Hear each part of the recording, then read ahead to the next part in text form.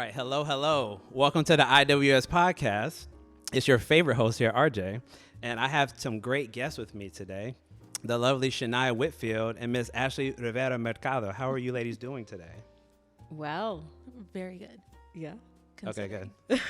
I hope you all are excited as I am. I think this is going to be a very interesting discussion. For those that don't know, this is largely a mental health platform focused on trying to bridge communication gaps between men and women.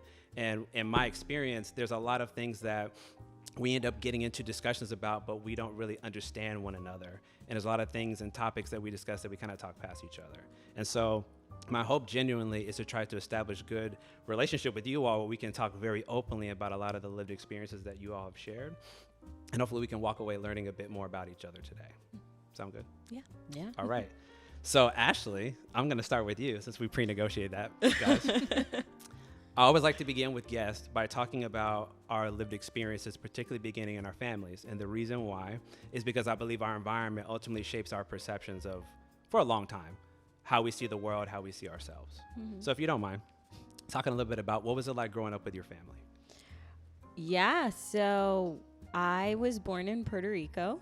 Okay. My family is Puerto Rican, 100% Boricua. We moved to the mainland United States when I was around 3. My parents were married for most of my childhood. They got divorced when I was around 12. Okay. And yeah, I mean, to this day, I maintain I had a really happy childhood. I had very loving parents. Good. I am still BFFs with my parents. Everyone knows, like, it's a thing. And yeah, I have like the most amazing family. I think I'm very blessed to say that. Yeah. And I don't know. I don't have, like, I can't think of an instance where I didn't feel loved or supported by my family. Let me ask you, what was that experience like for you when you guys initially got here? Or here meaning the mainland, not necessarily, I don't know where you touched. Yeah. My parents moved to Cleveland, Ohio. Okay, so that was probably that was a big change. Sure, but it was following kind of my aunt and my other members of my family had already moved. From what I understand, it was really, really challenging. You know, there were language barriers, there was professional barriers. I always say, like, Puerto Ricans have the weirdest relationship with the United States in the sense that we are essentially immigrants that don't go through the citizenship process. Yeah. So, you know, my parents came here with like $1,000 in their pocket and 3 kids to feed. And wow. Yeah, no jobs. My mom was just like, let's go.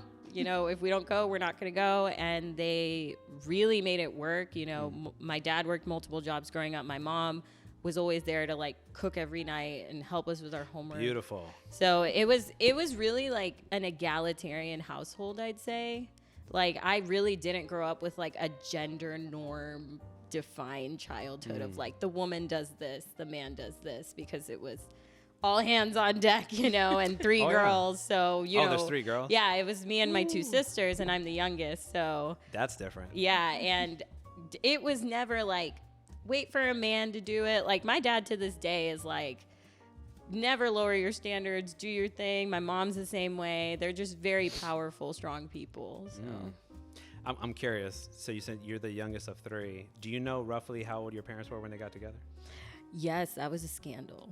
So okay, you're piquing my curiosity. Yeah, my mom's defense is always like, it was Puerto Rico in the 80s. No one cared. But it was, my parents have an age gap. My mom is 6 years older than my dad, and my dad was 17 when they met, and my mom had a kid with someone else. But we were not raised with like, she's this, she's that. You know, we were raised like we're all the same. That's interesting.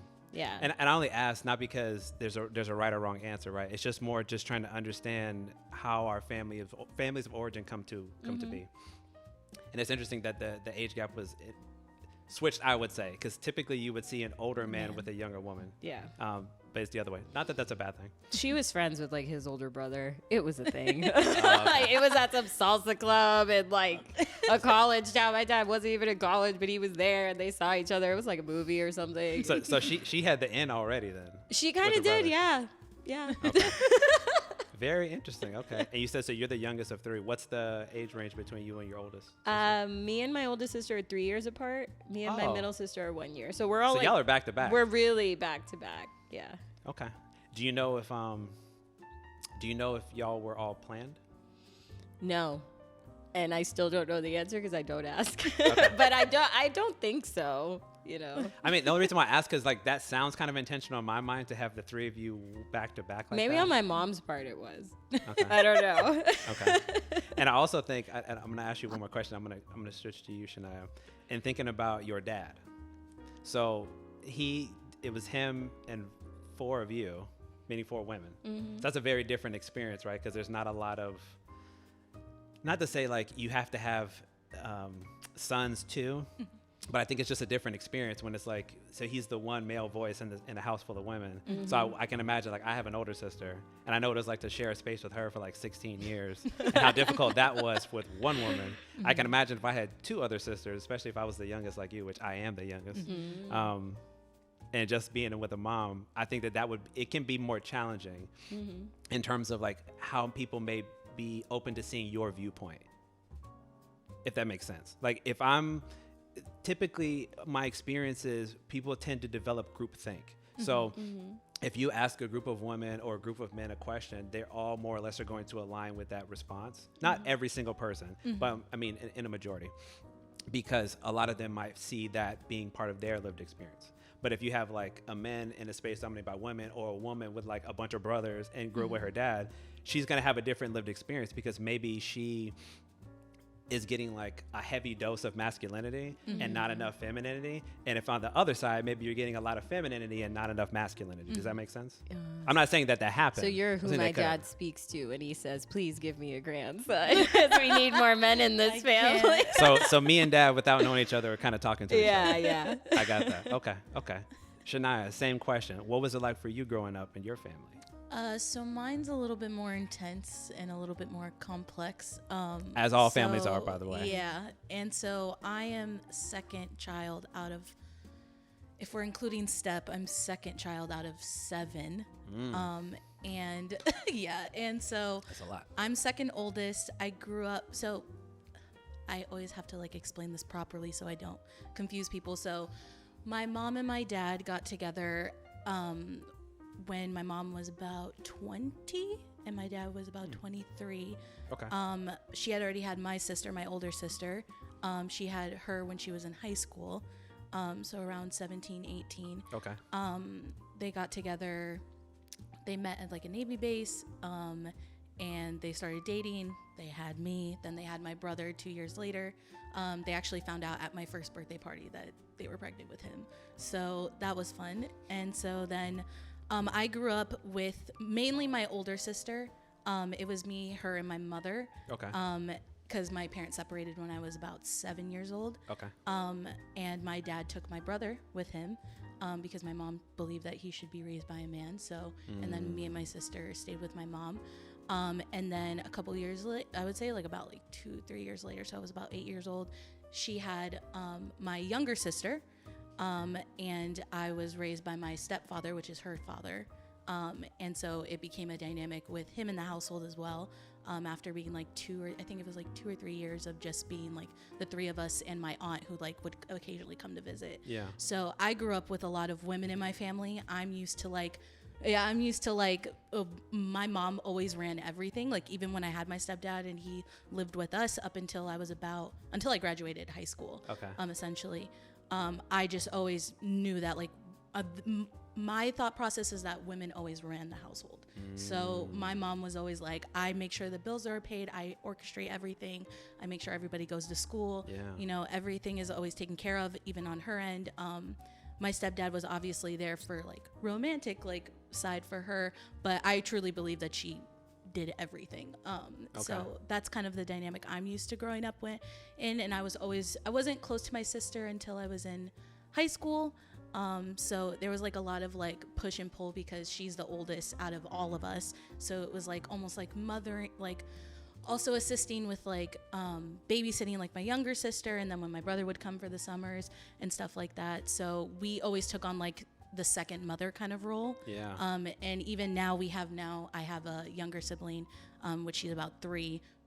around the age that Wait, your sibling's 3 years old? Yeah, my sibling is 3 years old. She's about to turn 4 this year. Wait, from my mother, yes. Let me pause you real quick. Not because that's a bad thing, but I do want to clarify something, because I talk a little bit about birth order. Yeah. So like, and that's why I asked like how old the age range was. Mm-hmm. So for you, for that sibling, that one that's 3 years old, is there anybody else even close in age or no?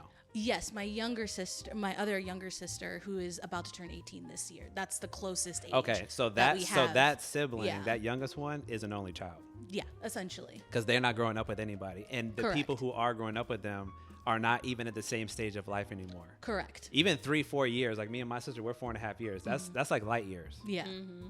Not even to mention the fact that we're men and women, so we're already different. But as soon as you start adding in, I would say once you get to about 3 years, the stage is a little bit off, right? Because if one's 11, one's 14, one's 13, one's 16, like we're just not talking about the same stuff anymore. Yeah. You got to get to like 17, and then now we can kind of talk a little more. Right. So you said 18 and 3. That's so a 15-year I'll age give you gap. chronologically, starting from the top. My oldest sister, 29. I'm 26. My brother is 20. He just turned 25, 24, 25. I don't know. He's 98, but we're only like a year and a half apart. Okay. And then it's my 17-year-old sister who's turning 18 in about a couple months. Okay. And then my 3-year-old sister. Wow. And then I have step siblings that are in between from my mom's new marriage. So that's not related to any of us. Sure. Yeah, Okay. It's a very weird ecosystem. No. But listen, that's the nature of a lot of families today. So even when people say they're complex, I'm like, all families are complex. Yeah. And I'm trying to take a little notes here. So let me ask you before I forget. I forgot to ask you, how old are you? I'm 27. Okay, so you guys are very close in age. Yeah, we we backstory. Yeah. We know each other from elementary school. Oh. And then we went like 10 years. plus years without speaking, and then it was like you found me on Instagram, or I found you. Something happened. Reconnected. Yeah, and then it was COVID. Everyone's thinking about the meaning of life and stuff, and then we were like, yeah, let's hang out, and like we reconnected. Yeah, it was really cool. So. No, I agree. I'm not even gonna get into that yet, but I agree with you. There's a lot of let's just say a lot of opportunity for self-reflection. Mm-hmm. Yes. Because a lot of people, I talked about this a lot on this platform, a lot of people finally had to sit down. Yeah. Oh, yeah. And like stop. Right. Like a lot of folks, this is just my clinical experience. We, and especially for men, we tend to fixate and focus a lot on work because there's an over exaggeration that is the primary purpose and function of our role in our lives. Mm-hmm. And so when you take that from us, sometimes like we struggle because like we lose a sense of identity. But also with the pandemic, again, for a lot of people, even if let's say you had a job and then you went remote, so then you just weren't going somewhere all the time. Now all of a sudden you had all this time, like I can't distract myself with all these tasks I have to do. Now I'm sitting here like, why am I feeling this way all of a sudden? And you had to actually start to deal with things. Right. So to me, that was actually a silver lining because my practice actually really got birthed in the pandemic because I saw so many people from Black and Latino communities, those are my communities, where they started to wake up. They started realizing like, I need to deal with my stuff. We have a lot of issues that we don't historically talk about because a lot of us tend to go to church and we do, which I'm not against, by the way, but we do more faith-based spiritual counseling, if you will. And now I saw a huge surge of folks who were like, we need to talk to a secular therapist. And now I've actually been very excited because I've seen an influx of folks over the past 3 almost years who have reached out, and that has made me very excited for the direction that we are moving in. Because we have a lot of repressed stuff that we typically don't deal with. Yeah. Even if I don't know you all, which I'm still going to get to learn about you, there's a lot of stuff that we tend to internalize. Oh, yeah. And my challenge to all of us, men and women, is to let that stuff out. Right? Because it impacts us, man, just to be clear. It impacts us in all sort of ways that we're not even thinking about. Right. But I want to go back to you for a second. So you talked about the family structure, and you talked about how mom sort of dominated even though your stepfather was present. So from your perspective, it's more important, and you clarify, I'm not trying to assume here. It's more important that you have your stuff together, and that, let's say if you were with a partner, you feel like maybe you would have the expectation that you're supposed to handle everything. Is that fair to say? Yeah, that's fair to say. Okay. In the regard, so it's a teetering slope, like especially because most of my romantic relationships have been newer to me. But I've always I've always thought, not that my mom has ever outright said it, but I've always known that I needed to be independent and on my own initially, just to know that, you know, in case anything falls through, just because there's been a lot of that in my life, that I've always got me at the end of the day. Absolutely. Or my family has me at the end of the day. So Respect. I've always wanted to make sure that I've had like my sense of independence before anything else. Okay. Because that's really important to me. I got that. Absolutely. Same question. Like for you, because obviously you said you felt like you grew up pretty balanced with mom and dad, let's say, embodying aspects of both roles. Right. What's your, if you could share briefly, like what's your thought process in terms of like how do you function in relationships traditionally? I will say it's kind of like Shania's style. Because I do think that in my dad fulfilling, you know, that monetary support through working multiple jobs, I didn't grow up seeing him as often. You know, it's just, he was working like 5 a.m. to 2 p.m. and then coming home for like 2 hours and then working 4 to 1 a.m. Like that was like his everyday 5 nights a week, you know, and actually that explains why he doesn't sleep. But no, it was, and then, you know, my mom remarried with my stepdad shortly after my parents divorced. My dad remarried. They remarried very different people than who my parents were, right, in their marriage. And that's really where I got to see other dynamics exist. So with my stepfather, he is an incredibly great provider emotionally and monetarily. You know, like growing up in high school, he was there for us. He was always there. Like, I think he always knows the drama before my mom does because he's like the buffer. And then my dad remarried and he divorced with a woman I wasn't necessarily a fan of, but I do think that that was a good relationship to see my dad go through because I think I got to see him grow a lot emotionally. And I actually think that even though that challenged our relationship, it helped me humanize him a lot. That's good. Yeah. So I carry that like in adulthood is like my parents are people, right? Absolutely. And they're my parents. Right. I love that you said that actually. I don't know if I told you all, but I am a parent. I have a 12-year-old son. So I talk a lot to parents. I talk a lot about parenting. Because I think that for most of us, like we are obviously just reproducing in a lot of cases what we experienced when we were growing up. I think that's just parents in general. I don't care about race, ethnic background, where you come from in the world. That's why the foundation of where you come from and how you get raised matters so much. Because for most people I've found, unless you get challenged in your thinking, you're largely, even the things that you don't like, you're largely going to reproduce that, particularly when it comes to your children or in your relationships with partners that you care about. And so when you talk about experiences that each parent may have had, right? And then seeing like maybe pitfalls, different challenges that they may experience, and how do they choose to engage? How do they choose to deal with that? There is a level of observation I think most kids do, some more so than others, but I think we tend to pay attention, even the things that they don't tell us to look at, we're looking at. But then there's also the things that hopefully they're telling us, hey, I did this. You may want to take a different road. You may want to take a different path. I say that, and I also challenge the dads, because I typically challenge the men, because we're the ones that usually don't know how to talk like that. Because for us, it's very unnatural, not because men are not emotional, because we're taught from very young ages to not engage in those discussions. For example, for a lot of young boys, what's the difference I would say between like young boys and young girls? When a young girl, like let's say there's like a girl in here and she trips and falls, somebody's going to come to her and like tell her like sit down, and they're going to try to come cater to her and try to take care of her and try to address her so she doesn't feel so sad. Usually with young boys, we'll tell them to get up and say stop crying. And that's subtly and subliminally teaching that young man that nobody cares how you feel. So as he gets older, and then we talk, which we're not there yet, but when we start talking about relationship formation and relationship building, the ironic thing is the very thing that sometimes women want from us, it may be things that they have helped breed, and men too, because then they don't know because they're being ignorant. They're breeding the same type of guys that are going to lead to this level of conflict, meaning you all may want to sit down with me. Let's just say we were dating and you're like, I want to talk about this issue. What am I going to do? Because I have no experience. Oh, I'm running.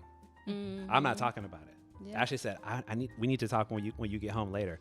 Oh, absolutely not. I'm not coming home. I'm not coming. If I'm coming home at like 10, midnight.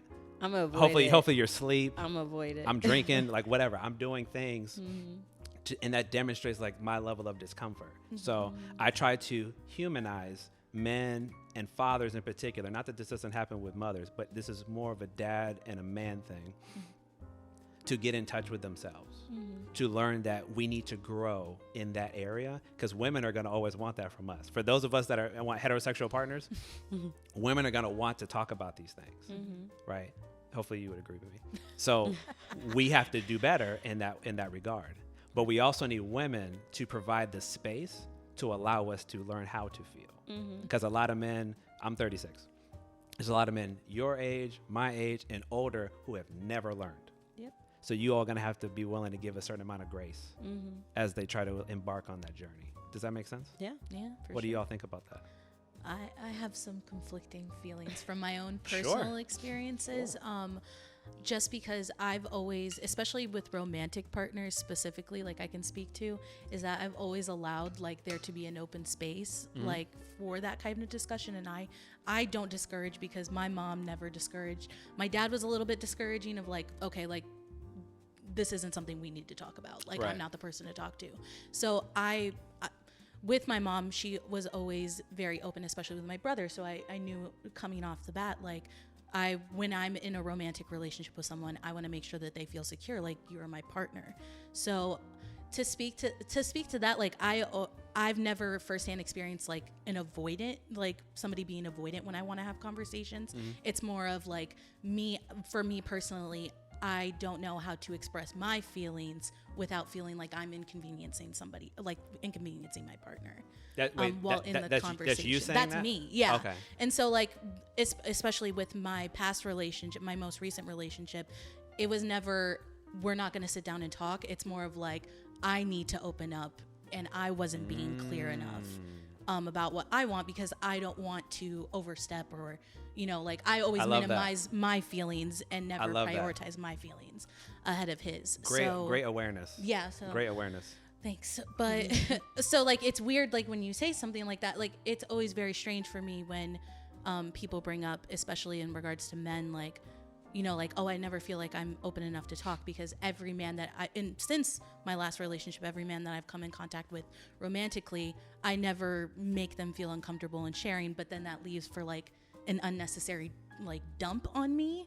I don't know how else to say that's that, okay. But it's an emotional dump, because I am so open. Now everything falls on me, and now I have the emotional weight that has been pent up for them, because I'm like one of the first women to like provide that space. Oh yeah. And I've been noticing it a lot, like I'm sorry, I don't mean to be loud, but I'm noticing it a lot in like every man that I've interacted with since. And that is overwhelming. Absolutely. Especially because most of the women I know in my life, it's all very conflicting for me, because most of the women in my life that I know are very open, and like I personally just can't see how that would be an issue in like a relationship. Oh yeah. Because of like, I know my friends, and I know the women that I come in contact to, and women are always very open for me, and like especially women I don't know. It's just always weird when men are like, I never feel like emotionally like ready to talk about it, and I'm like, oh yeah. Are you sure? Like, have you asked the question, or are you just assuming because of like her disposition, or you're just assuming that she wouldn't be open to hearing you? No, absolutely. So, and we're definitely going to get more into what you're talking about in a little while, because that's a really good example. Because that's a little, I would say that's a little inverted, because usually it would be the guy. I feel like it would be more like, I don't want to touch on that. Right. But no, I provide that perspective because not just from my own lived experience, but I work with and have talked to a lot of men. Yeah. I will tell you, it's almost universal. Not even in the United States. I'm talking about in the world. Right. Because most men, even if they're raised in a two-parent household, okay? Let me take a step back, and then I'm going to come to the next question, because we're still on family. For most people who are in a two-parent household, I'm going to say a heteronormative relationship, so meaning male and female dynamic. If you have a boy and a girl, this is a little different for you. It would make more sense for you because you had brothers too. You only had sisters. If you have, let's just say two siblings, boy and a girl, mom and dad. This is both how people tend to behave. It could look slightly different, but this is general disposition for young people. A young girl typically will identify with aspects and attributes of her mother, because she can see herself in her mom, clearly because moms bore us, right? And then usually, if father's present, there's a level of love and admiration for their father, because that's usually the first man that they somewhat fall in love with, not in a inappropriate way, but in terms of what they represent. That father represents, again, for heterosexual relationships, they represent what they should expect from men and how men should treat them. So if that person's present and the way that they interact with me, they help set the tone for what I should deal with, what I should tolerate, what my expectations would be. They're shaping that, not because they're telling you. It's based on the way that they treat you throughout your duration of your childhood. So if they let you talk openly, if they ask you how you're feeling, if they give you respect and they honor the things that you talk about, you sort of build those expectations over time for how a man should treat you. Now let's flip that. For young men, we identify with our fathers.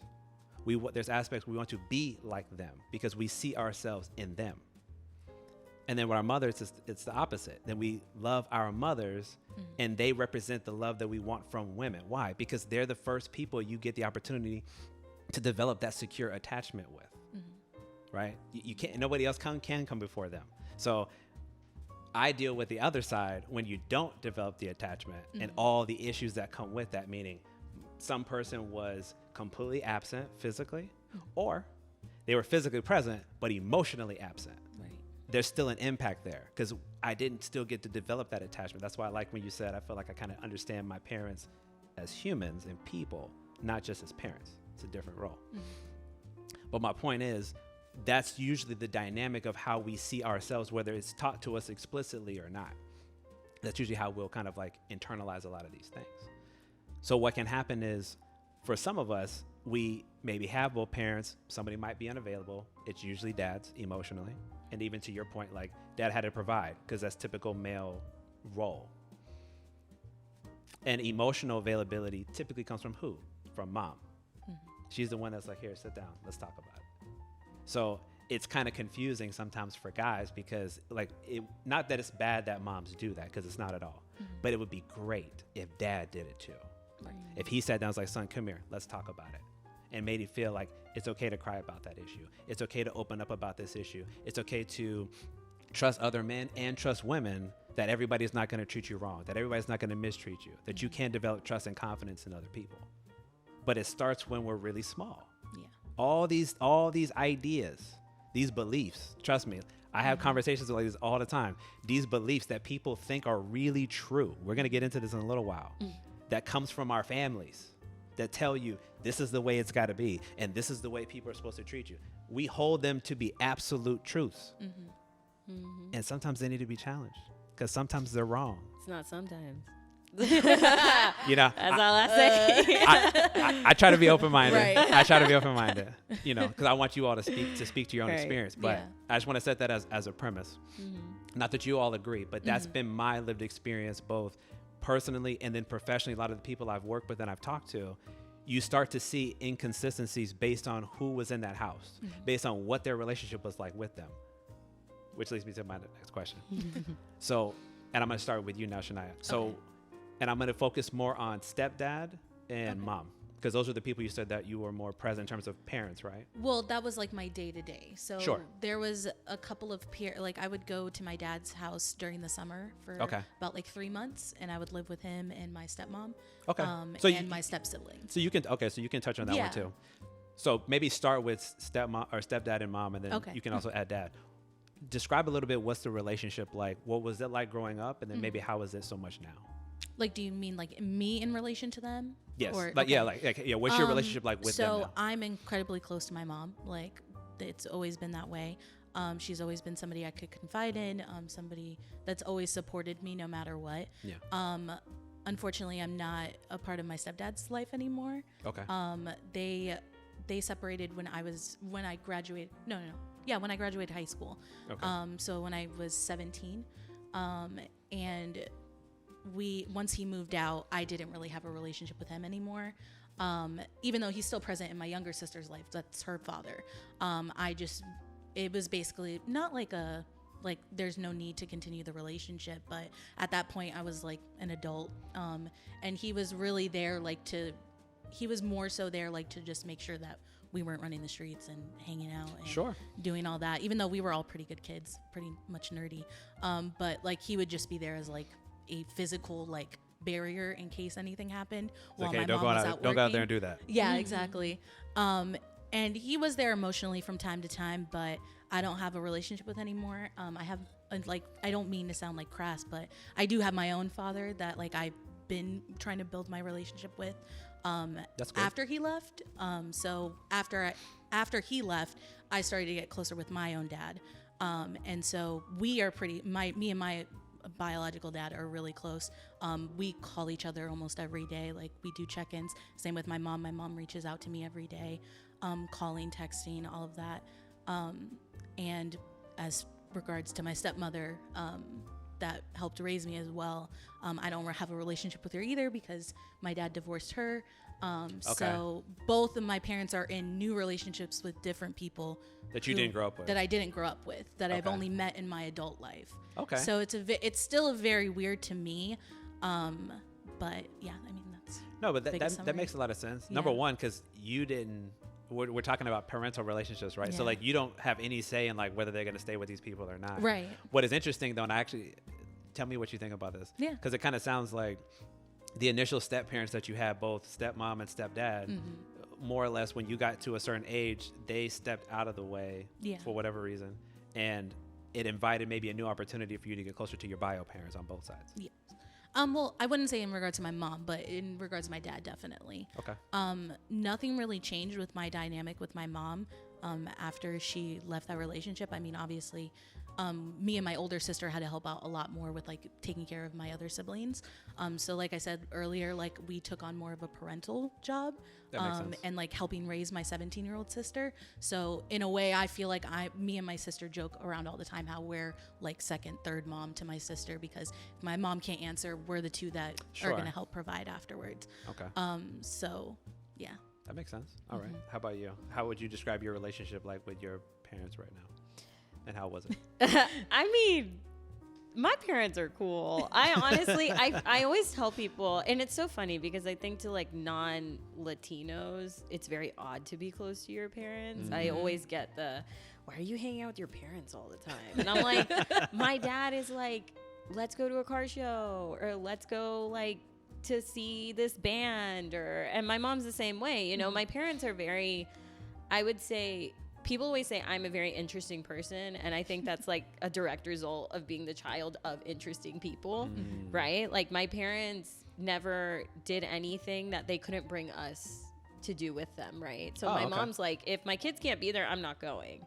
But then that naturally led to us being like going to concerts really young and going to like music festivals and art things and stuff. And that's why like I like that about my parents, because I think they taught me, they really removed me from the like American mindset of like working for the weekend, you know, like not enjoying your life as it comes. My parents are like the direct antithesis to that. They're like, what is the point of all of this if we can't enjoy it? And I think that naturally makes me a more like joyous and grateful person, because, you know, I think when you grow up surviving, right, and you're just like, you know, you're making it work and everyone's trying their hardest, and you finally kind of see the fruits of that. Like, because now both my parents, I consider them very successful people. I think, you know, they are both homeowners. They have fulfilling professional careers. They pursue their interests in their free time. They're very, you know, my parents have this emotional range that I think is so rare, especially as Latino parents. They're like extremely progressive people. They are like the ones that are like,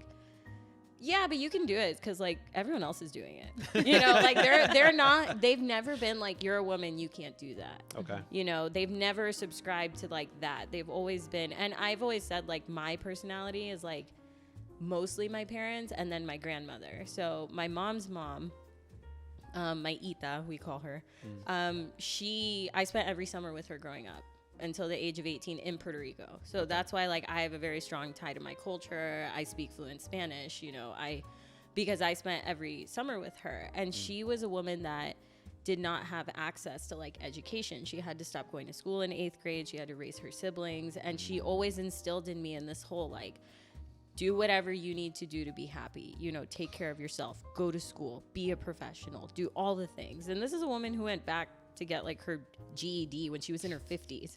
Hey, yeah. Respect. Yeah, just because she was like, why not, you know? And I think I've always been raised with that mentality of like, she fought so I wouldn't have to.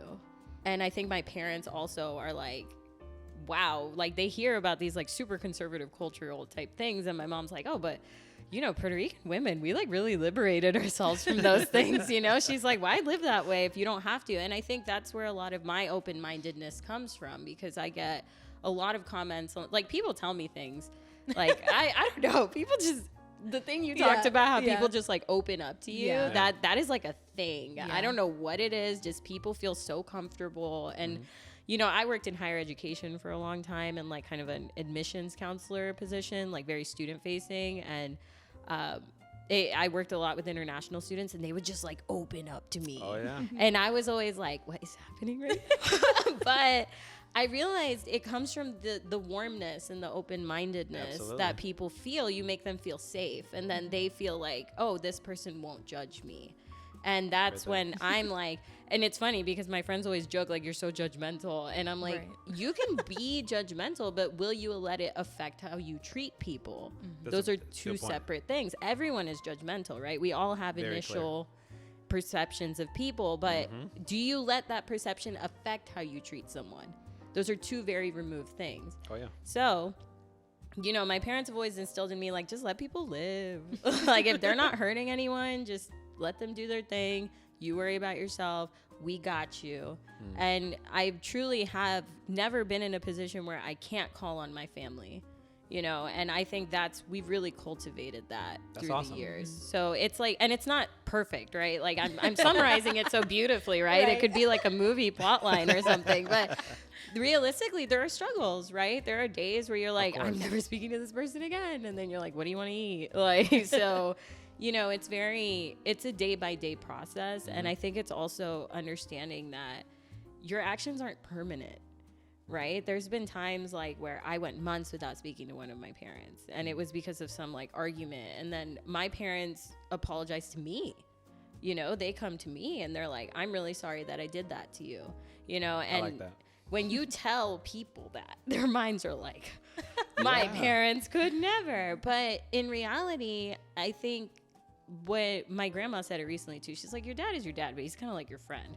And I'm like, he's my father with a lot of trust, you know? And that's the same with my mom. They say things, they hurt your feelings, but you're like, they never mean anything with ill intent. And I always try to like keep that in mind when I'm interacting with them, when I'm frustrated, and saying sorry when I have to, you know. And I was like previously a very prideful person. I would never apologize for anything. I was like, I'm 100% right and everyone is wrong.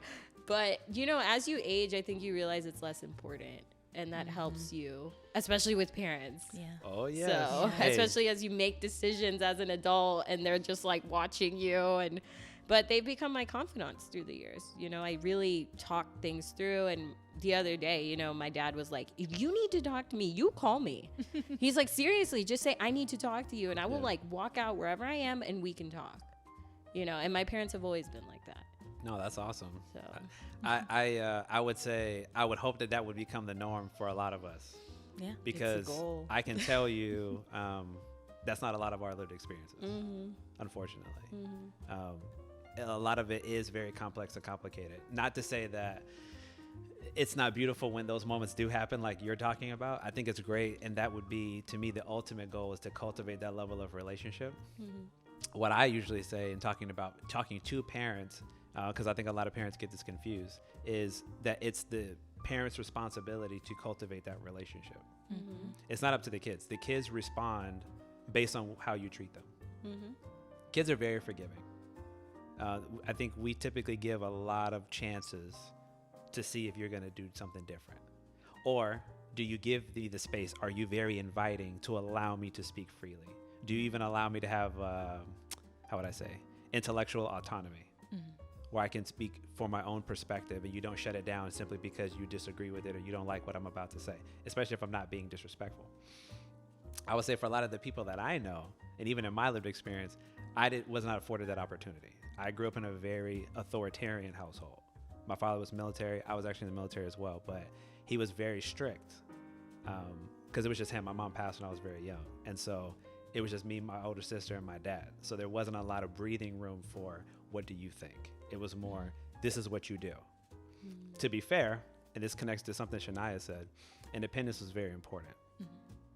So I know how to be independent, but I'm going to caveat that. When I listen to people talk about it now, okay? So I listen to a lot of these spaces where people talk about independence, and I think there's an over-exaggeration of how important it is. And roll with me for a second. Okay. It's not that I don't think being independent is important.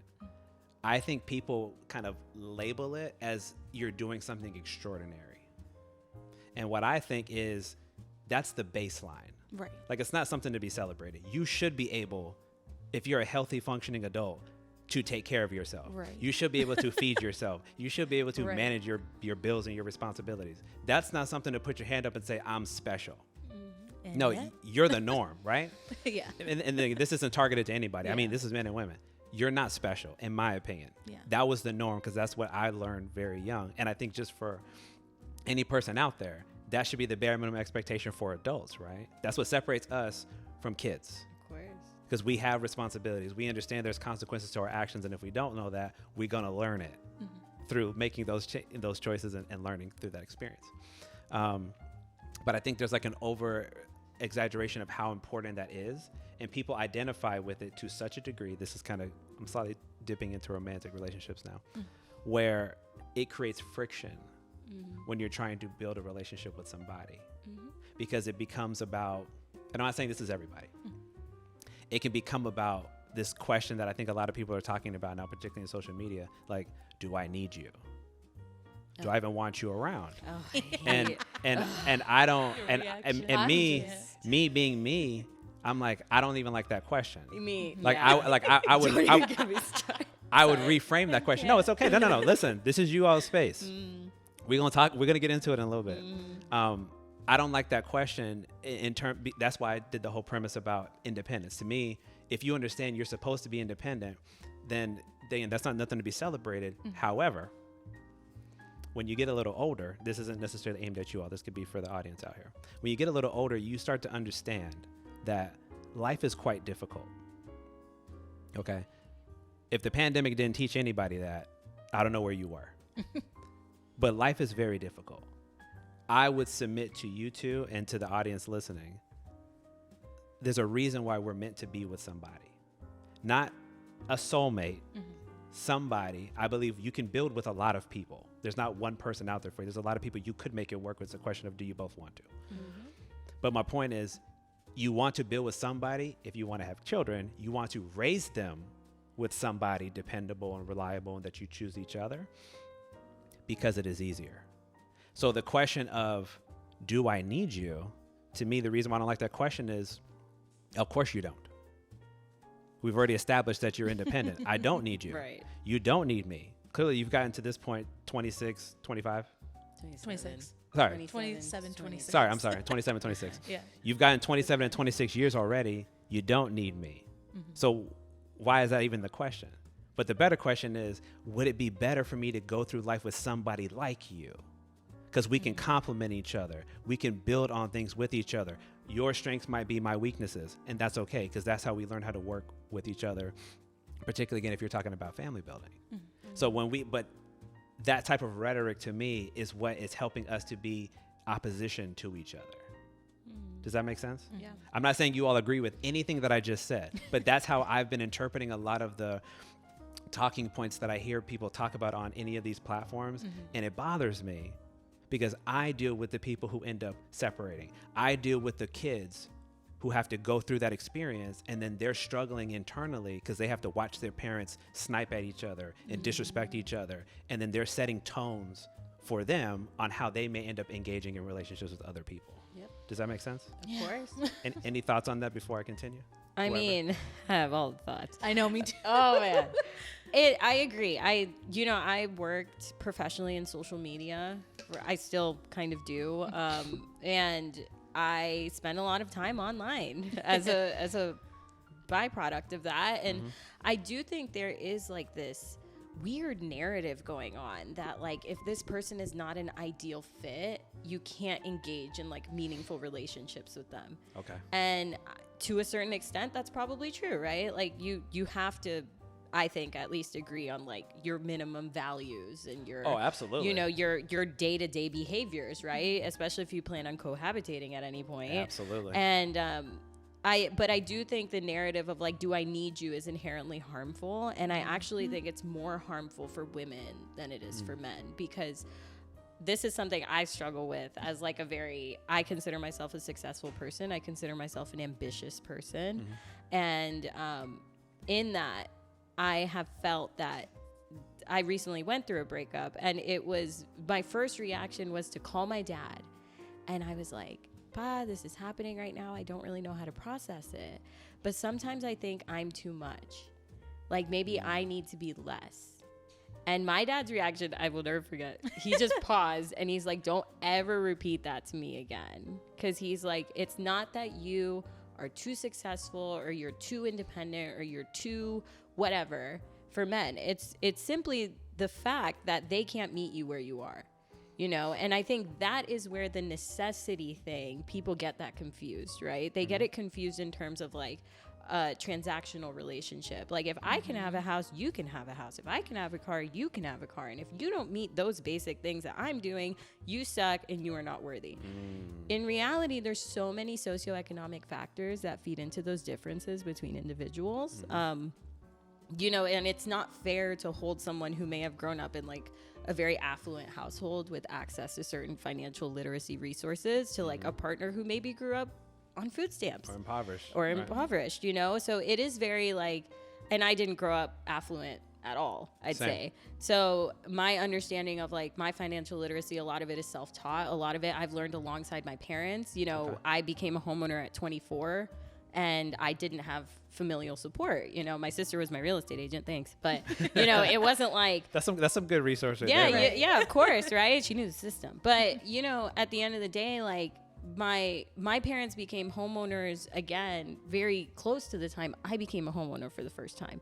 And that, if that is not an example of like having access to resources that put you on a different level, you know, because I get a lot of comments from people my age like, I can't believe you own a house, you know, how did you do that? And I'm like, there's so many factors that feed into that, right? So I would never approach a partner like, if you are not a homeowner, you are not worthy. And I think that is a lot of the social media, like if I'm doing it, you're doing it, and that's how we're equal.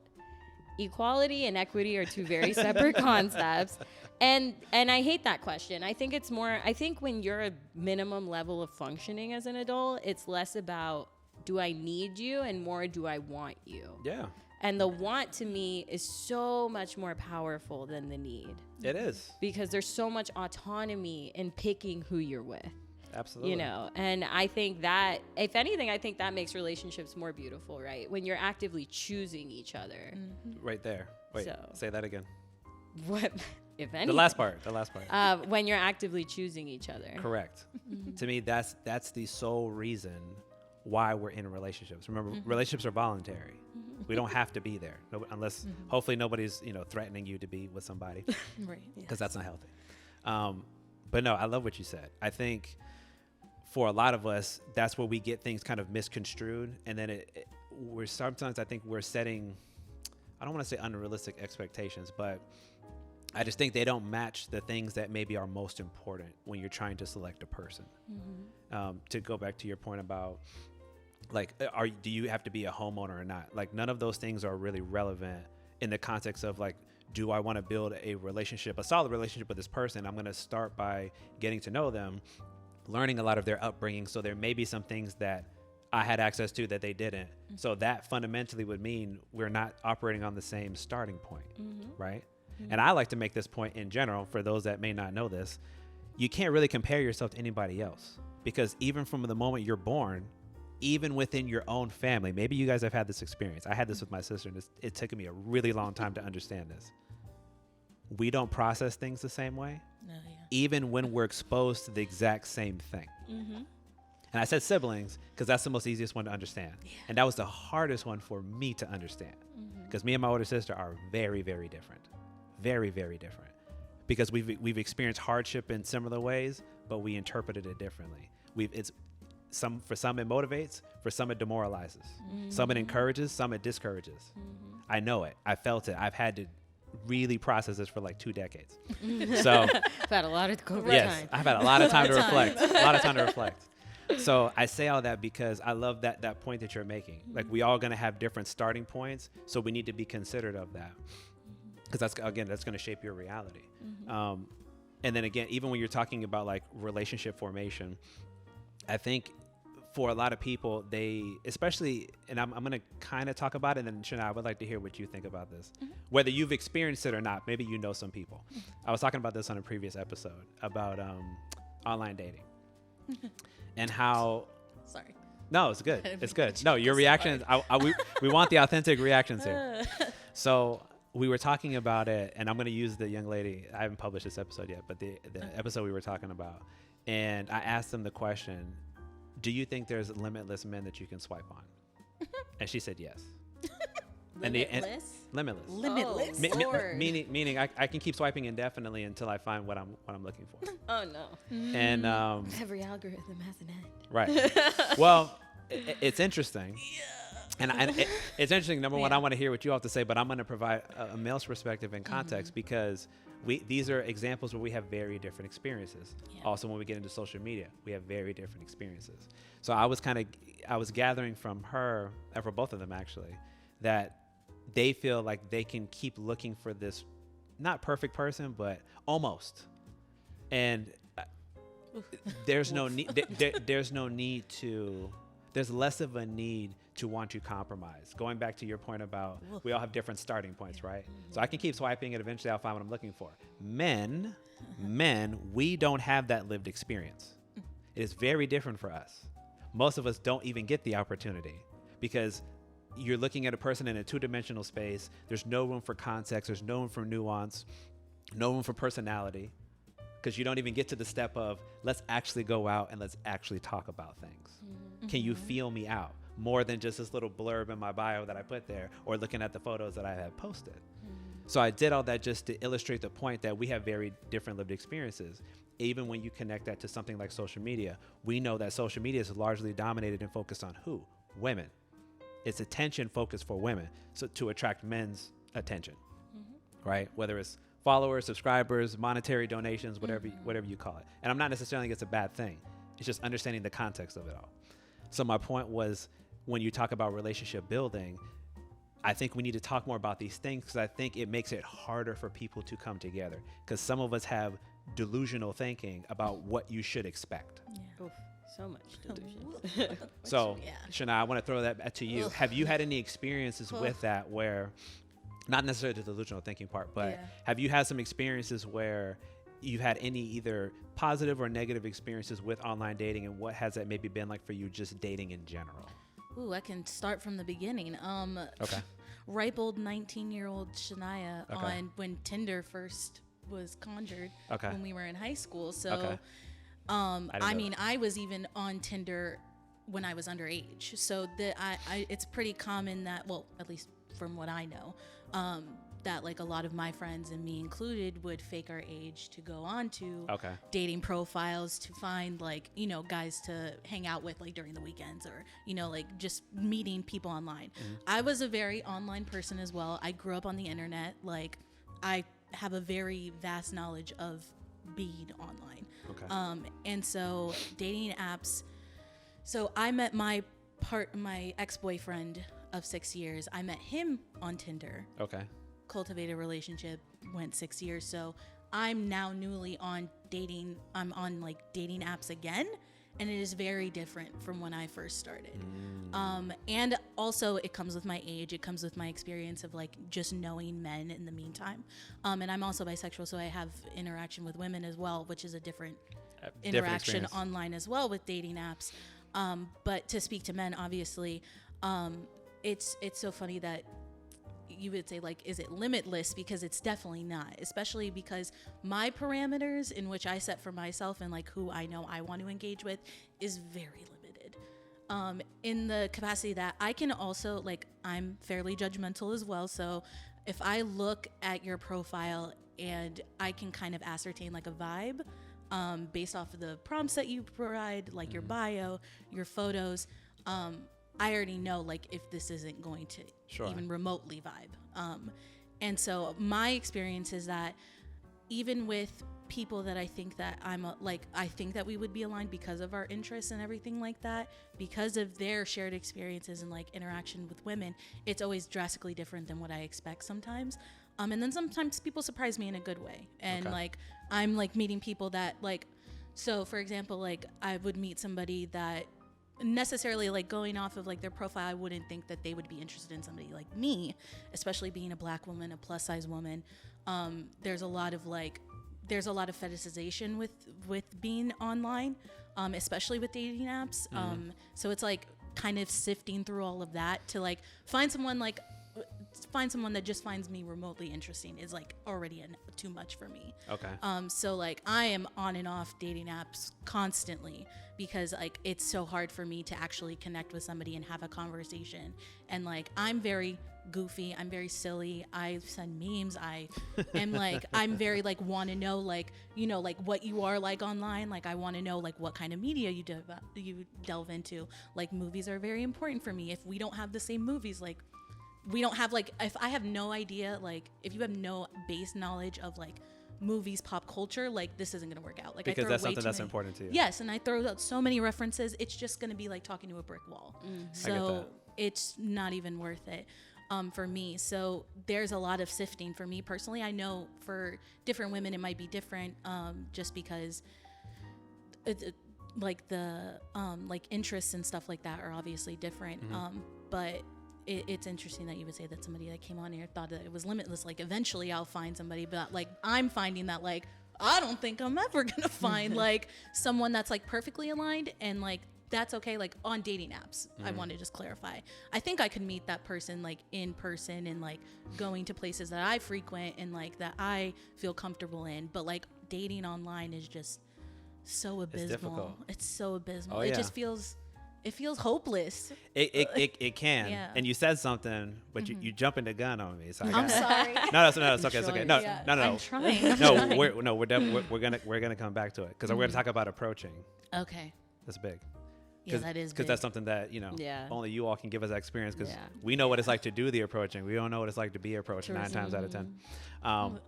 But I want to throw that back to you now. Not that you've had a bunch of experience, because maybe you have, maybe you haven't. But going back to that premise, what I was saying was, so some people feel, this isn't all women, obviously. And I say women because women tend to be the ones that are getting swiped on more. Men are typically the ones that are doing the swiping. That some women feel that they can swipe, not infinitely, but so much so, because they eventually will be the type of person that they're looking for. Meaning, I can get really, really in the weeds and in the details to find it, like this nose, this eye color, this hair length, beard length, the height, financial stability, and I'm saying it, and again, I'm not saying because you all agree. It's like buying a house. Yeah. Right. As someone who bought a house. Yeah. Like it has this bathroom. Right. I'm saying it because I noticed that, I think, actually, let me take a step back.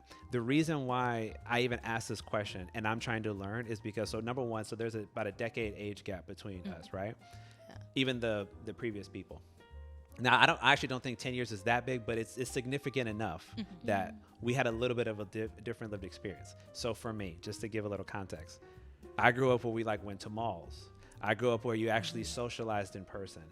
I grew up before, we all had the smartphone. When we had the regular phone, that you actually had limited text messages, and you had to pay extra for the stuff. Yeah. Yes, you had the after 9, after 10. I'm not saying you guys didn't have that, but it was very much my lived experience. It's a different time. So I always tell younger people, I don't have an affinity or a strong interpretation of what social media means to my personal identity. Gotcha. Because my personal identity is already formulated way before it became poppin', so to speak.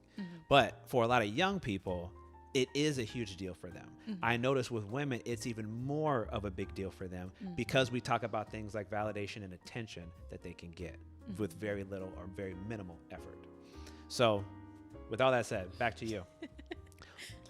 What has your experience been like? Either have you had an experience, or do you know of other women who've like gone through the process of trying to date, whether online or in person? So I'll speak on my experience, and then I'll speak to like my community's experience. Like me as like a social media person, I hate online dating because like I feel like when you work in social media, you see how fake everyone is online, and you're like, because you don't look at like I don't log on to Instagram and view it like a consumer does. Like I am so analytical in how I approach social media, and it's like the bane of my existence, and that's why like I keep deleting the apps and like all things, because it is very like I go on social media and I look at people's profiles and I'm like, this has nothing to do with like this, you know, this doesn't correlate. These likes don't correlate. These are fake. These are bot, you know? And I think online dating is very similar in that sense. I think when I'm on a dating app right now, but I'm using it to like find female friends. like I'm using Bumble BFF, not dating. Because you know, it's very important to have like other female friends. But yeah, I went into the dating side of it and I was like, oh, it's rough out here. Like I can't, because really what you're seeing is the highlight reel, right? We hear that a lot. That I say that for social media. That's my impression in general. And it's the same thing like with just very online curated. dating. It's the same thing. Because my best guy friend, he is like the pillar. I say he's like my mom best friend, because like he's so caring and he's always been there for me and stuff.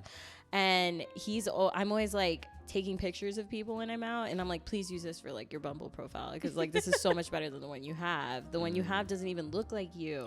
Like, and that bio you have is awful. It says nothing about your personality. And like when I went in and redid it, he got so many more matches, and I was like, yes, because this is the real perception, right, of how someone who cares about you sees you, versus how you try to portray yourself. Like I even looked at my own profile and I was like, this literally says nothing about me. Like, what is this? And you know, I have a very good friend. She's like a sister to me. She is like on the dating apps. She is like, you know, she's Muslim, so it's a different thing, right? Sure. You know, they don't really date like to hang out. They date to marry. It's a very strict set of rules, but she has like never given up. She is always on her Minder, Muslim Tinder, you know, all kinds of apps. And in a way, I admire that she's that committed to it. But to me, I've only had 3 relationships in my life, and none of the partners I met were online. Okay. So I have just determined that in terms of the Gen Z millennial cusp baby that I am much more millennial than Gen Z. She's like, I'm leaning more this way. I have just, it's like, to me too, it's like a chemistry thing, right? Like I can chat with anyone all day. I'm a conversationalist. Everyone here I think is, but that doesn't tell me anything about our chemistry when we meet. And I've never done like let's meet up for like a date. I'm like, what if you kill me? Like, what if this is like a Ted Bundy situation? I don't know. So you know, and that's a whole other layer to it, right? It's like, for women, for sure. How do you cultivate that? And I know so many people too that they believe in the coffee date, and like from the minute I heard of the coffee date, I was like, that is a scam. That is such a scam. Wait. Let me ask you, why do you feel that way? So because if you are on dating apps with the intention of cultivating a meaningful relationship, you owe someone more than 30 minutes of your time. Oh, wait. So what? So let me clarify. I'm always big on defining things.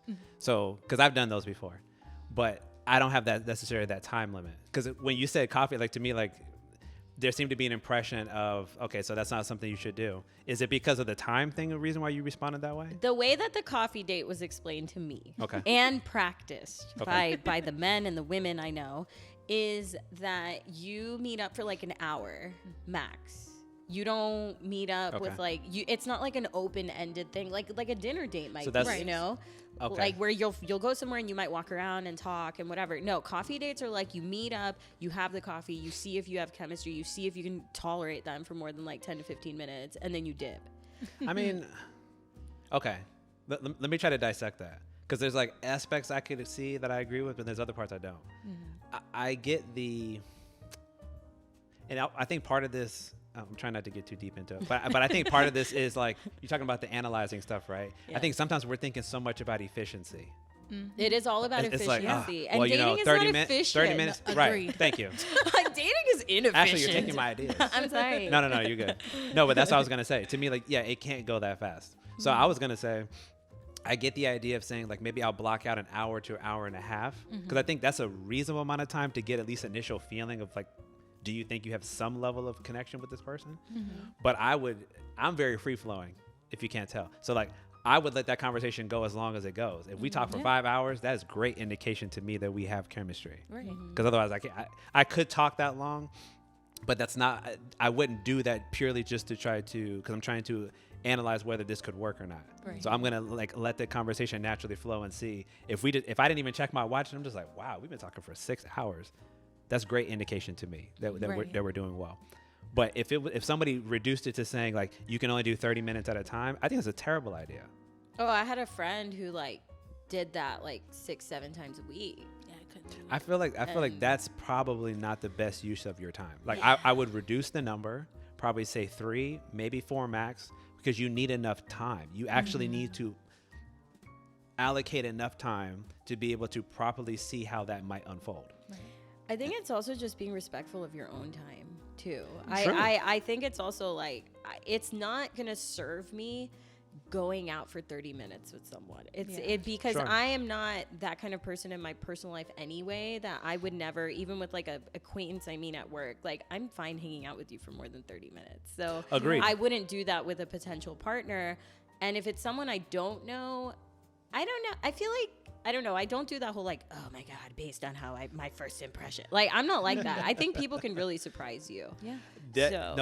And I love that you said that. That to me was my whole point about, and again, let me take a step back. I'm not against online dating, but I think, again, it's like 2-dimensional. Like there's another aspect that you're missing is what you just said. So how do I get to feel out your personality and your character? And there may be an opportunity for you to surprise me, like you were even saying. But I'm not going to get all that from just what I read. Even the most manicured bio is still not going to be able to properly inform a person. I'm not saying it's not a good first step, but it's not going to be able to properly inform you of what I'm about, of what my personality is. Like, you actually have to look at me and we have to talk like we're talking right now. And you see, like, I like the way he talks. I like the topics that he can speak about. He seems like he has a good rhythm and a good flow. I want to see where this goes. You can't get that from just reading a text or even texting only, because that's a very inefficient way to communicate, unless you reduce it to the very short text that they're meant to do. But a lot of people, they text paragraphs, and that means it was, in my opinion, it was better off being a conversation. I know, I'm not against it. I understand it has a purpose, but to me, like once you cross a certain threshold, you probably should have called. Oh yeah, because there's all this nuance that you miss. That's terrible about like our age group too, is that it's like you meet some guys that like are like, I only want to call, like I don't want to text, like I only want to meet you in person, and you guys are like, actually I just want to text, like I just want to be your pen pal, I don't ever want to actually meet you in person. Oh no. And it's like that's like, irritating. you need to get off my phone like immediately. Like I don't need to be doing all this, because now you're taking up time in my day, because now I gotta interface with you via text. I agree. There's that like weird middle ground. Like I think it depends on what you view as valid forms of communication. Correct. Agreed. And that is something I think like what a therapist told me or something, where I was like, I just can't believe they did that over text. And then she's like, well, it depends, because there's a big gap in perception right now between what counts as a valid form of communication. So to some people, they may not have grown up like being comfortable expressing themselves, so they only know how to text what they feel. Oh, absolutely. And once she worded it like that, I was like, sometimes I just need to accept the fact that like someone's choosing to communicate with me in this way, and that's how I need to accept it. I agree. My only pushback would be, and this depends on the relationship you have with this person. So if it's a stranger, yes, because you don't have any opportunity to not implement, but express your viewpoint and see if they're willing to come meet you in the middle. If it's your partner, for those of us that, like I co-parent, if those of us that parent, there's a little bit of a different expectation. Now, I would never say that the other person should 100% come to you and you should 100% go to them, because that's not realistic. There's going to be compromise, which means you come halfway, they come halfway. So of compromise to me, actually, in your example might be, I prefer to text. Shania tells me she prefers to talk on the phone. So she's going to work on responding to some of the texts that I send, and I'm going to work on calling her more often because that is our meeting of the minds. And I say that because that to me boils down to respect. I respect that you have a different form of communicating. I hope you respect that I have a different preference when it comes to communicating. We need to meet in the middle. That to me would be my interpretation of what's appropriate, because it can't be that the other person should just say like, well, they just like texting, so that's all I'm going to deal with. Because what I would also say would happen from a relationship standpoint is it's going to foster resentment. If I have to come all the way, that's why I said compromise. If I have to come all the way to your side and you never come to my side, I can guarantee you feel some kind of way about it. You might not be saying it, but you feel it, and you're probably going to start mistreating him or that person at some point because it bothers you. Yeah. I'm not about that. You put that stuff on the table. That's how we don't become an issue later. We need to actually express those things early and upfront. Yeah. What would you say to that? I mean, I agree. But I also think like we're human, right? We're not Sure. always going to pick the most appropriate method of communication based on how we feel. Sometimes we're just going to be like, I just need to get this out, so I'm a text it. Or like, I can't even look at you right now. So it's like, sometimes it's maybe you're not in the best headspace, but you're doing kind of what's best for you to be able to verbalize what you feel. And I think that's also something that we could respect more from other people, right? When they're choosing to talk to us in a certain way. Because I know there are certain times like people have been really upset with me and they're texting up a storm and I'm like, this is just a lot right now. And then I've also been that person, right? What, that's texted the storm? That's texted up a storm. Okay. I've been the person who's done it. I've been the receiver, and I've had both ranges of reactions. So I think it's just kind of like understanding like that's what they're picking right now. If they still want to do that in the future, that's where I'll draw the boundary. And that's my point. Yeah. My point would be that can't go on indefinitely. Oh yeah, no. That would be my point. That's awful. Like It is. and that's what I'm trying to say. Like, Yeah. and I have too. Yeah. Like, it can start off that way, and I get that, right? Because again, we're all different people. Right. My point is just that if the expectation is I'm supposed to swallow that and just accept the fact that you're going to do that all the time, let me give you an example why, and we'll get into this in a little while. Deal breakers. A deal breaker for me is communication. I will not tolerate somebody who will not communicate with me. My preferred method of communication is I want to look at you and talk to you, or at least get on the phone. Because texting leaves too much room for misunderstanding. It's too much room. And I'm not saying that just from my personal experience. A lot of the clients that I've had, both when I've had couples, when I've had individuals, a lot of the issues they have with them is they already struggle with communication. Texting is a very inefficient method of communicating with another human. So to me, it only behooves that person to just initiate the fact that I want to talk about something and wait until you guys can set an appropriate time to then discuss it.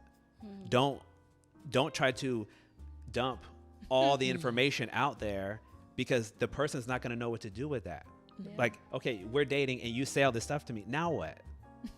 So I'm just going to sit here and be like, well, I don't know what to say, and maybe I'm going to respond back in kind, or I'm going to try to ignore it and just pretend it didn't happen until you show up. Like, it leaves too much room for me to assume. Yeah, it's true. What do you mean? Why did you do it this way? And if you're not getting the impression right now, I am very anti-assumptions. Yeah. Because that's another reason why we get into so many issues. So that's why I'm not anti-texting, to be clear. But to me, it has a very clear and defined purpose. Yeah. So it cannot be the primary method of communication. It's a supplement. It's not the primary. Right.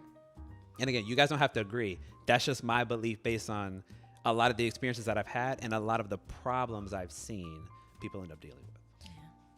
No, I mean, it's valid. So I'm a big fan of the face-to-face. yeah. So, because most of the time who I date is who I spent the most time with anyway. Facts. So I feel like if I'm at the point where I'm spending all this time with you, like, we better be communicating. Ashley, wait, Ashley, let's role play. So we're gonna sit here, we're dating, and I'm like, "Hi, how are you? What do you want for dinner?" I might actually fight you. Right? Like, but Like, that's would just you be me. like, "Would you put that away and just talk to me?" yeah. That's what I mean. Like, Yeah. allow for those things to naturally unfold. So Do anyway, people actually do that? Yeah. some people do. Really? Yeah. You know why? Because I'm listening to what Shania said, like, in terms of the generational difference. And I would agree with you. I have a buddy of mine He's only a couple years younger than me, but he was like more into computers, and he literally used to irk me. I used to tell him, like, I need you to work on that. I literally had to sit him down and say, listen, for him it was he wouldn't respond for a really long time. It might be like several days. And it just bothered me. Like I said, communication is like one of those things that irks me to my core.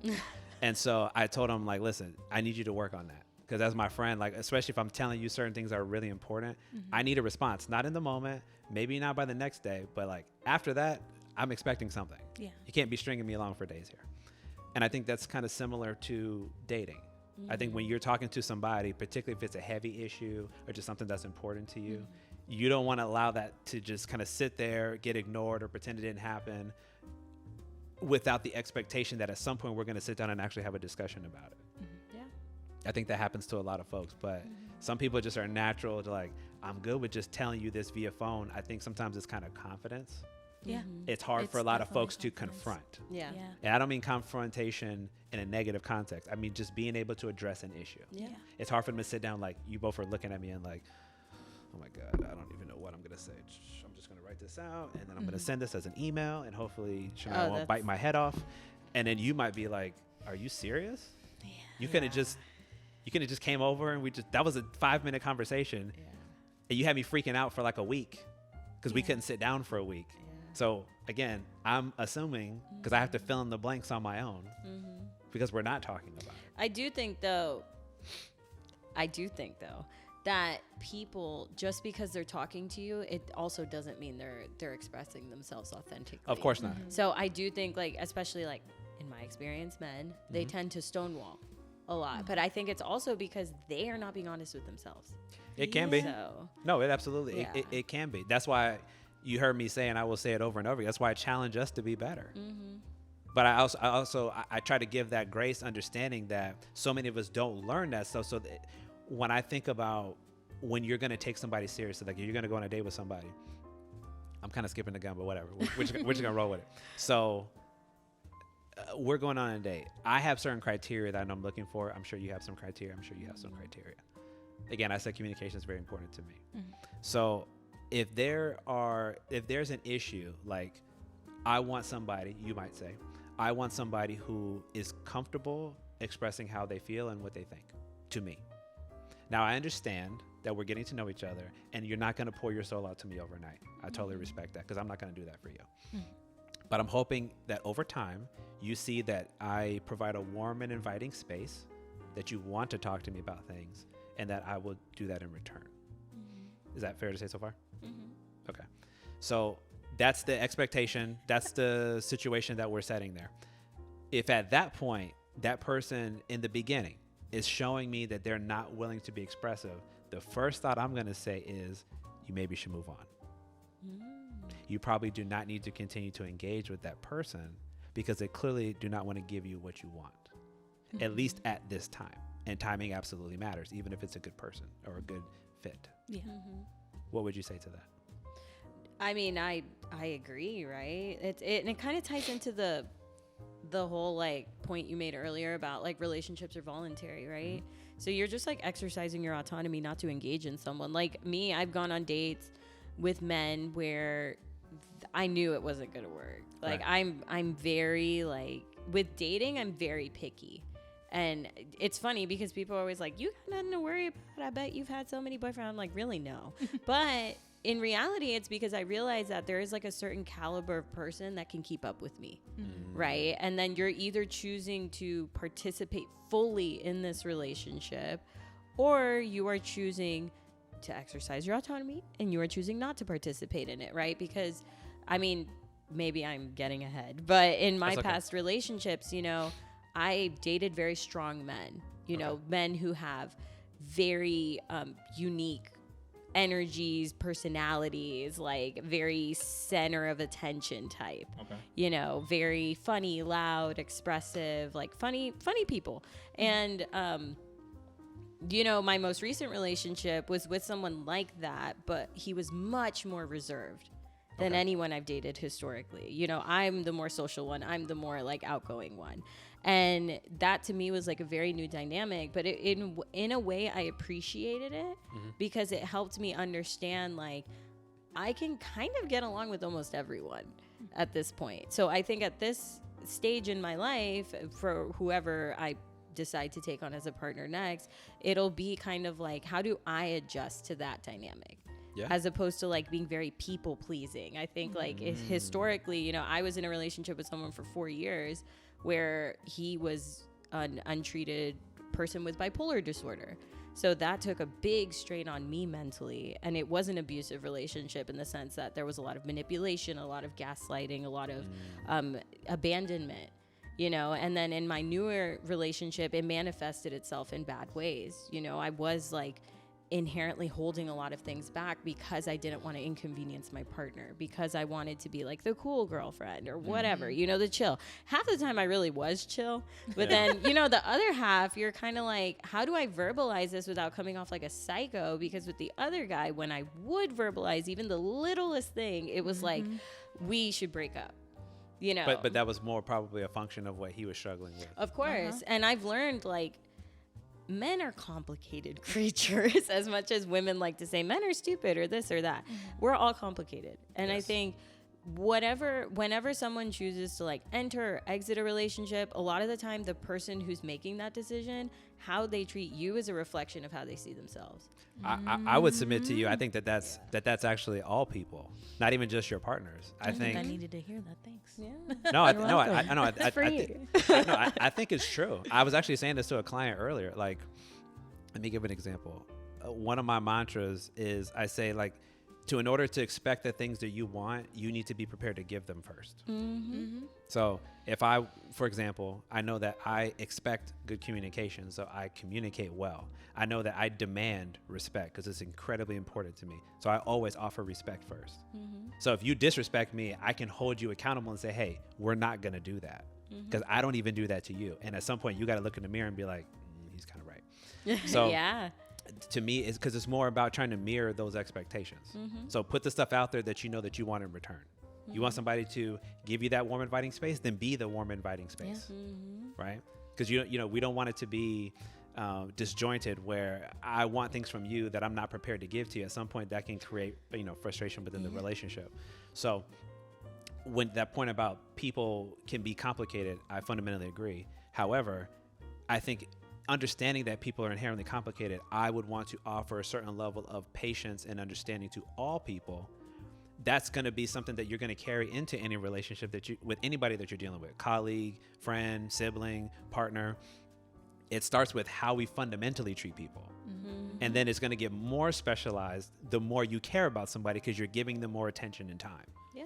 So if you see somebody, that's like that expression that people say like, you'll know how a man treats you based on how he treats his mom. Like, where does that even come from? Because if you see him disrespecting his mom or his sister, you might be like, well, damn, if he treats the women in his life poorly, what should I expect? I could say that, like, if she treats her dad with certain disdain and contempt, what should I expect? I don't need you, dad. Da, da, da. Like, I'm going to come into that space and be like, well, I can't beat him. Yeah. He made her. So what should I expect in that situation? That to me is like why those nuance of those perspectives, why they matter.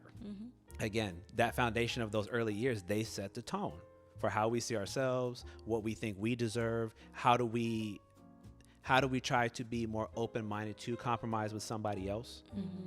A lot of us don't want to compromise. Yeah. We say things like, hey, that's why I mentioned the swiping earlier. They're like, I'm not saying you all, and I'm glad you all don't feel that way. But I had two women who were y'all's age who sat on that couch and said, yes, I think that I can keep swiping until I find what I want. They don't have a basic understanding of platforms and things, but I mean, I get it. It's true. It's a perception. I also think it's just like the social circles you run in. Yeah. Sure. There's so much more. Like when you were talking about how you're like, there's like I feel like I'm never going to find anyone because like I know exactly like who I vibe with and who I don't. I think that's a confidence earned, right? Like once you've experienced like a fulfilling relationship, even if it didn't end the best, or you talk or you don't talk or who cares, like I feel like when you've gotten to the point where you're like, I know exactly the kind of person I am in a relationship and I am seeking someone to complement that is a very powerful amount of self-awareness that I think a lot of people don't have.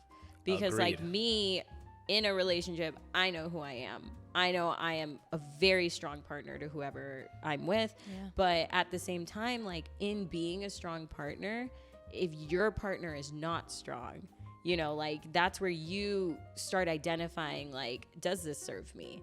And one thing that my sister sends me, like all these TikToks, I deleted TikTok because like that crap was messing with my brain cells. I don't know what it was doing. I felt dumber.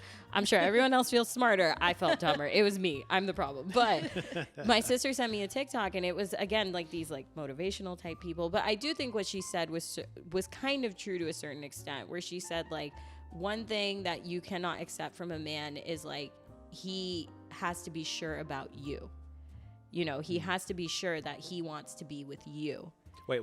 Say that again. You shouldn't expect that? The one deal breaker you have with the man is that he has to be sure about you.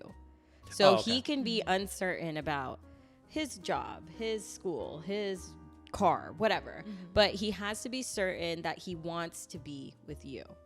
And I agree. That to me, I was like, I've never heard it verbalized that way before. And I was like, that is an incredibly powerful statement that I can agree with. Because the energy I bring to a relationship is, I picked you, so I want you, and I'm sure about you. I agree with that. One thing I would add to that I think is different for men than for women, because the way we select each other, we're looking for different things, right? So women look for different things in men than men look for in women. So when you said, for example, he might be unsure with his career and where he's going, I would submit to you, he's not going to be able to take a woman seriously until those things are in order. Yeah. If he doesn't have his career in order, his finances in order, it's not because he's less than, it's not because he is lost. It takes time, number one, to figure it out, to develop that confidence so that you can actually sit down. And I'm going to loop back to something else that you said, to be able to sit down and be able to thoughtfully and articulately express your intentions and what you're looking for. But going back to the point that you mentioned a moment ago, if you don't take the time in between relationships to actually reflect on why the relationship failed, because it is both parties that are typically involved, very few relationships end one-sided, then you're largely going to replicate the same issue, which means you're going to get the same outcome even if you have a different person. So we have to take that time to step back before you jump into something else, which is largely a distraction, whether you're lonely or not, and actually deal with the person in the mirror. What did I contribute to the failure of this or the demise of this? I don't look at failure as a bad word. That's why I use it. It's an opportunity to learn. That ended for this reason. This is what I contributed. I need to work on me. So when I want to get with somebody else, I can tell them some of these experiences that I had have shaped me clearly into the person that I am. So now when I'm sitting down with Shania, I'm trying to take Ashley on a date, I can express to you, these are the things that I'm looking for, and this is what I bring. So then you can take me seriously. You're not sitting down like, so what are you looking for? I don't know. I'm just going with the flow, man. Let's see what happens. Yeah, I hate that. Right? And you're looking at me like, I hate it. I need a little more intention. I finally learned. Right? So. You might say like, nah, I need a little more intent than that. So to me, like, I'm always trying to advocate for us to slow down, pace yourself. I know loneliness is challenging. I know. But it behooves us in the future. If you want longevity, you got to deal with the stuff that you don't typically deal with. And a lot of times and this is not men and women specific, but we jump into new situations to not necessarily to avoid dealing with those issues, but we're maybe fighting loneliness. But a consequence of that is you rob yourself of the opportunity to learn. Oh, yeah. And pain and hurt is an opportunity for you to learn. It's a challenge for you to actually grow as a person. You can't grow if you're not willing to be challenged. Like, comfort doesn't do anything for you. You actually have to get uncomfortable. I know this from a therapy standpoint. That's literally what we do. We live in the discomfort. You have to learn to be able to breathe in it in order to learn from those situations. So whether it's a relationship situation, whether it's a parenting situation, whether it's me prioritizing myself, learning self-care and appropriate boundaries, I will learn those things, handle myself better, and then I can bring all that beautifully into a relationship. Right. What do you all think about that? I know that was a long rant. I've been talking up a storm, so. I mean, for me personally, I'm definitely in a different point of my life, especially with being in a 6-year relationship with someone from the age of 19 to 25. That, I mean, we talked about this a little bit, but literally taking most of my youth in like the regards of I was in a full-fledged adult relationship at a point where I shouldn't have been engaged in such a long-term relationship, in my opinion, my personal opinion. Respect.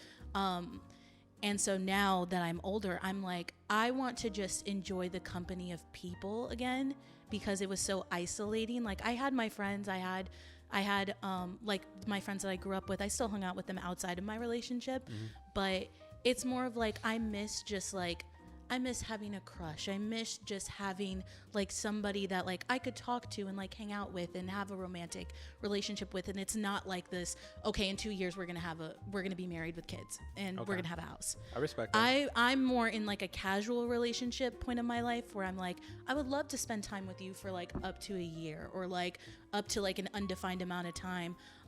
If like this no longer like works out or like we don't vibe anymore or anything like that. So it's always like, of course, like I do have like my own standpoint of like what I think like a long lasting relationship looks like after being in one. And so, yeah, I'm just like, I want to set those expectations, but at the same time, I'm like, you're taking your time. It is too much for me at this point, because I've already been doing self-reflection way before my breakup. Yeah. So I've been more self-aware than my ex-boyfriend had, and I think that's why he decided to end things, because he's like, wait, no, this is actually not serving us. I was just too chicken to call it quits. You know, it's interesting. I want to make 2 points, because that's a really good point that you mentioned, because I learned that too the hard way. Yeah. And I think a lot of men do. That's the difference between, I think, men and women. We're a little late to the game, I think, sometimes when it comes to realizing certain things. And I have heard this a lot, even just on platforms. That women typically know when they're out. Like they've checked out a lot sooner than when they actually, when you officially end things. Like they've been kind of stepping away mentally and emotionally, maybe physically present, but they've been slowly walking away from things, which I think is very different, because guys, like, it's like the shock of like you actually saying that I don't want to be in this relationship anymore. Now we're like, right. And it just all of a sudden becomes clear. Like you get lucid at that moment. But then I want to mention something else, because you talked about what you're looking for. It's so ironic, because the last guest that was sitting right where you were, that's the same age as you, she said the same thing. Yeah. But I get it, because she also, I think she got out of, if I'm not mistaken, it was like a 4-year relationship. And yeah, she was like, yeah, I just want something casual. I don't want to take it too seriously. And I understood that from the context of, if you've been in one for so long, you're just kind of trying to reset maybe on your own. Like for me, so I just want to give an example of literally like the next month after the breakup, I moved back to my parents' house.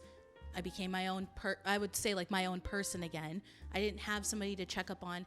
I literally was I think I was done with work at 6:00, was driving in my car, and I was like, man, I could just, and this probably is a testament to the type of relationship I had, but I was like, I can just go to Wawa and like get a slushie and just sit outside for like 20 minutes without somebody checking up on me or like somebody texting me or somebody bothering me. And it's like, I literally almost cried like in my car. Like, I'm like, I have that, like I have my own time again. And I don't want to feel like I owe somebody my time for a good couple years. Like, I don't know what's going to happen, but that's like my plan for me mentally at this point. And it's just so nice to also not have any decision that I have is dependent on another person's life. Sure. It's no longer that. It's just me, my decisions, and that's it. And I roll with it. And I have to deal with the consequences. It no longer affects somebody else. And that's just like freeing. And that's like so nice to me. Like I live alone now, like in my own solitude. And I'm like, I can just do whatever. It's just so freeing for me, and it makes me want to cry. No, I would get that. One thing I will say is just a general observation. It sounds like the relationship was smothering. Yeah, it was to the point where it's like it's not like hourly check-ins, but it was like, you know, you haven't texted me for this long, like what are you doing? It's like, I'm at my mother's place, like what else would I be doing? I'm hanging out with my siblings. And so like that also like was a lot of like reflection of like, you know, I don't owe anybody an explanation. I said what I said. Either you take it at face value or you don't. Like and it's even more like, it's even more shocking to me because I was always open in my relationship. I was always transparent. That's what we set as like the boundaries of we're loyal to each other. We're in a long lasting relationship. You have no reason to think that I'm doing anything other than what I tell you. So why are you conflicting? Like when I say it, why are you challenging what I say? That makes me feel like you're not being truthful with me. Yeah. But that's just from my perspective. So that's fair. So it was like very like, it's so nice not to be on my phone. Like it's so nice now.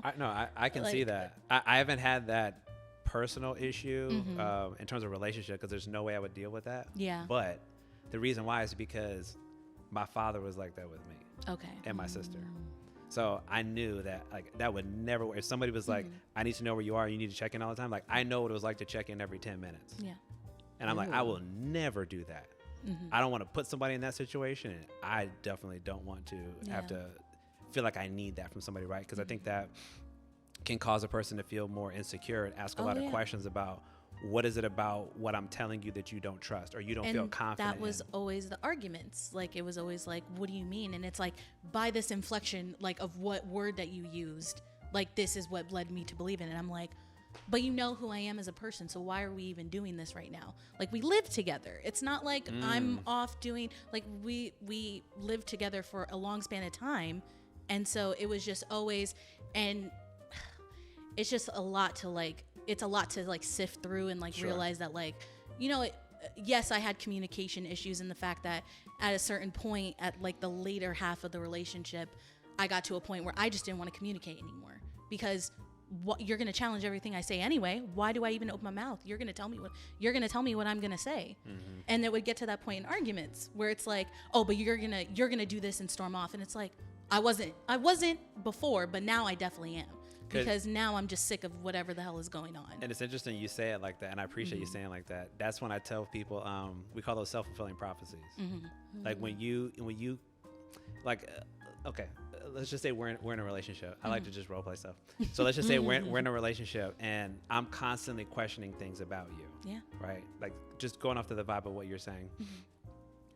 And I say things throughout the duration of our relationship, like, you know, I never really been able to trust a lot of women in my life because I feel like they're all gonna leave me, and I feel like, you know, you all do things that question, like, are you gonna be there for the long term? Like, I'm super committed to you, but I don't know if you're actually going to do that for me. And then, you know, I bet one day, Shania, I'm gonna say something. You're gonna go run to another man, and you're going to, I don't know what you're gonna do, but it's going to end up becoming the death of our relationship, and it's going to be your choice. It's not because I want that. God, were you in the room with me when I had this conversation? No, I wasn't. I wasn't. Actually, this is almost like I wasn't, but I'm fairly good at role play. Yeah. But I say that because sometimes other people don't recognize when they do that, they're creating the very narrative that they're going to see. It's kind of like, I also talk about things like projection. So let's say I'm not happy with myself or some aspects about myself. Yeah. So what happens is I go into spaces where it's new people, whether it's colleagues, friends, family, whatever. And I project those assumptions I feel are true for me onto other people. They may not be mirroring that back. They may be like, I don't know what you're talking about. Like, I don't feel that way about you. I don't agree with that. But I don't hear you. Yeah. Because I don't like me. So I don't really care what you say. Like, you can be talking to me and giving me a compliment right now, and all I heard when I saw your lips was, you're ugly, you're this, you're that, I don't trust you. And so it doesn't really matter. And then so my disposition and my attitude towards other people is, well, you're not going to trust me. I'm not attractive. You don't want to communicate with me anyway. So then I'm kind of downing myself. And then maybe if I'm in a relationship, it becomes my reality because I keep pushing that narrative so far. I push that narrative so far that it's going to happen. Yeah. Not even because the person, like you said, even wanted to. You kept suggesting it over and over again. You're like, you know what? I'm just going to do it. Yeah. And sometimes people don't recognize that. And it's funny because I didn't realize that this was going on until afterwards. Like, I didn't realize how intense it was and how much it took a toll on my mental health, how it took a toll on my physical health. Like, I was just mirroring just to make sure that everything was cohesive and not disruptive. Right. And that comes from my childhood because I was the second child. I had to do what was expected of me. And so there wasn't a lot of room for like, okay, Shania, like, you get to speak now. And it's like, okay, like, I'll speak when somebody tells me I can speak. Right. So it was like, so when we got into fights, I'm like, can I speak now? And it's like, hold on, but I have like 10 other things I need to go through. And so when I would get the opportunity to speak, it was just an explosion. And I would get so irate and so angry. And I just have like really big reactions. And so every time he would assume that I was going to have a big reaction, even though when it was little, like when I was ready to deal with it, when I was going to have a smaller reaction, it was met with, well, you know, like, this isn't the time. Or I was never the one that was able to delegate the time. I had to wait until it was an explosion or until he wanted to talk about it. So you came off as very dismissive. Yeah. In those situations. Definitely. And like, especially like belittling. I got belittled a lot as a kid, as a teenager. I would say, stop belittling me. And it would be like, what are you talking about? And it's like, you're literally talking down to me as if like I'm a child. And there was an age gap as well. So there was, it was only like 3 years, but enough to the point. He's older or he's younger? He's older than me. Got it. So it was to the point where he had more relationships than me. So he thought that he had a better grasp on how to handle everything. And everything was new to me because he was my first long-term relationship. Okay. So he's like, you actually don't know how to communicate. You don't know how to do this. You don't know how to do that because you've never been in a relationship with someone. And I'm like, I've had relationships with people, like friendships. I have different dynamics in my life, and I can adjust that accordingly to a romantic relationship. And I'm trying to, but you won't allow me because you see me as someone who has no knowledge. So you're talking down to me as if I'm a child. So there was a lot of belittling on top of that, and a lot of just like not even wanting to hear me. And I'm not the person that will sit there and agree with you. Like, I'll tell you, okay, you can say what you want to say, but at the end of the day, like, you can keep talking to me till you're blue in the face, but I don't agree.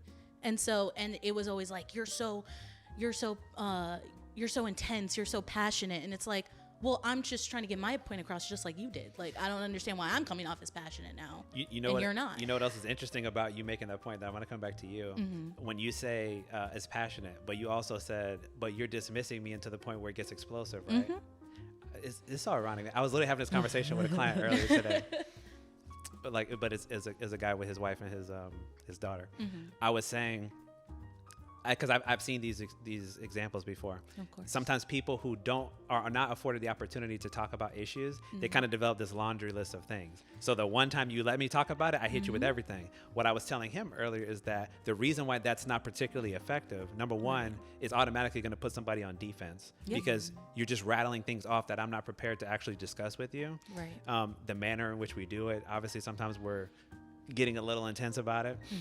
And then more importantly, you got to prioritize one thing at a time. So one good thing that I heard you say is I was trying to address it when it was small.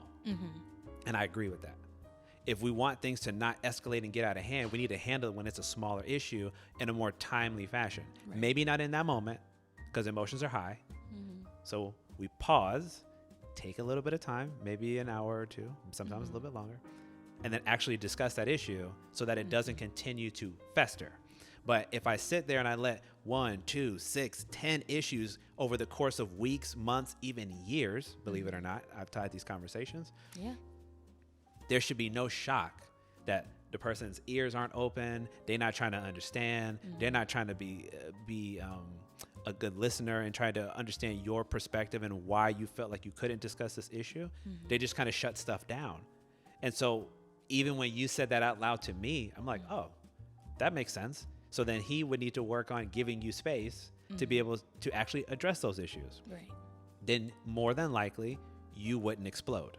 Now, if you still exploded, I would say that's probably a Shania issue. No, definitely. Right? And there was a couple times. I'm not acting like I know how to do step-by-step like conversation because it's taken a long time to actually like have conversations with people and set boundaries. Like I'm just now starting to do that now as an adult and with my my relationships with my family.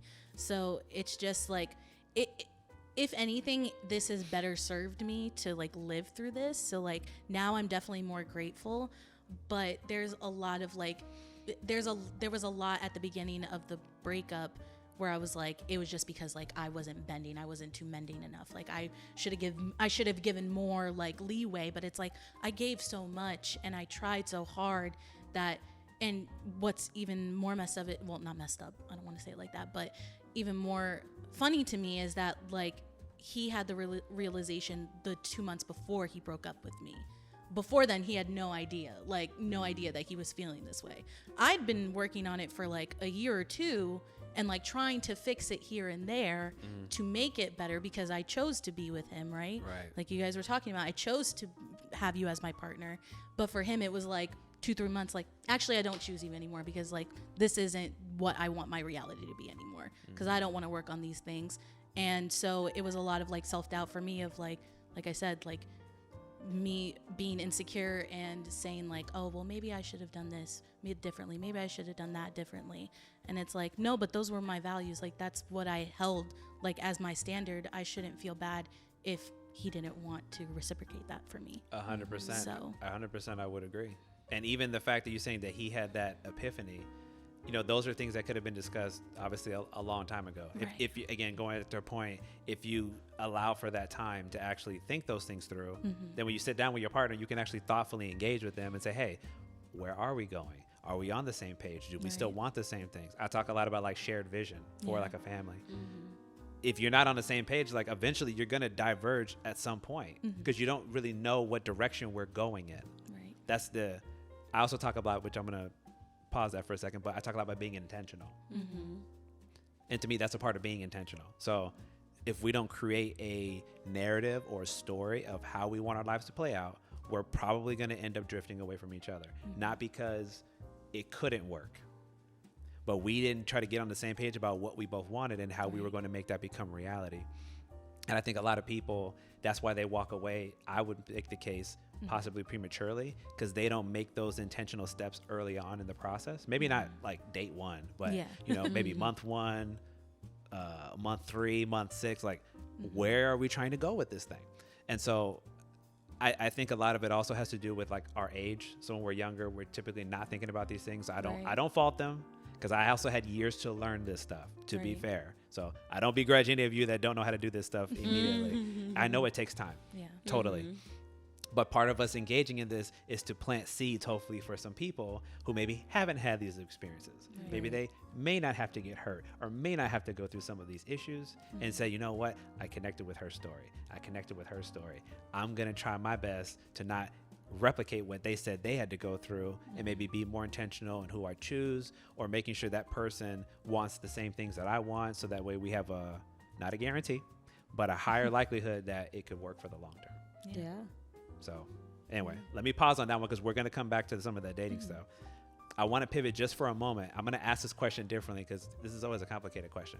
So let me start with you because you were a little more clear on how you see yourself. Number one, how would you identify yourself in terms of how you see yourself based on your family and ethnic heritage? You mean like how do I identify? Yeah. Latina. Okay. Yeah. Now, for you, do you think that there's aspects of being Latina that shape the way you see not just the people in your family, but shape the way you've interacted with other folks around you, let's say in school and in working environments? Oh, 100%. Okay. Can you give me like some examples? Yeah. I mean, I think it's unique for me too, right? I want to preface this with like, you know, I have very high cultural competency, especially when it comes to like immigrants, you know, communities that are like historically underrepresented in the United States. You know, I've worked with a lot of international students. I've worked with a lot of communities that from countries people have never heard of, you know, and with that, I always feel that my heritage has played a big role in being more accepting of that. Okay. And I think that's fairly a new progressive thing within the Latino community because everyone's always like, wow, Latinos are so welcoming and loving and da-da-da. Yes, but also not really. So I think in my case, it truly is something that I try when people talk about how nice Latinos are and how friendly they are and how welcoming they are. That is what I like to take away when I'm interacting with people. Not so much the whole, like, they're also closed-minded and they also, like, you know, are not PC and all these other things, you know, but yeah. Okay. So. No, and I like that. I asked that question because, and I'll get into it and then I'm going to come to you, is that when it comes to identity, it's a very complicated concept to understand. And I'm going to give an example, and I'm going to kind of use me as the example. But when you have parents from a similar culture, it's still complicated, but it's a little bit easier because you understand your family of origin, at least from one place. Now, I already told you, my father's Black, my mom's Latina. So sometimes when you have people from different backgrounds, it can be inherently more complicated because you're trying to merge different aspects of who you are. Sometimes you learn aspects of what that culture and how they identify may come from. Sometimes you don't, because sometimes people come to America, and I talk a lot about not only the dominant American culture, but then you have the subcultural groups depending on where your families of origin came from. For example, let's say I was Chinese, but then my family comes here and they have a strong sense of Chinese cultural identity. So then when they come to America, for example, they might say, like, we only speak Chinese in this house. And a lot of the same traditions and norms that we have from China, you're still going to do here. I don't care that we're in this other country. For some other people, they may say, you know what, I want us to assimilate more. So we're going to take on more of the dominant culture of here. So our identity might be a little more harder to fully form. Does that make sense? Yeah.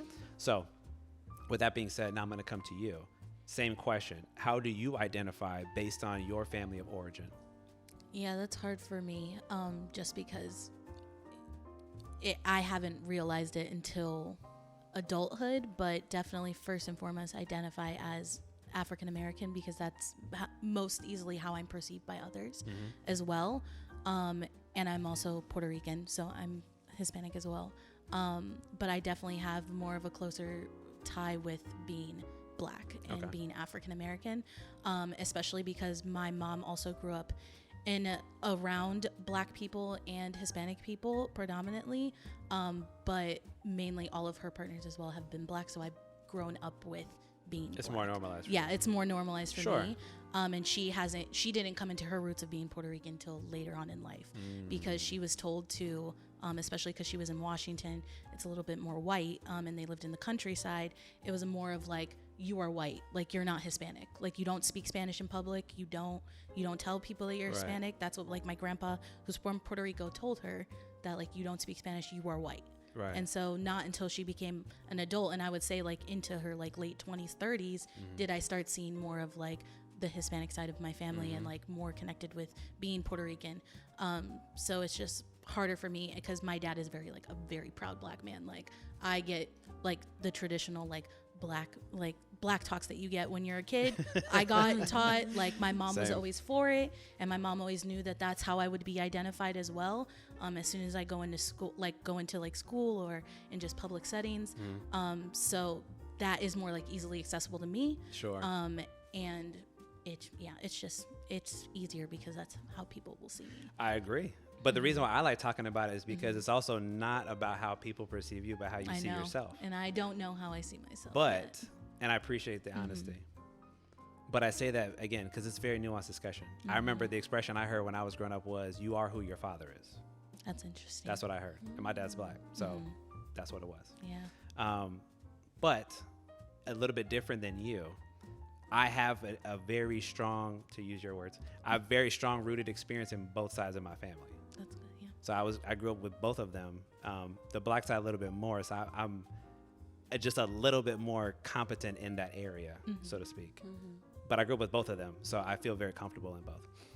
But I say that because, again, some of us don't. To your example, some of us, we're kind of, sometimes it's because, to be fair, we come from communities where people are not as open-minded, so we get ostracized. So you have to pretend maybe that you're something that you're not.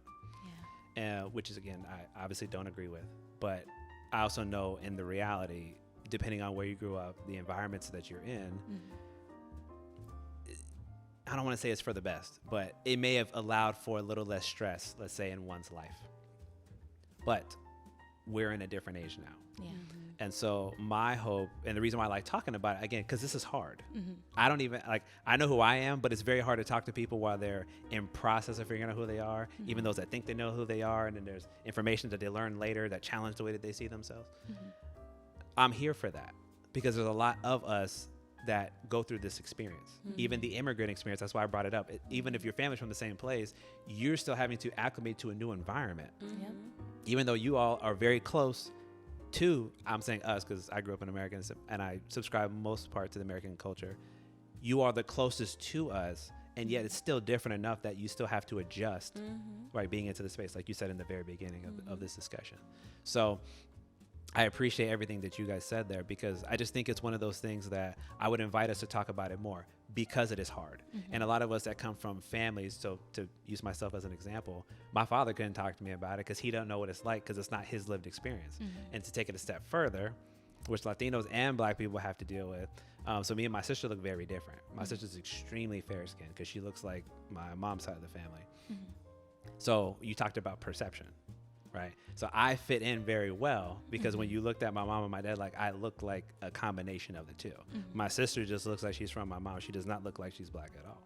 And so that caused a lot of complications in her life because she felt like she had to go harder, so to speak, to represent. Feel like you have to prove yourself. Because she would people would look at her and be like, oh, I don't know what's going on there. And it was a different time. People were even more judgmental than they are now. So I've started to really contemplate those concepts early on in life of like why people see you the way that you do. What do they deem is okay and appropriate, what some don't. I'm glad your family was very progressive. I know a lot of Latinos who not necessarily are not, or even just Latinos, just other cultural groups where they prefer you to stay in your community. Oh, that's right. Don't even talk to me about that. I know that, and I know that because even my own family, where I love them and they're very open-minded, there's still a certain level of apprehensiveness. Oh, right? it's not even just apprehension, really. It's almost the expectation. If like you identify a certain way, that is who you will find attractive. Oh, right? yeah. It's like, oh, like for example, a lot of the work I do, like I'm a marketer by day, but I do a lot of like Latina focused advocacy, especially like in media representation. I'm very passionate about that.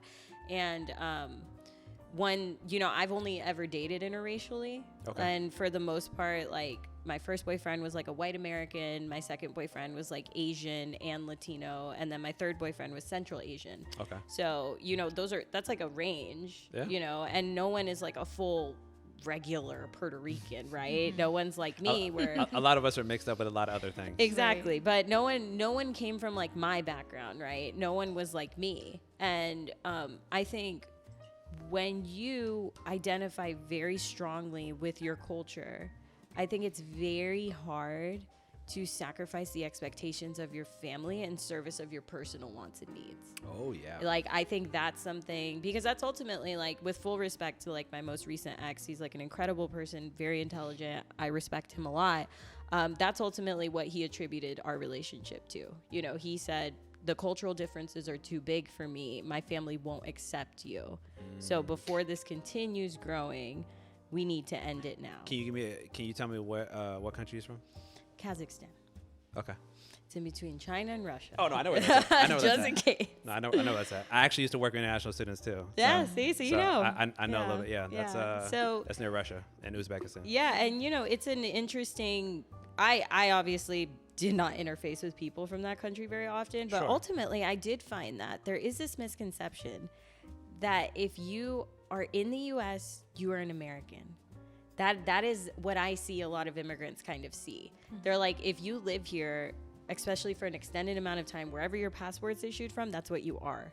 And I think the existence is much more nuanced than that. And I think the influence and like how you grow as a person, those things are like very important to acknowledge as you continue to grow. It is one individual reality to be like, I want to be with someone from my culture because I want to maintain a certain level of like language access or tradition access. Absolutely. And then there's a totally other thing that has to do with, well, it's what my family wants. And I like that you brought that up. I would say, because that is a cultural difference that I'm very aware of. So, and I learned this also working with some people from those countries. So let me just throw an example out there. India.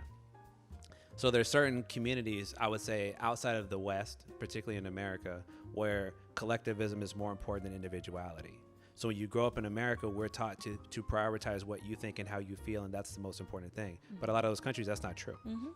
That what the family wants is the most important, because there's an expectation that you're not only going to help provide for them and take care of them in their later years, but they have a vested interest, especially because they raised you. So I get that part. And them helping with like mate selection, for example. Right. So they're going to be an intimate part of that. In America, it's not really about that. You're choosing your partner, and your parents, you kind of bring them along. Maybe you're like, I don't care what you think. You know, we might say stuff like that. So that would absolutely be a boundary that's going to get violated. Because if I'm coming from that culture, and I just threw Indian out because I know that one in particular, they're not going to co-sign that. You know, they have, sometimes they have issues. If you even coming from a different region in India, and they're like, this can't work because my family's not going to co-sign this, because there's certain attributes that they need to have. And I think for us as Americans, or those of us that identify from a more individualistic perspective, like we have to respect that, right? Yeah. But let me go back to my intentionality. So let's say we're dating in the beginning, and let's say, for example, you came from that collectivist society, and I'm doing me. So my family will follow whatever my lead is. And we're dating for like 6 months, and we're like really getting close. And I'm starting to think like, man, maybe I want to maybe marry this person. If we can get past a year, let's see what happens. And so we get into like a year, and then you're like, my family has a different opinion about you, or not you, your culture, or your community. And I don't know if I can get over it. Not because I can't, because I don't know if they can. Yeah. To me, that's a disservice, because it took us so long to get to that point. I would rather have us discuss that up front, or what some people do, staying in your community, just date people from that community, because hey, this is the only way that I can do it, because I'm not willing to go against my entire family for you. Yeah. So don't even put yourself in the situation. Yeah. And I understand there's no perfection. I know that this is hard. I'm not trying to make it sound like this is simple. Right. But I mean, if you know that what I value from my family, listen, what my mom says, yes or no, it's really important to me. And I'm telling you right now, Shania, she's not going to say yeah. Even though like I love you. But they're going to have a problem. And then they may not just be my parents. It's also my extended family. Yeah. My aunts are like, I just think it's entirely that, right? It's also just the fact that I think sometimes people think they're more progressive than they actually are.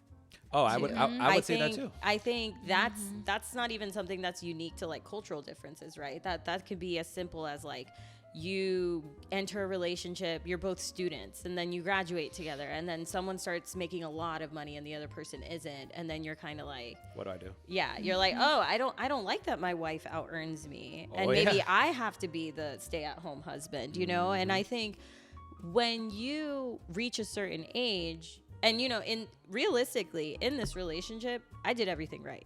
I communicated very clearly those milestones. How are we doing? Do we want to continue? That kind of stuff.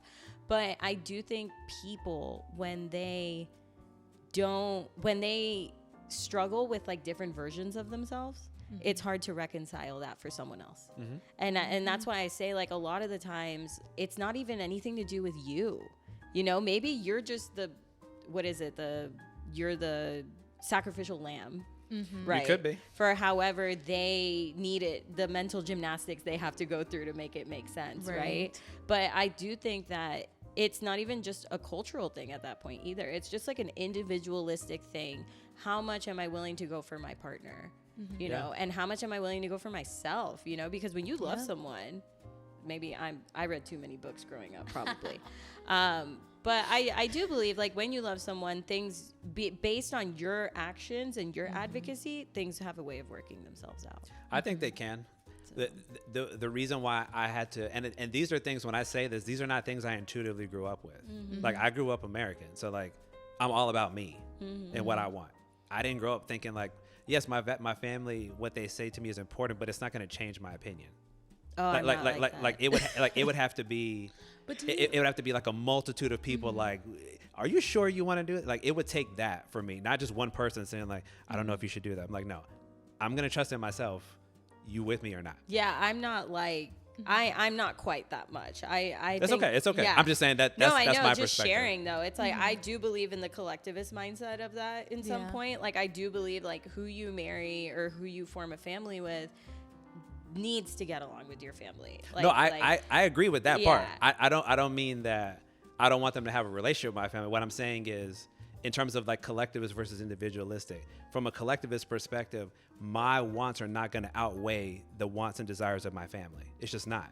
Because if I say, that's why I'm using your ex as an example. Yeah. If I'm saying my mom or my dad won't get down with this, what I'm saying is my desire is not more important than theirs. Their impression of you and what we would try to build is so important to me, it's going to override even how strongly I may feel. From an individualistic perspective, I don't care what my parents think. It's not that I actually don't care. What I'm saying is it's not going to override my decision. Yeah. That's my point that I'm saying. I'm not going to let my family dictate to me what I'm going to do. I welcome in the feedback because I know that they're coming from a good place. But they don't try to tell me like, you need to go. Or they might say like, I'm a little concerned or I have a question. Why are you going to do that? And I will entertain that. But if they said straight up, I don't like her, I'm going to ask why. And if there's nothing to substantiate it, I'm going to keep moving forward. Right. Yeah, I think it's just like, again, it's kind of like the difference in your personal confidence too, right? Absolutely. And your ability to make decisions. I think, and you know, again, when there's like a cultural context to it, it gets so much more nuanced too, because you're like, is this in service of like the Latina Ashley or like the Americanized Ashley? You know, like, good point. Who am I servicing at this point? And I think that's where you as an adult, like, you're fully responsible for all the decisions you make from that point forward. And that's why, like, to me, my family's opinions matter. They 100% matter, especially if they're like, something is off, something is weird. I will take that into consideration. Sure. I'm never going to be like, oh, well, you guys don't like them, so I don't care. I'm not like that. Okay. And, you know, that's just like, because I was raised, ultimately, Latino culture is very conservative and it's very collectivist, and it's not this like hyper individualistic thing. Right. But I do think with my parents being more progressive, they went against the grain themselves. You know, they went to like the US and my whole family's like, why are you going there? Like, everyone's here. And my parents were like, no, we want to go. Yeah. So we're going. And they've opened the door now where they are like, you pick who you want to be with. But because I love them, it's like who I want to be with, I want you to love them as much as I love them. I agree. Yeah. I feel like that's a general, or I would like to believe that that's a general feeling that most people want. You don't want your parents to not like your partner. But what I would say is another aspect of that, like you mentioned, the American versus the Latina Ashley. So I think it depends on, for those of us that grow up here, that's what I meant about the way you're raised. Because you could even be raised and say like, hey, we're going to hold traditional Latino values. But I still grew up here. You grew up over there. You can't really tell me how I'm going to see the world. You can try. I'm speaking as a parent now. You can try to impress that upon them. If you don't raise them over there, you cannot expect that they're going to hold every single value the way that you hold it. It's just not going to be realistic because they grew up here. So there's levels of freedom, there's level of choice, and there's options that they see from a very young age if they grew up here that maybe your parents did not. So because they didn't, and for most people, seeing is believing. If you don't see that option there, you're not even thinking about it. Whereas you may have grown up here and you're like, oh, I can totally date this type of person. And there's no problem with it. Meaning they came from a different cultural background. I don't feel weird about that. But if you grow up in a country dominated by one cultural group, it's very typical to think I'm only going to be with my type of person. Right. I don't even begrudge those people because that's all they know.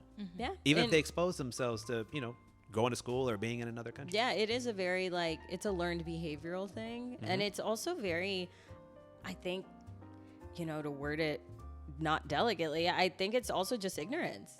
You know, like, I think it can be at times. Because you don't interact, you don't see the value in being with someone from another culture, because you genuinely are not educating yourself on what other cultures can offer you, you know, in terms of perspective, in terms of partnership. You know, if you come from this traditionally conservative culture and you're a progressive man in that culture, you may not find a progressive woman from your background, and maybe you'll find that somewhere else, and you'll feel much more fulfilled with that person, even if you have to sacrifice the cultural identification, right? But I also, like I said, that circles back to like, people are not as progressive as they think they are, especially when like there's familial influence there, or guilt or manipulation. There you go. And I also think when parents do those type of things, I think there's a part of them too that's afraid of like their grandkids looking different from them. Absolutely. And I think it's a big thing of like, are they gonna grow up in a house so different from mine? So what was all my work for? You know, what was the point of me instilling these values in my child if they're gonna raise kids that don't grow up with those values? And listen, and I'm gonna come to you in a second. I think that, and obviously, to be clear, let me take a step back real quick, and then I'm gonna make my statement. We all have bias. Oh yeah. Okay, so we all do. Hello. I'm biased towards people from different backgrounds because that is my lived experience.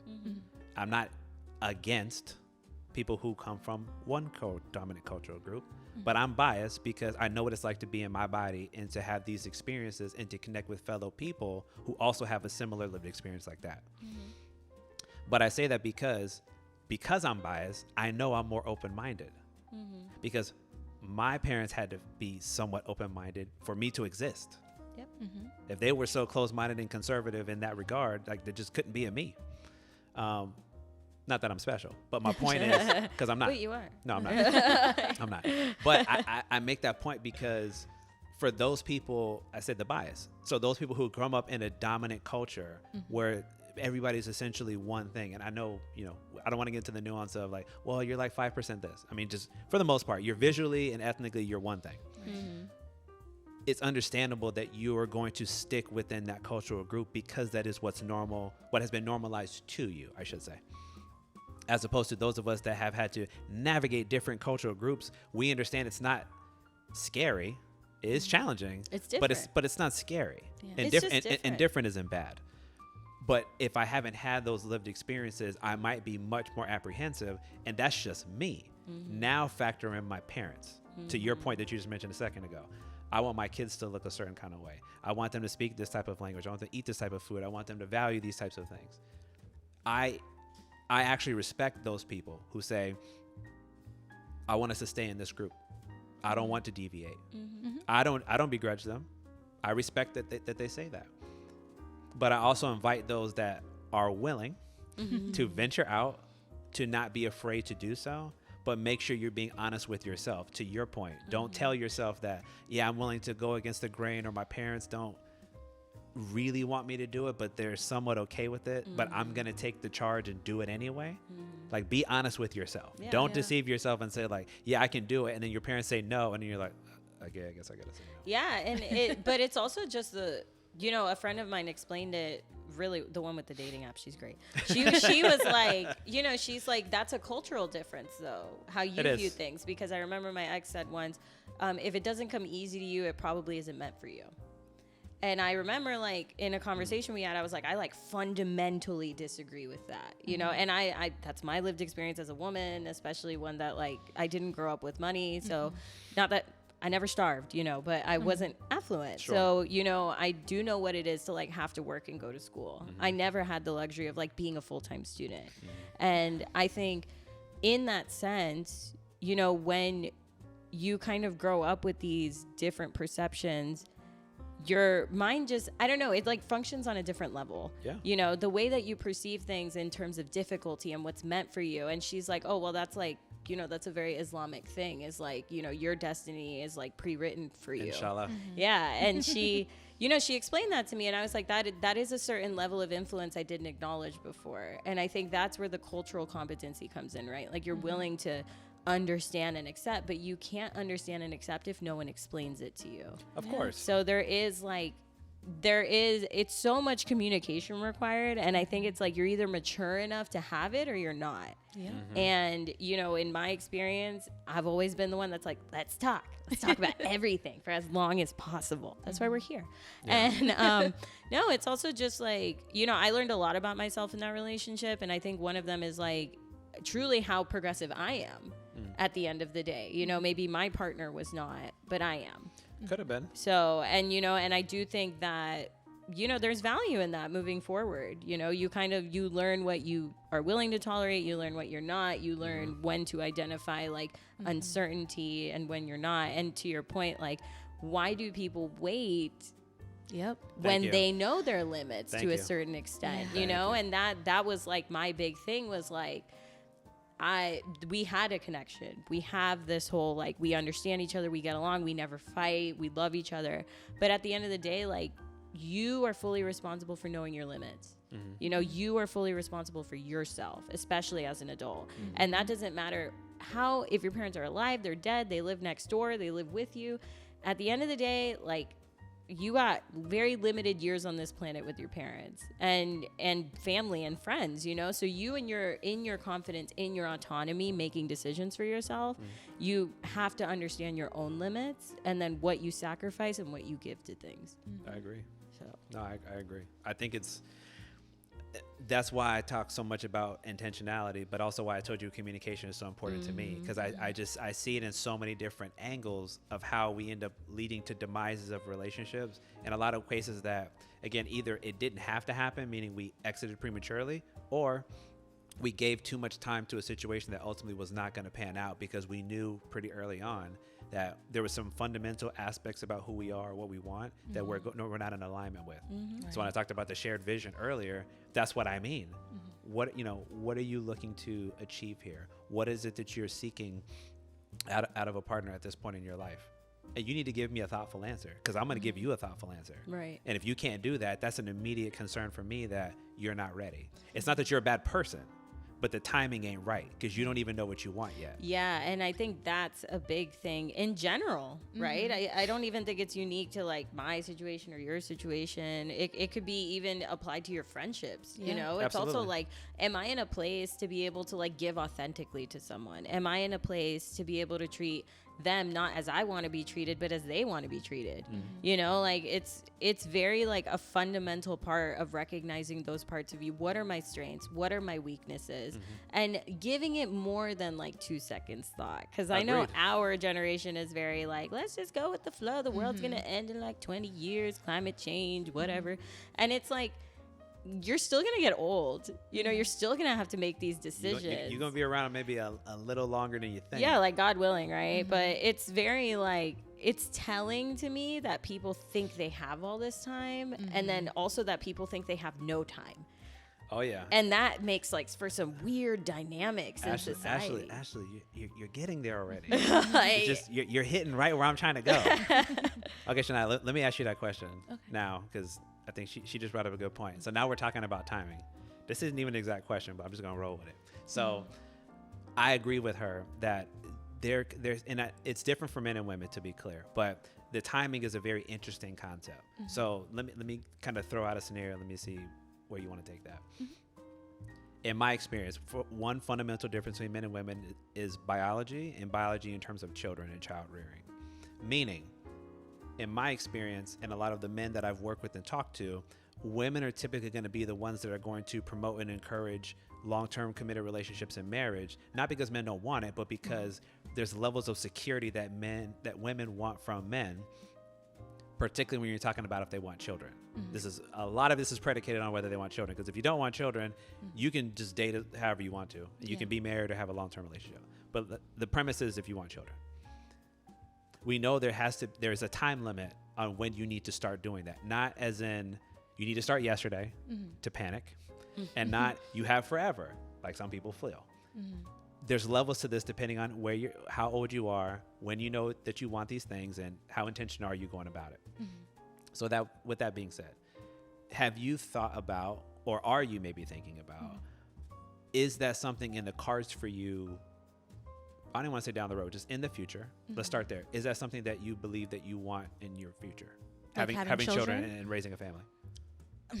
That's still like up in the air for me. It's not clear as of right now, because in my past relationship, I was ready to have kids by the end of my 30s. Just so that I had a little bit more time to do what I wanted to do, which now that I realize it, I'm like, okay. But now that I'm single, I don't really, and there's also health factors for me as well that are involved as of right now. So I suffer from PCOS. So you got to educate us on what that is. Polycystic ovary syndrome. Okay. So there's a good chance that I won't be able to have kids. Okay. So so that's a unique situation, obviously. Not unique. A lot of Black women and Hispanic women actually suffer from PCOS and they don't realize it.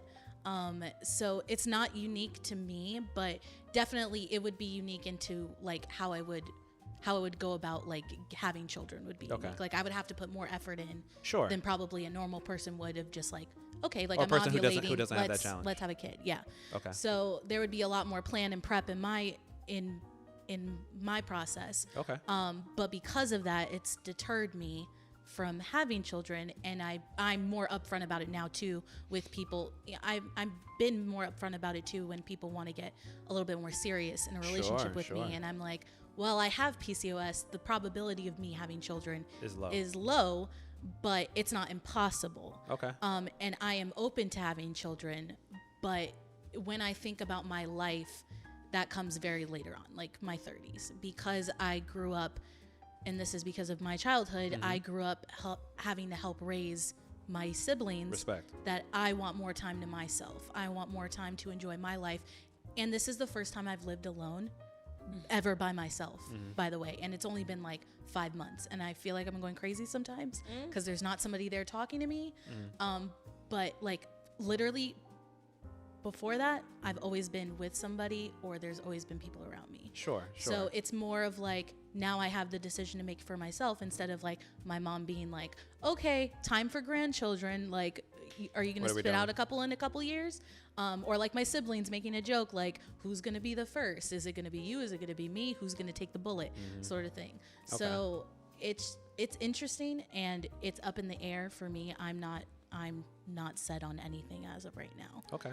No, and I think that context was good. And that's why I was asking, because also like, is it possible? So you said it is. It's just, it is possible. It's just a little more challenging. You may have to do a little bit more intentional preparation if you want, if that's an outcome that you want. And I don't know how severe my issue is because I don't have access to healthcare to allow me to check it out, figure out if I am.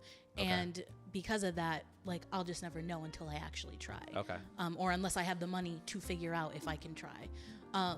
So everything in regards to children is up in the air. Okay. Okay. Yeah. So let me ask you this to clarify. If I could take that from you, in a theoretical example, would you want children? And again, I'm not saying now. I'm saying. Ever. When I say children, I mean ever. Oh, yes. yeah, definitely. Okay. Definitely. Okay, good. Sorry. Yeah, no, it's okay. It's okay. I should have asked more clarification. It's okay. No, that's why we're talking about it. Yeah. No, I asked because, so now I'm gonna take this in a direction. You guys let me know what y'all think about it. So I think a lot about this. Number one, I am a dad. So I've obviously thought about this once before. Right. But I also think about it for young folks who, let's say, are getting different types of messaging. So I'm gonna put some concepts out there. For men, as we've talked about earlier, a lot of the expectations traditionally are that men need to be able to provide to a certain degree, number one for themselves, but also have a level of stability already in place so that way you can invite a woman into your life. Right. That takes time. I would say probably late 20s. And that's being really optimistic. Probably closer to like mid 30s, like where I'm at, before you're like comfortable. Yeah. And I say that because what's different between men and women in that regard is that's a condition for us. So it's like we don't even think about it until that condition has been met. Whereas for women, that's not the same because like again, you all look from different things from us than we look from for you. Like like most of us don't go into situations like my wife's gonna take care of me, so I don't care about my job, or I'm just gonna work a job. She's gonna secure the bag, so to speak, and then we're just gonna go and build our family. Right. It's usually the other way around, right? So it's gonna take us a little bit longer to come to that conclusion. Now, at the other hand, we don't have the biological pressure if we want to have children to try to do it sooner. And when I say sooner, I don't mean is it not possible to do it in the 30s, but we know medically it gets more complicated the older that you get, right? So my thought process in trying to have these open discussions with people is are we intentionally thinking about if that is something that we desire? When do you think you're going to start that process? And this is for men and women, but I say it more to the women because, again, you guys have more biological pressure. Because if the idea I have in my mind is, and this is something I hear a lot, prioritize your career. The challenge is going to be when you're my age and you get older, when you're ready to settle down, it's going to be harder. Number one, because the caliber and quality and quantity of men that are around you severely diminishes over time because you're not running around a lot of people, particularly when you leave university, for those that go to school. Yeah. But also and this might be controversial, but this is just something that I've noticed. I think that there's some validity here. The more successful that you all become, I think it ends up kind of precluding other men from having the opportunity to get to know you. Like, I think for men, we're a bit more open-minded because we don't put so much pressure on her ability to financially provide. Our net is like a little wider. But for women, I hear a lot. I've heard this a lot, that like, he's got to be at my level. So meaning if I make a certain amount of money, my expectation is he makes that much. If not, he has to exceed me for me to even maybe want to take him seriously. I'm not saying all women, but I've heard a lot of women make these statements. Definitely. And I think, again, I don't even begrudge women for feeling that way. I just think it's a difference in how we see each other and what we look for. Right. With all that being said, my point is, my challenge to women, and I want to hear what you all think, and I'll start with you, is it behooves them, if I know I want to family build at some point, start sooner, meaning figure out what you want, figure out what you need, learn to communicate that with a partner, start the process of actually vetting people sooner rather than later. Because if your career is the thing you prioritize, that's the thing that you're going to excel at. So a man's just not going to randomly enter your life. And even if he does, you're probably not going to be ready. The same is true for a man with a woman. What would you say to that? Well, there's a lot to unpack. Of course. Feel free to start wherever you like to. But I want to address first the on my level thing. And I want to address it from like the political scientist in me that like got a degree in political science. Sure. That, and you know, I've always been interested in like the sociological aspect between like men and women. And I do think it's interesting to me that if a woman says that, I feel a lot of the times men perceive that as like, oh, she only wants me for my money. Like, I feel like that's kind of the reaction that gets, is like, oh, so you only want me to like pay for things. And it's like, I feel like when women say on my level, they also are referring to like their emotional maturity. Definitely. They're referring to like, you know, and when they're speaking about like the salary discrepancies, for example, he needs to earn what I make or more, because women inherently do a lot of the invisible unpaid labor at home. Like statistically, it's been shown that even like working women in these high paying jobs, they still do the majority of the household work, you know, and I have been blessed to be in relationships with fairly progressive men. Like I've never been in a relationship with a man who like doesn't know how to cook for himself, or like doesn't pay bills, or doesn't. Going back to the independence. Yeah, you need to have that already. Because I don't attract men, I think, that wouldn't be that independent, because I am that independent. Like I think on just like a basic level, my attraction for you is based on your ability to like do the same things as me. So I don't even entertain like the can't do anything, doesn't do anything type of person. So I find it interesting that continues being an obstacle for women. And I wonder how much of that comes from the like biological pressure to settle down. Could be. We end up making more compromises than a younger version of us would have. Oh, absolutely. Because we desire that. And like we said, like time is a thing. So then there becomes more pressure. Like, okay, I'm going to have to, again, people don't even like the word settle. That's a trigger word for some people. Right. I'm going to have to settle down with somebody, realizing, hey, there's no perfect person. You're not perfect. I'm not perfect. You're settling at some point. Yeah. I mean, we're going to make certain compromises. And when I was 23, maybe I could attract a certain caliber of man, or I could attract a certain caliber of man, a woman. Realistically, that's not true. It's actually inverted. For men, it would be like my age, I can attract this type of woman, versus when I was 23, I couldn't attract this type of woman. Because it's not based on just your physical. It's actually based on the other attributes that you possess and learn. So I think that is a very valid point. And I actually like that you mentioned the emotional, like I would say intelligence and vulnerability aspect that I don't hear that enough though. Yeah. I don't hear a lot of people emphasize that. People talk about money, physical appearance, height, like things that are, I would put it to you like this. And again, I don't begrudge people for having preferences. Yeah. What I would say is things that are inherently you're unable to change. Like I can't change how tall I am. I can change how much money I make over time. Yeah. My personality though, I can be very flexible in that depending on the type of person I am, my level of communication, my willingness to want to provide that space for us to be open and honest about things. Those are all things I can modify, right? But I don't hear a lot of that jargon in the ether when people are having these discussions. I hear more about the intangible things that you can't change. And it's like, if you don't get past that filter, especially when you're young, right? I'm saying more so when you're young. I was going to say, I think it depends on how old. There's no like, again, the swiping. Yeah, no. I'm going to keep swiping until I find that. A lot of women I find that are very picky about like facial hair and height. Like those are not things that like I think of. No. You know, I don't know. Maybe I'm not. I'm right yeah, there with like you. I had a friend who was like, oh, I don't like guys with beards, so I wouldn't date him. I was like, you know, like razors exist. He could shave and also or trim. it's such a small thing to care about, in my opinion. I'm looking more at like, because I did the whole like bad boy thing, you know, I dated the bad boy, I dated the not bad boy, I dated the broken boy, you know, whatever. But for me, I think at once, again, it comes to the self-confidence thing. It comes to like what you look for in a relationship. For me, I think a big challenge that I see is that I find women are so strong. Women are like, there's this amazing show, gonna plug it because I just saw the episode and I keep rewatching the same scene, and it's The Marvelous Mrs. Maisel. Okay. Her dad is like a Columbia professor, very smart guy, and he was like, I have always consistently underestimated my daughter to this point where, you know, she has this strength and this fearlessness that I have never experienced. My son has never experienced, even though I've invested that in my son. And where does she get that from?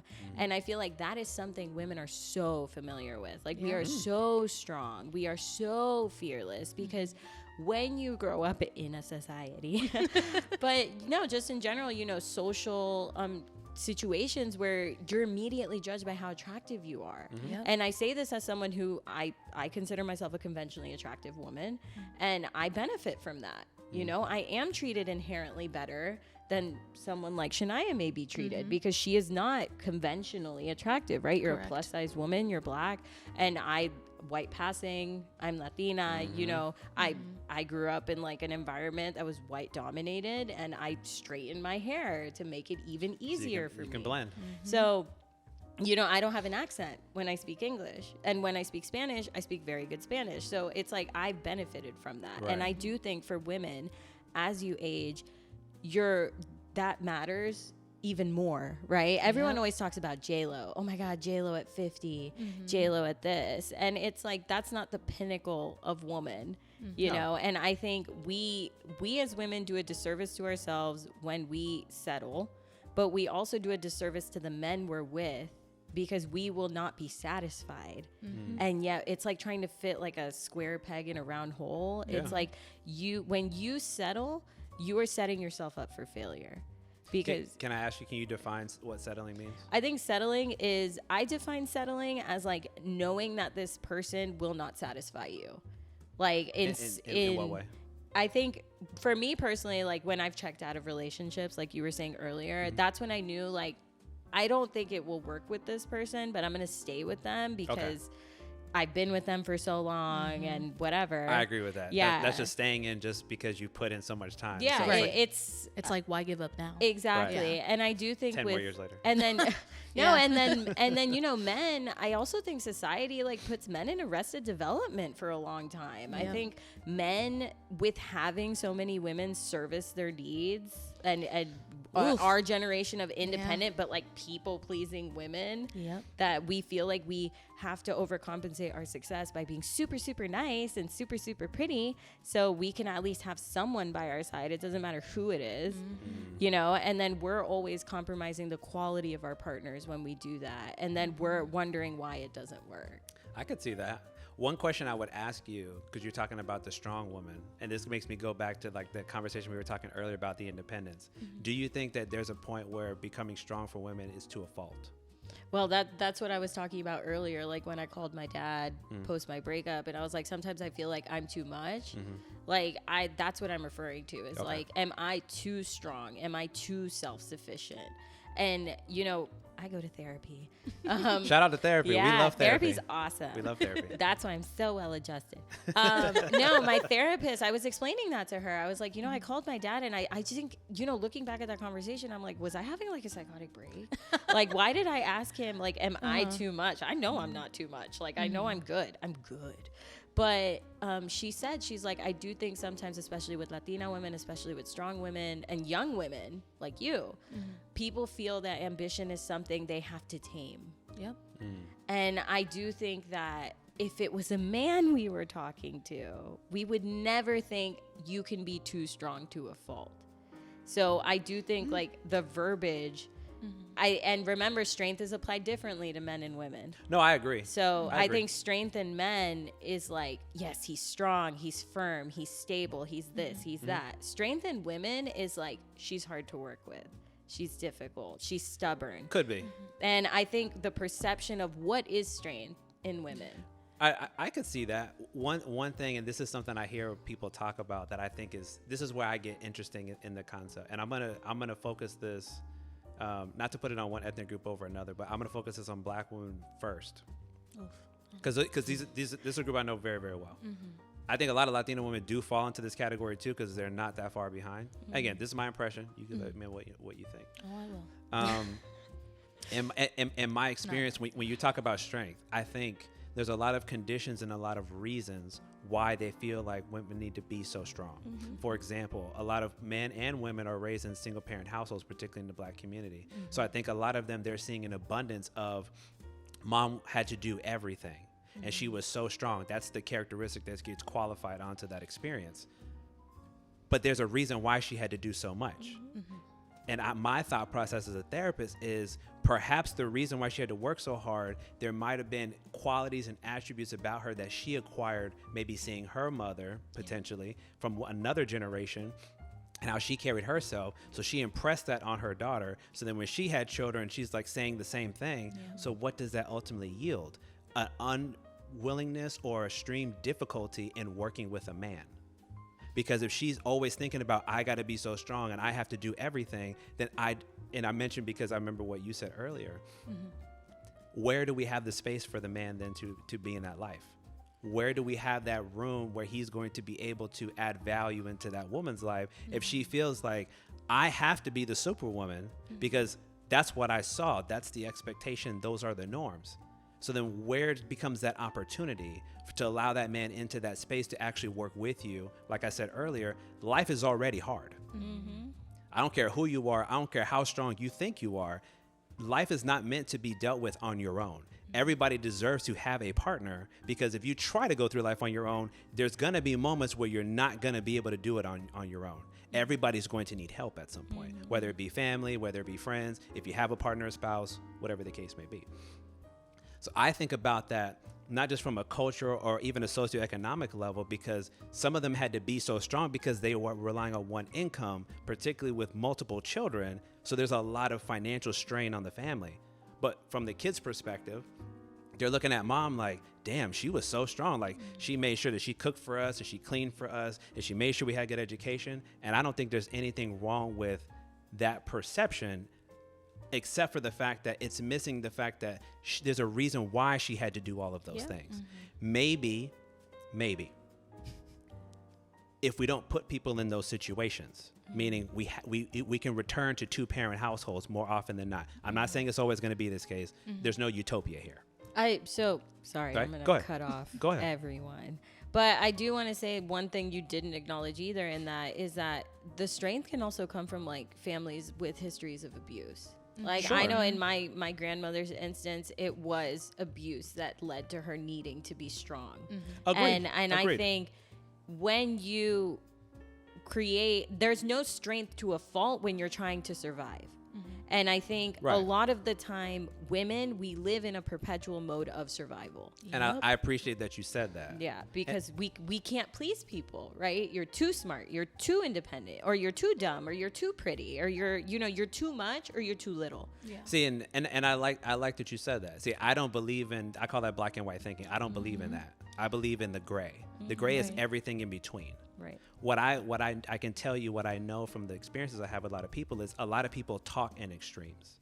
Yeah. It is this or is that. I love men. I hate men. Men are great. Men are dogs. Yeah. Women are this. Women are trash. Like, that's how people talk. Yeah. They don't talk in the middle. So even think about what you said, right? You said, let's say my grandma got abused. I actually love this example because the young lady who was sitting there before, she used this example. She was Colombian. She said, my grandma and my tia told me, men are dogs, never trust them. We will always have your back. Hide money under the bed. They literally taught her that from when she was young. I got the bed thing too. That's okay, crazy. Good. International. Okay, good. There you go, right? So different country. But my point is, what I told her was, listen, think about this, okay? Because people don't think about the traumatic impact that puts on a young person. And you got to understand, when you don't have that personal lived experience to attribute that to, that's passing on what we call secondary traumatization onto that person. You don't even have that lived experience. That's like prejudice. You watch something on TV and you say, these people are like this. You don't know that to be true, but you're holding it as an absolute truth. That doesn't make sense. Right. So you're taking what grandma said and you're saying, and again, not you, the young woman before. General you. I'm saying she was like, oh yeah, I can't trust men. So what happened when we were having that discussion? She was like, well, I want to open up and I want to trust them, but I was always taught I can't trust them. And I said, don't you understand how that's a contradictory statement? So you can't believe both of those things at the same time, or you're never going to be able to make it work with a man. Right. And also, like, I would just like to, like, respond to that a lot of my meaningful relationships in life have been with men. Like, I am not one of those people that's like, men suck, because men bring a lot of value to your life. Like, I like to think so. I talk about my relationship with my dad all the time. Like, I have very close male friends that know me very intimately. So I've never been exclusive to this idea that men suck, because men bring value just as women bring value, you know? Sure, like, absolutely. And I do think that, you know, a lot of people hear these opinions I have and how they're formed and all these things, and they think like, oh, you're so ambitious, you must not want kids. And I've had men say that to me. And I've had men say to me, you would not make a good mother because of how ambitious you are. That's I would say that's an assumption. Definitely. I'm not saying that all men think that way. No, but it's a fair point. There are men who are comfortable expressing that to someone who's a relative stranger to them, especially once you get to know me, you know, I do want kids. I do actually only want to be married once, because I do think, like, being a child of divorce, you kind of understand, like, marriage can last, you know, with the right kind of commitment and the right kind of people and elements and all these things. So I don't think that we need to be like this doomsday generation where, like, men suck and women suck and everyone sucks. It's like, no, things can actually be really beautiful if we give them the space to bloom. I agree. And I think we all need to learn to respect what we all bring to the table, because there's so many things that I have learned from the men in my life that I would not be who I am without the influence of men. Yeah. So this is not all the women. Obviously, like, I'm a feminist girly. Yes, let me, like, hang out with the girls. But at the same time, like, you always need the diverse perspective to get the full picture. No, I agree. So even the point about when you think about, to me, the assumptions that you said, made, like I told you, like, I'm anti-assumption to the nth degree, because to me, like, that's because you're not willing to talk about it. That's why you're making that assumption. What I would say, like, let's say it was not you, but somebody similar to you, and they were like, yeah, you know, I'm really career oriented, I'm really career focused right now. And you asked them, like, hey, when do you want kids? Like, I don't know, you know, I'm just trying to focus on my next promotion. I wouldn't begrudge the man for saying, like, I don't want to try to go further with this person if I know that I want kids, because she's not mentally where I want to be at. Right. That does not mean that she doesn't want to be a mom. That doesn't mean she couldn't be a mom. It just means she don't want to be a mom right now. Right. Exactly. And maybe I want somebody who's ready. So again, timing matters. So I would never make the assumption, because that's not fair, because you're robbing that person of the opportunity to speak for themselves. Absolutely. But I would just make the point, if somebody did say that though to me, I don't think it would be strange to be like, okay, well, I'm gonna take a step back. I appreciate you for your time. Yeah. We don't want the same things at the same moment, right. and I would let that breathe. So I think there's no harm, no foul. But I just bring back up that point about why I think it's so important for us to, even what you were saying about a stay-at-home mom. I put an immense value onto that. I would make the case, actually. To me, I think sometimes we only put enough emphasis on the financial aspect of like the money that's actually coming into the home. Mm-hmm. I would make the case, like, let's say I had a wife and she was staying at home to raise children. She is financially contributing to the home because, number one, she's keeping us from having to hire a daycare or a nanny because she's being the primary provider there. Also, she helps maintain the stability for people who want a stay-at-home wife. She's maintaining the stability of the home, which allows me the freedom to go out here and earn the way that I'm trying to. So there's absolutely an equality of that type of relationship. But I think the way we talk about it isn't fair. So we talk about it in the context of only if you don't have money that's coming into this household, you don't make decisions, or you don't have no worth, or you don't have value. I would push back against that and say, no, I desire that. But it's simply because I understand she does have that value. She does not have to go out here and be a CEO boss in order to be a great partner for that relationship. That's nothing against those that do want to go do that. Mm-hmm. The only reason why I make that point is because when I think about parenting, all these things to me get mixed in over time. Somebody has to be more available to raise that child. Ideally, I would want both parents to be able to be present to a certain degree. Somebody's probably not going to be able to be around as much because somebody got to earn, right? Unless you're really, really wealthy, which I am not, and a lot of people I know are not. Right. And then one person that can afford the opportunity for one person to be more present. But I make that point because I think there's like a misnomer when people try to qualify that value and what you bring to the table. I push back against that because I think that that's not fair for those that choose that lifestyle. But I think about when those who like are chasing money and they're chasing their career and they're chasing their title. My only point is there is a cost to pursue that. Of course. Even if you have your family, meaning we have a child or we have children, you aren't going to be present. Does that benefit your child that you're gone 99% of the time because you're trying to chase this career or you're chasing whatever this thing is? My point would be, if you know you really want to be a good mom or you really want to be a good dad, whether you're stay at home or not, make the time to be present. Yeah. Right. Or maybe don't consider having children until you're ready to make that level of commitment. Well, I touched on the invisible labor thing earlier. Oh yeah, like, that's why I came back to that. I was like, I wanted to uplift what you were saying. Yeah, no, and it's all in the nuance too. It's like just because you work, just because you have a fulfilling career, does not mean you can't be an active parent either. It's not feast or famine. Like there's plenty of CEOs that still get to dinner with their kids. You know, I don't think we need to view being career oriented with inherently not being family oriented either. No, I agree. On both sides of the coin. No, I agree. So I agree. I really want to hear what you think on this because we obviously haven't heard your side. Steamrolling you. I mean, do you want to go all the way back, or go do you back go wherever you want to go back to? Oh, man, there's just a lot. I mean, and my experience is obviously different from yours. Sure. Especially because when it comes to selecting who I want to be, it's not always my active decision either. It's about who wants to choose me because of the way I look, because of who I am. And especially when you talked about being a strong black woman, I hate that term so much. It's just, it irks me to my soul. I don't ever want to hear anybody say I have black girl magic, whatever the hell it is like that. Wait, can you talk a little bit about, like, I have some feelings, but I want to hear why you feel that way, because I think it's important for the audience to respect that. I'm set at a level where I should be able to put up with this amount of, like, I'm supposed to deal with all of this because I'm a black woman. Because this is what is expected of me from the get-go. I should just, at a starting point, be able to take anybody's shit and be okay with it. And I don't like that. And I've challenged my parents, my grandparents about this. I'm like, I want somebody to take care of me. I want to be taken care of. I don't always want to have to do everything. And it's kind of like weird, especially when you get in a relationship with men where you're telling them this and you're like, I don't want to have to always do this. I want you to be able to, nurture me and my, like everything that's going on with me. I'll do the same for you. I've been doing the same for you. Sure. Can you just give me the same respect of doing it? Absolutely. And it's like, but you're a strong black woman. You should be able to handle it. Why are we doing this? I want to pause you there for a second. Number one, I appreciate you a lot for saying that. And the reason why I'm saying that to you, because it was when we were talking about strong, and I understand, again, people interpret these things differently, because that's where my mind was going. When we talk about strong, it's like there's that expectation.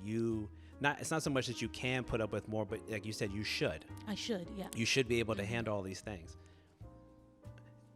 Let me try to draw a quick parallel. It's the same way I look at when I think about men should be able to do all of the things that they're expected to. Let me know or just give me a head nod in a second. Yeah. But men are also supposed to be emotionally available, but some women also say, but you should be stoic. I value my man's strength. Nope, I've never said I don't that. want to see him break down. I don't want to see him cry on my shoulder. He needs to be able to come to me. I'd love to see a guy cry. Good. Okay, That's good. So funny. I just want to reference go ahead. a pop culture reference is in Ted Lasso, one of the characters, his partner is turned on by the fact that he is able to emotionally break down, and he breaks down on like an international level, like in front of the camera.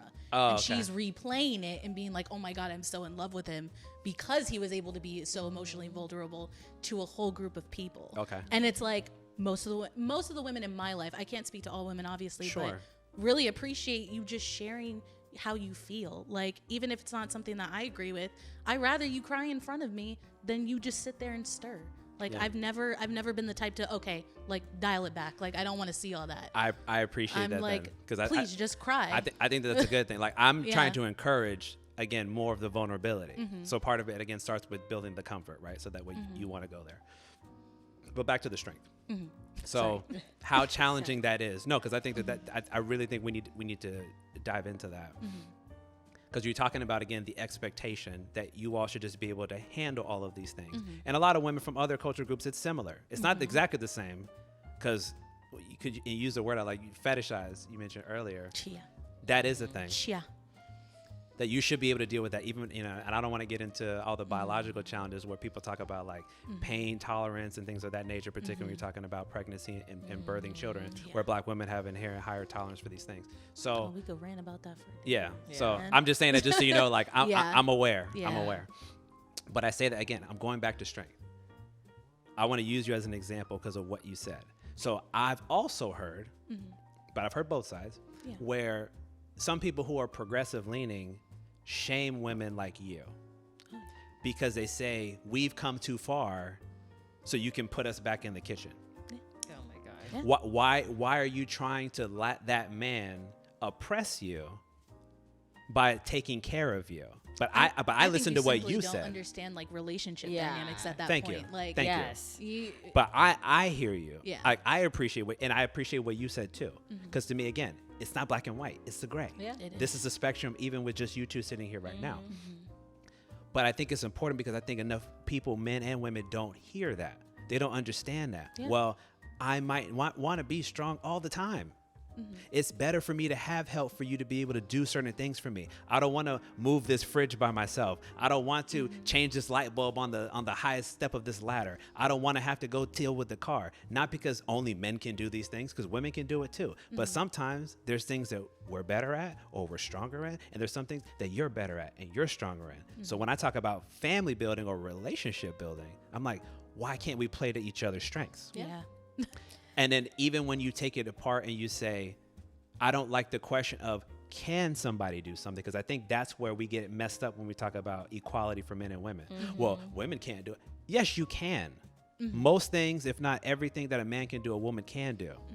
The question could be, is it easier though for him to let him do those things? And it's easier for me to let her do those things because maybe she's just better at it. We're not all like perfectly well-rounded in every space and domain, right? Is that fair, or am I being unreasonable? No, I feel like it's fair. I mean, I feel like it would be incredibly ignorant to not accept help. I think that's just as detrimental to it. That's the hyper-independence trauma response. Yeah. Because like as someone who like became extremely hyper independent after my last relationship because it was an abusive relationship, I was like, oh, I'm never going to meet anyone again, and I'm just going to do everything by myself because like I can't rely on men because men are unreliable, and it took lots of therapy and like being in a good relationship for me to understand like, oh, I can trust a man to do the right thing. Right. You know, I can trust him to help me, to be an asset, and not just physically, but emotional. You know, like I will never discredit my last relationship for being one of the most mature relationships I've been in. And it was mature because I was mature, you know, because I took the steps to reflect and see where my hyper independence was bad for me. So now I understand your point of like the strong to a fault. Thank you. But again, the strength, it all depends on where it came from and out of the necessity it was born out of. And I don't think women or men should be punished for those things. I think it's just a response to our environment. But it is. accepting help to be back in the kitchen, that's ridiculous.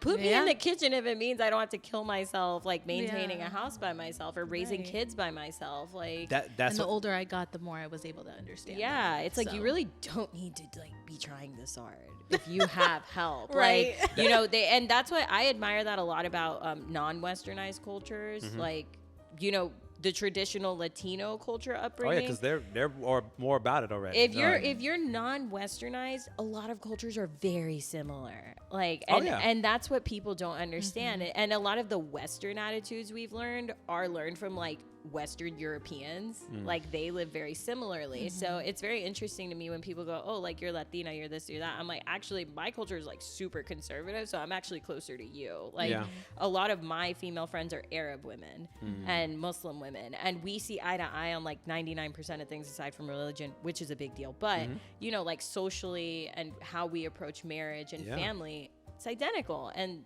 oh my gosh, that like rubs me the wrong way. I'm never gonna forget that. No, listen, but these are good points, and that's why I bring it up, because it's like I'm not, you know, I'm open to women of all backgrounds and all spectrums and how they choose to see themselves, the things that they want for their future, all of that. But I've heard, and I've also had female guests who've talked about how they don't like how other women do that. That's another reason why I got put on my radar. But why even criticize other women, I'm bro? Like, over it. At this point, I'm just like, who am I to speak about how you want to live your life? I mean, even as we criticize them for criticizing someone else, but realistically, I think but I would welcome what you two are saying though, because I don't think you two are trying to judge them and saying like you're dumb for saying that women shouldn't want to be in the kitchen. I don't think that's what you all are saying. Like, no, I can hold space maybe for both. That if I want to go be the CEO boss, because that's I can go do that. Correct. Yeah. It's all about autonomy. But I'm not going to make you feel bad if you want to raise that family and you want to be the housewife. It's all in autonomy. I think different women are empowered by different things. Yeah. You know, you may be 10 times empowered clocking into a job as you would be nursing your baby. And it's all contingent on what brings you personal satisfaction and happiness. But I don't think taking the autonomy away from women is part of the equation. Thank you. Like you cannot champion equality and justice and feminist issues, but at the same time, but don't go back in the kitchen. Yeah, but don't accept help from like a perfectly loving and willing partner. I agree. You know, that's where I was about, and that's why I wanted to target that discussion that you were bringing up, because I think to me those voices should be celebrated, not necessarily more so than what you're saying, but I think at least equally to what you're talking about. I think that should be an appropriate response for those people who desire that type of lifestyle to not feel bad about it, but also recognizing, to your point about the help thing, that's why I'm not sensitive about the word strong, but I think enough people need to define what strong means to them. That's why I gave you the whole example about the other young woman and what her parents and her family passed along to her, because sometimes when you ask somebody to, this is the world I live in, when you ask somebody to define what it means, not just the textbook definition, but why it's so important to them, you come to understand that's not even their own lived experience. Yeah, they adopted but it. They're speaking about it as if they lived it. So just because somebody's told you the same thing for 10, 15, 20 years, that this is the way it's got to be, that doesn't mean that we need to hold on to that to be the absolute truth. Allow for your mind to be more fluid and flexible. Right. That was the only point I was trying to make about the strength. No, and the strength thing too, I think it also lends itself to like other harmful stereotypes, like the spicy Latina, or the same reason why you don't like the term strong black woman, because or black girl magic, like that. Because there's connotations to that. It means like maybe I don't need you. It's not even just that; it's also fetishization on like a basic level, like. And it's, I mean, like, not to bring it up again, but there's just like you were saying, you have like an inherent privilege that comes with like how you look and how you are perceived. And it's just like, I'm already preconceived even before I open my mouth. And sometimes I don't even get the chance to open my mouth because of that. Sure. I don't even get the chance to meet people because of it. Or I mean, to bring it back to relationships, I've been in situations where I'm only in a relationship until it no longer serves you because I'm inexperienced. Now you can say that you've been with a black woman, and it's happened to me, and I haven't realized until later. And then you're like, well, can I cuss? I'm sorry. Oh, yeah. Well, shit, like that was a waste of my time. I thought you'd like me past like all of that, but now it's just because like now you can say, oh yeah, I've been with a black girl. It's like I think with the Latinas too. I know. I think I heard somebody use that term. Same. It's like exotified. Yeah, I'm an experience. I'm no longer a person to somebody. Or what we would use back in the day, we would use the term for men. And white women, we would say like jungle fever. Yeah. Yes. Jungle fever. Yes. It's the same, and I think it's like, I don't know why it has a place in modern society, especially like as populations diversify. They do. It's weird to me, and like I don't know. It's like the spicy Latina stuff too gets to me. I hate it. Like when you respond a certain way, oh, there's a Latina. Oh, so spicy. I'm like, what does that even mean? See, I would say that jokingly, that's part of my culture, but also because I truly mean it with no harm. Yeah. But if somebody said something like that, especially who's not part of it, I think it's definitely going to come across inappropriate. Or even, again, talking about strength all the time. I'm more trying to, and again, I think this applies to men and women. I think that we all have a pretty good understanding of how we define strength to ourselves. And again, I think a lot about over-identifying with things or over-identifying with labels or roles. I'm over here trying to talk about, hey, how do we get these men to be more vulnerable? Is strength going to help them be more vulnerable? No. Is helping men and women come together more? Is strength going to be the thing that's going to solve that? Probably not. Because the stronger I am, the more I think I don't need you or anybody, because I feel so much like I got it together. I'm not saying it's impossible, but I'm saying if I continue down this road, and again, this is an extreme. I'm painting, by the way. If I continue to get stronger, at some point I'm telling myself and I'm telling the people around me, I don't need anybody else because I got me. I'm always going to have me until you don't, by the way. But the other side of that, again, for the men is that that's already what we're taught. And I agree with it to a point because I think women value that about us. But that's not the only attribute that they're looking for in us. To your point about being emotionally available. So we have to learn how to be strong in that skill because then women will appreciate us even more because we're more well-rounded.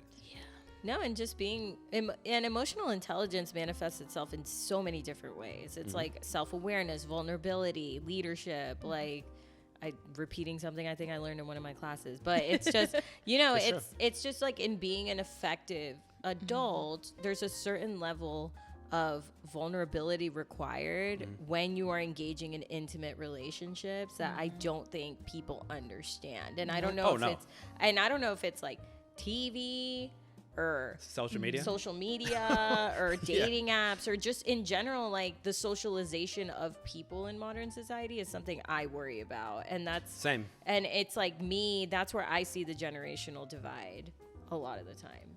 I agree. Like I think, and that's why I meant earlier when I talked about kind of like how we see ourselves. I didn't really touch on this yet, but the word I was going to use is validation. When you talk about social media and how women can get a lot more validation, obviously, than men can. And then how much stock we put in that, meaning random people that don't know us, and yet they can flatter us with likes and follows and whatevers. And that makes me feel good about me. But then maybe you have somebody in your life that you could get genuine validation from who actually has had the opportunity to get to know you in an authentic way. And that's almost like in competition with these invisible people online. I'm not saying you all feel that way, but I've heard a lot of women, including people who have sat here, say that that's been a struggle for them. Even somebody that they love, respect, even going to marry, engaged to, where it is in competition with all these people in the ether because it's like a drug that it's hard to let go. That's heavy. I don't think I've dealt with that. I've never dealt with that. I don't think I've known anybody to deal with any of that, like similar. So when you say that, I'm like, wow, that's must shocking. be a lot. I think these are the I've heard it a lot. I think these are the chronically online people that maybe I would consider myself chronically online maybe too, they use it differently though than I think it has we to be. do. It has to be. Because I'm using social media to create a conversation. Yeah. I'm not using it to gain validation. But I'm sure you must know some, even if it's a younger person, you must know people who don't engage with social media in that way. That's the point. They're literally dropping that photo or that these video. Are the other types. But I with mean, that like expectation. to that degree, like I've never heard it in comparison to like a partner, like that severe. Yeah, I've never heard it that severe. It was like 5 episodes ago, yeah. And I talked about that's I mean, intense. I mean, like, thankfully she's aware of it and she's working on it. But I appreciated her though for acknowledging that. Yeah. She was like, it's hard for me because I got kind of used to it, and even though my partner's here and he's in front of me and he knows this stuff about me, it was difficult for me to not still want that, not still desire that, not still want to drop that little thing out there and see all these people flood me with validation. And so that's what made me kind of start asking that question. And I have met a lot of women like you all who don't necessarily look for that, but you know a good amount of women who do engage in that way.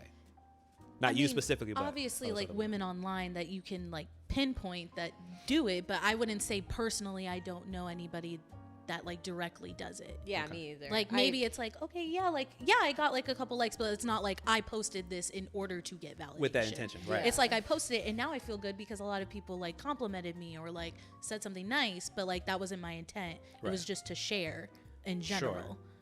Like about myself and like put myself it's online. All intention based. Yeah, I agree. It's all how you and how mature you are with using social media. I think like as a social media practitioner, like you have to be really mature to be online and like not let it affect your like real world perception. I think so many people think like, oh my God, they got like 10 likes. So like that matters a lot. Like the only thing I beef with is like when you're somewhere and they tag everyone except you. That to me is like so rude. Yeah. It's like why'd you leave me out? Yeah. And it's like, am I not here? Right. Man, like I'm so good at being invisible. But no, other than that, it's like social media is just social media. Like I think I've again attracted partners where like they are very different from me in that sense. Like usually the men I date, they don't use social media. Same. So we're more in the face-to-face IRL life. Yeah, like and that's where I say like I'm an old lady in that sense because like I see people going back and forth online and I'm like, this is not the platform.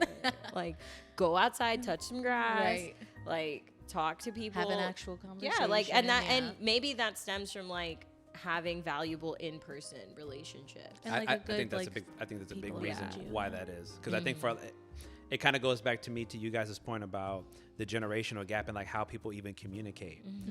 I've had to learn this, right, because I'm more separated from even than you all are, that's normalized for them. Wow. Like it's normalized for them. Like let me give you a small example. When I would travel, like even within the last year, call me old, back in the day, I felt like the common thing to do, like let's say I'm trying to introduce myself to a man or a woman, if I want to follow up with them, is to ask for their number. Yeah. When I've been traveling recently, it's what's your Instagram? Yeah. Do you have a TikTok? Yeah. Because they want to just DM you. Yeah. That in and of itself is very different because it's like social media took the form of that primary method of communication. Yeah. When I used to just get on the phone and actually talk to you so I can get to actually know you. Yeah. Right? But now you're like, no, just send me a DM, which is just another text. Yeah. Right? Which I hope I've impressed the point upon you. Texting is not the best way to get to know somebody. Yeah. So that to me is like something I've had to realize with the generational gap, that it's very different than the way that I do it. I prefer this, but I also predated all this stuff.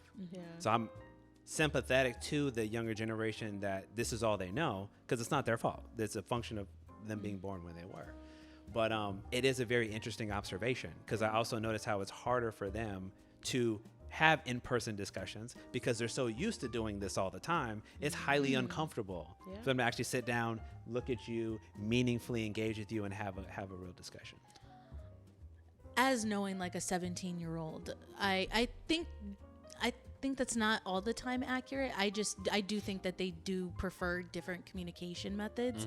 But like I said, having a 17-year-old sister, I know that a lot of them do like to still engage on like in like a capacity of like talking on the phone. Still, like that hasn't changed like with teenagers.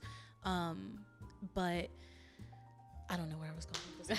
I'm sorry. I just didn't agree with like the whole like they would prefer like to just be on their phone all the time, because I feel like they do want to get out and they do want to engage with other people. It's just maybe harder or a little bit less accessible for them at the age that they're at. Yeah, especially with like schools going full digital hovering too. parents. Yeah, it's a different thing. And I would actually say like communication patterns between generations to me are so interesting, because like I think with like the Gen X people I've worked with, they are so passive aggressive in person, and then they're so rude online. And then my experience online is most people are not rude, but they say things that they would never say to you in person. Oh yeah, like I remember like just working, in general, like when I worked in person, I worked with a lot of like Gen Xers, and they would be so nice to my face or whatever, and then or passive aggressive, and then they'd send the rudest email.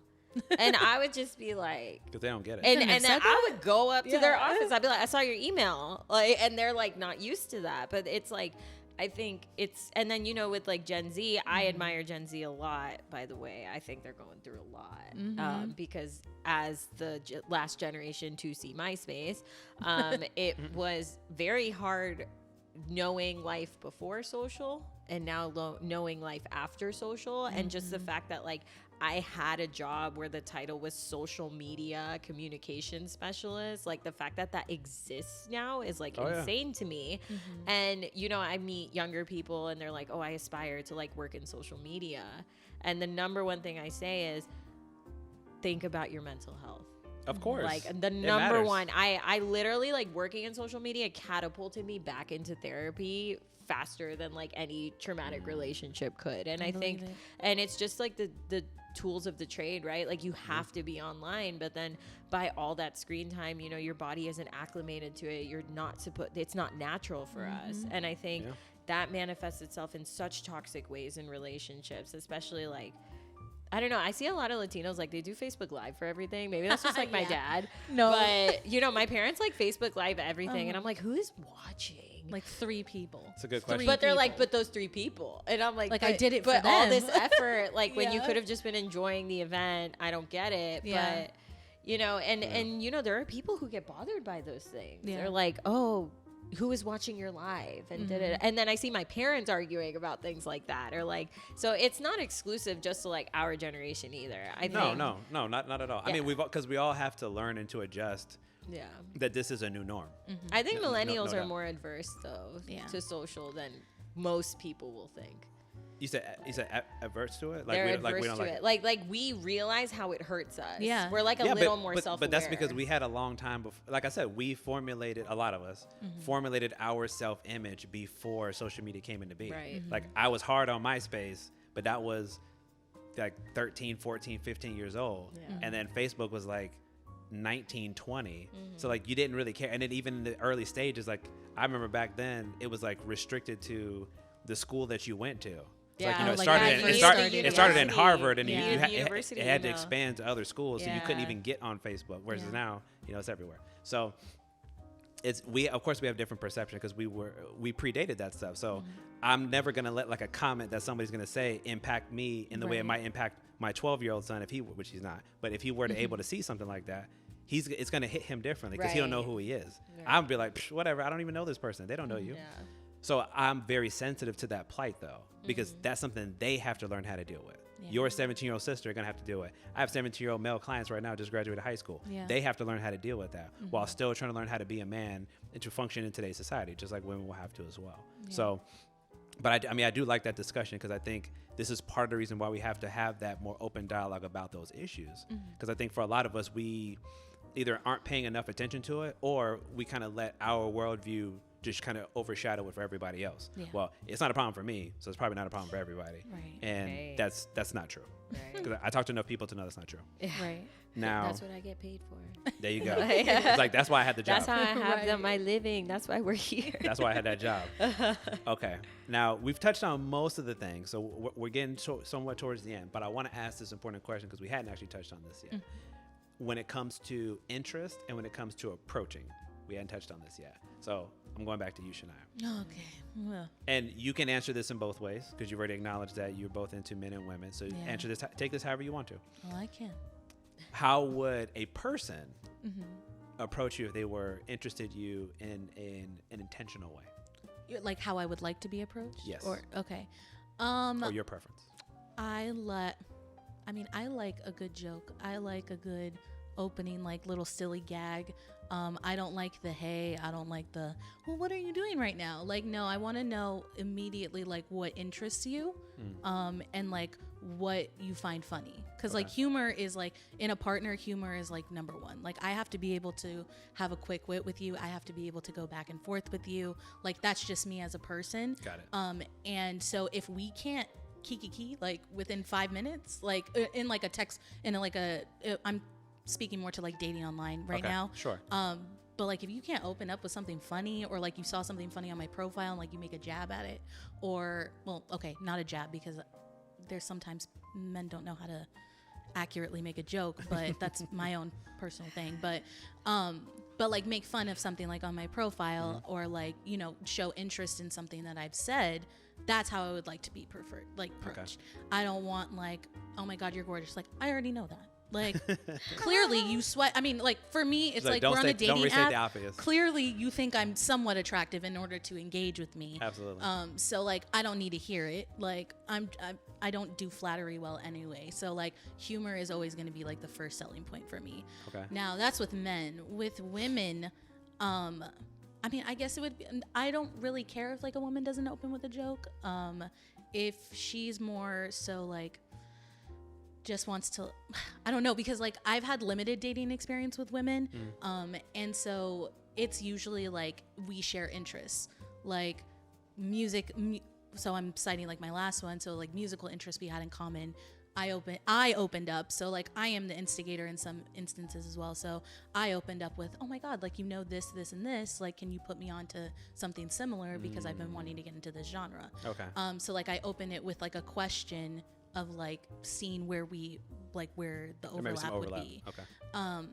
And I do the same with men, like especially because Bumble, you have to interact. Women have to interact first in order to for the most part start the conversation. There's opportunity right? where man can Is there? he can initiate, but then you have to respond. Oh, okay. Because he can. So I always thought it was like the prompt, like you have to pick the prompt. There is that, but I mean, I know Okay. because I've done it before. There is an option though where you can like send a direct message. Oh, like forego that.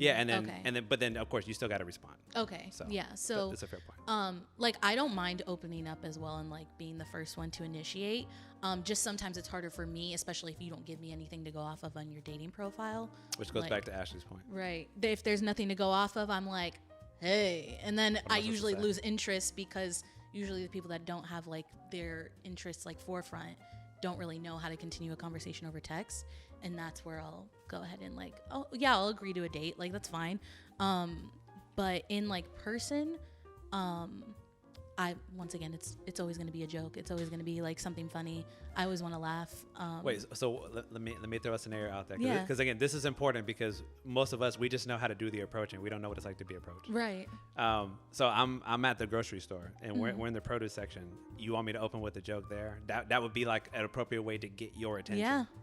Okay. It would, as long as it's not like indirect, like a joke like about my appearance or no. Like I'm just talking like about that. a joke. Oh, just like a joke in general. Yeah. Just to like see like, hey, can I pique her curiosity shoot, for a whole moment? bunch of older men have hit on me that way as well, and I engage and I laugh and you know I try to have a conversation, but you know, and seeing where it goes from there. But I mean that would be fine with me. Okay. As long as I find it funny. I mean, that's what you got to pass that first. No, Yeah. for sure. Yeah. No, I only asked because, and I appreciate that because I was going to ask you to, you separated between online versus in real life. I mentioned that because, again, so another way to date myself. So there was no really online. Eventually it became that, but the predominant way my generation learned was you only had in person. Right. So you had to learn how to get over those things pretty early on.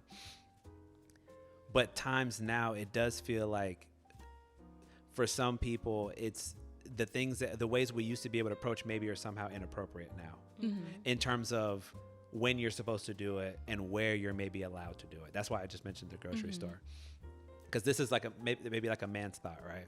Yeah. and it could be for either of you. What if I only saw you in this one place? I saw you at Wawa, and I saw you at Publix, and I was interested in both of you. I don't know if I'm going to see you again. I don't know if I'm going to see you again. My thought process would be, and a lot of men that I know that I've talked to is, well, I'm going to approach you there. I don't mean in an inappropriate way. I just mean that I'm going to approach you because I don't know if I'm going to run into you ever again. Maybe that was just the one fated chance. Versus, I've heard some women say like, well, there's certain places where you shouldn't do it. But then that kind of conflicts with this idea of like, okay, but then what if I don't get that chance again? Like, I don't, maybe for me and a lot of guys I know, like we try not to live with regret. So it's better for us to attempt and fail than not attempt and just wonder. Right. Does that make sense? Yeah. What would you all say to that with that sort of scenario? Do you want to go? Sure. Okay. I think, so I don't know. My approach, like what works on me personally is I'm turned on by intellect. So like if a dude can like come up to me and talk to me about something substantial, I'm like, hell yeah, this is my person, you know? Especially if he's funny about it or he's humble. And, you know, one thing I really appreciate is if a guy gives me his number.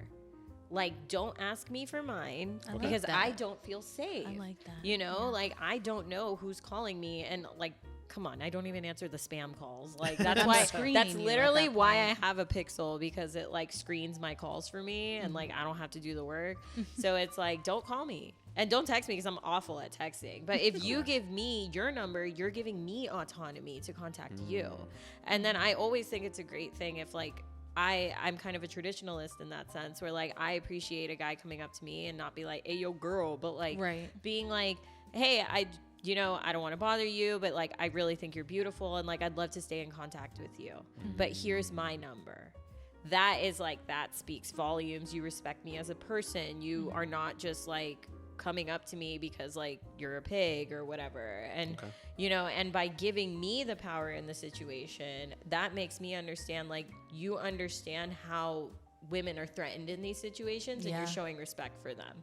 Sure. So no, I respect that. I actually, and I've heard if I'm not mistaken, the last two guests said something similar in terms of safety.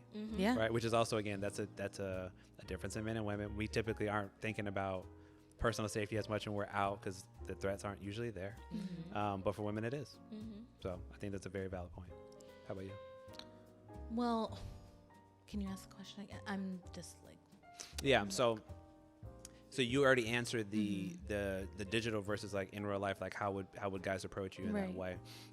So I'm thinking more so now, kind of beyond that. If let's say in that perfect scenario, so I said I kind of caught you in Publix. Is there anything else that you would add into how I should go about talking to you? So she just gave an example of give me your number. I want to keep autonomy. It makes me feel more comfortable to be approached in that way. Is there anything else you want to add to like that in-person experience for men or women? How should they approach you? Well, I like the fact that you said, you know, they would, sorry. Oh my God, I'm losing my words. Okay. That, you know, you would take their number instead of you giving your number, because it also puts you on edge. You're like, I don't know when this guy is going to contact me, sort of thing. And now I have to be on edge until I know that he's going to contact me. And then there's like an added stress too of like, well, I didn't even really want to give him my number in the first place. So now I feel even more weird. Cause like if I take your number, I'm not like obligated to like message you. Sure. And like, you'll probably continue on your day without even thinking about it, and it'd be a nice surprise for you. But for me, I'm like on the edge of my seat, like just like, oh my God, like now I have to worry about being bothered and like, you know, like having to engage in a conversation that I might not have wanted to in the first place. And it's also like my thing too is like just not enough like in the instances that I have been approached like in person, which hasn't been many, it's just like it's so like passive, like it's not like it's more open-ended, and it's more like, okay, now what are you gonna say in response? It's like, no, you came up to me, you tell me what you want, and you tell me how you want this to play out. I'll tell you if I accept it or not like, especially if I'm minding my own business, like I didn't come up to you, like you should give me the respect of like if I don't want to continue, like Absolutely. Stop. And I think a lot of men are just egg you on until you submit like to it, and that is harassment. Yes, exactly.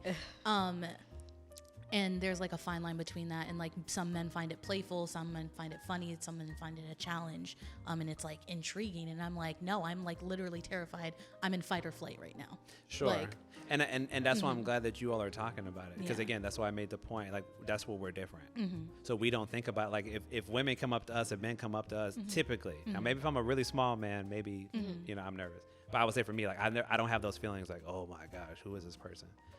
So that people aren't inherently threatening, but that's a different lived experience for most women. Most women are maybe thinking about those things. And so they are going to be curious more about your intentions, or I shouldn't say curious, concerned more about your intentions. And are you trying to threaten me? Are you trying to harm me? Well, I think also like men degree. just like don't pick up on like, they don't want to pick up on like body cues. Like they don't want to I think some of see us do. I think some of us maybe are not. definitely that are more aware. We're not raised in a way Yeah. to pay attention to those signals more.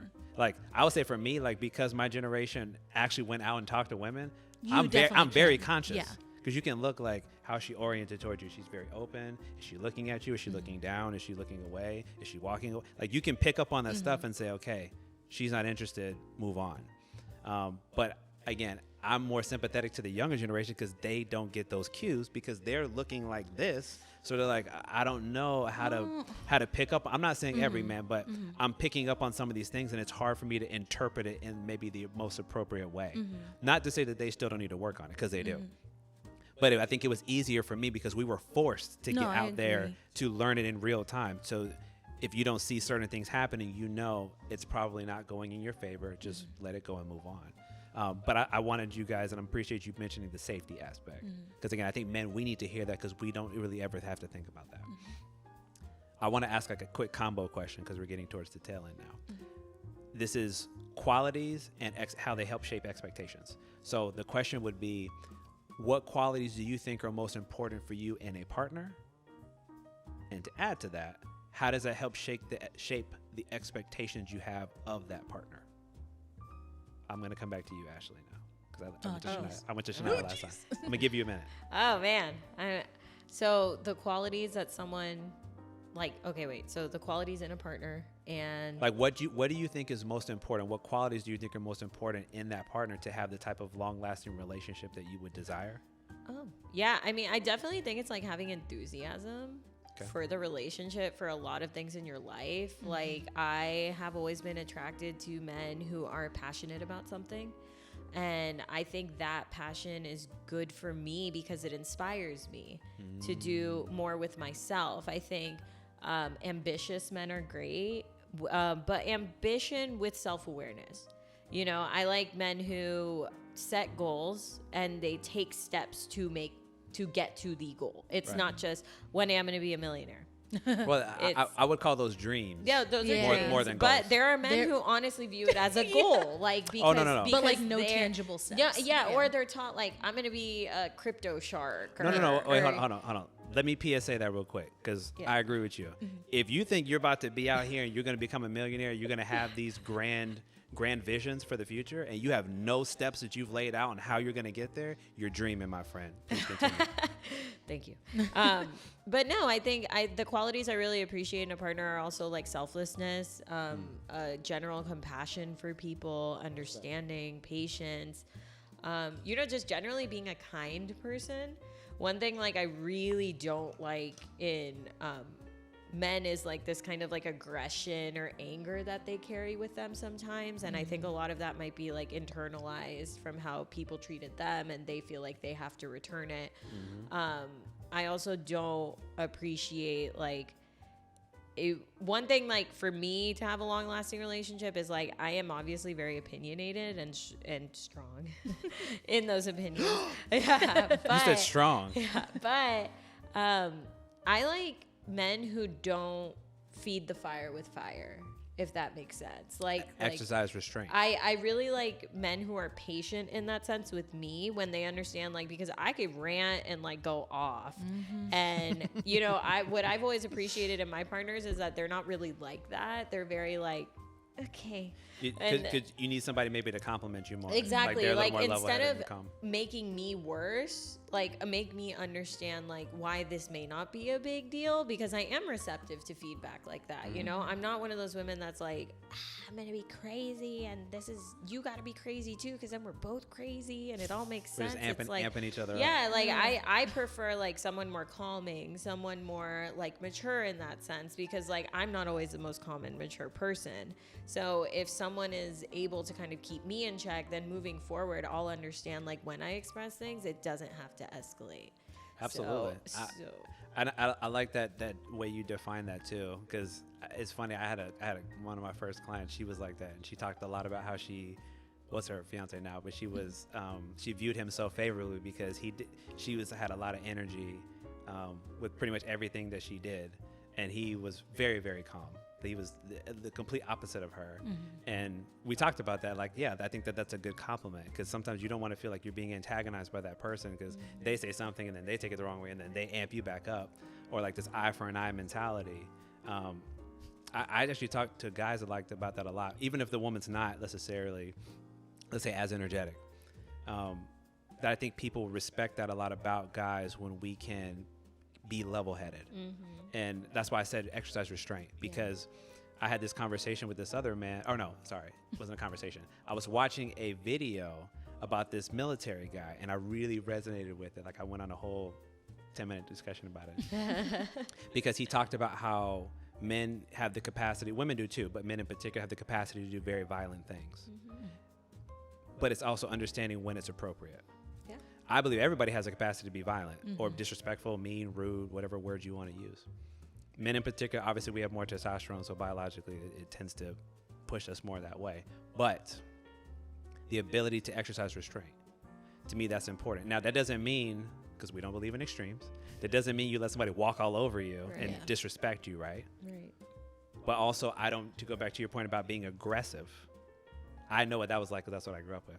Mm-hmm. That's very intimidating. That doesn't foster a warm and inviting environment for us to actually connect. Mm-hmm. That teaches me, like, I'm about to keep to myself because I said one thing and this dude lost his mind. So I don't want to foster that either. So I'm going to do is say, you know what? Okay, she said something. I didn't like the way she said it. So I'm going to collect myself and then take a moment and sit her down and say, listen, when we have these type of discussions, I would appreciate it if you didn't speak to me in this manner, because this is how I interpreted that and this is how it made me feel. Because that gives you an opportunity to reflect on your actions. And if you respect what I think, you will modify your behavior. Yeah. Not because I controlled you, not because I told you to, because you respect me and you hear what I have to say. And the same goes in reverse from me to you. Yeah. So I think for men in particular, that's very important. Because yes, again, we have the capacity to do these things. But that's not something to me that we need to celebrate as like the end all be all. But when I'm talking about my partner, my children, family, just people I value, I don't need to go to that degree, man. I want to be able to be like, no, when people talk about me, it's like, man, that dude is really, really relaxed. He is very methodical and he thinks very deeply about things that he wants to say before he presents them. Mm-hmm. And when I'm upset, I go to him and he brings calming energy to me. Yeah. Because I understand that this man's got more sense of self-control than maybe some others do. And that's not absolving women, it's not absolving men, it's not absolving boys or girls. It's just to say I think that those are attributes I have learned from being in relationships with women that they appreciate. Yeah, and it's not like being a robot. There's a difference between like being a robot and like not letting yourself have emotions. Mm-hmm. And then there's a difference between self-control and you know, bringing the peace to the situation. Absolutely. And I think like for long term too, it's also like just respect, you know, respect for your friends, respect for your family, me as a partner, my insight. Like my strongest relationship points have always been when someone who I perceive, like, because I hold my partners in high regard, because I hold myself in high regard, you know, and like one thing that I've always admired in my male partners is they have never been afraid to ask me for my opinion. Like on some big life decisions they have to make, you know, what do you think about this? Or like, can you help me with this? Mm-hmm. You know, because at that point you're viewing me as a partner, you know, and I'm strong. I do the same thing. You know, what do you think about this and that and this and that? And, you know, really just acting as a team, I agree. So. And I end up using that word a lot too, to take away from the idea of, because again, when we say things like independence, that's very individualistic. So it's like self. Yeah. So I like to remind the team aspect, because then it makes you like, hold on. Yes, you're important. You are an important factor of this team, but understand that what you do impacts me and what I do impacts you. So let's celebrate that together. Yeah. Now I want to go to you. So again, same question. So what qualities do you feel are important? Again, you can answer that for men and for women if you'd like to. And to have a long-lasting relationship with that type of person, and how does that kind of shape your expectations, like when you're going to engage with somebody like that? So, like I said, humor is a big quality that I think somebody needs to possess in order to be with me and for me to be with them. I have to be able to, at the end of the day, have a joke, like have a laugh, make each other laugh, say silly things. That's always been like number one for me. And like in a respectful way, like not like in a roasting way, but like we can collectively like joke about like everything that's going on and be witty. Like a little banter? Yeah, I love banter so much. And like that is just, that's a big one for me. Okay. Another one would be definitely like having the emotional intelligence to like have a conversation about deeper things and, expressing your feelings, and understanding where I come from. And I mean, I'm still really working on it, to be honest. Like That's okay. I'm redefining like what I want in a relationship, which is why I'm not like fully engaging in one right now. But like I liked a lot of what you said. That's okay. My thing too is like family values are really big, like respect, like you said, like respecting my family and knowing that my family will be involved one way or another. And like that's just something that has to be dealt with, and it's not ever like in an invasive way either. It's just more of like, we are going to hang out, like I want you to be able to get along with my siblings, because I get along with my siblings very well and we talk almost every day. Like you have to be okay and like join in a conversation here and there, and like just engage in that way. So and my mom's like a big part of my life, so it's not necessarily that she has to accept you, but she has to respect you at the end of the day, and you have to respect her.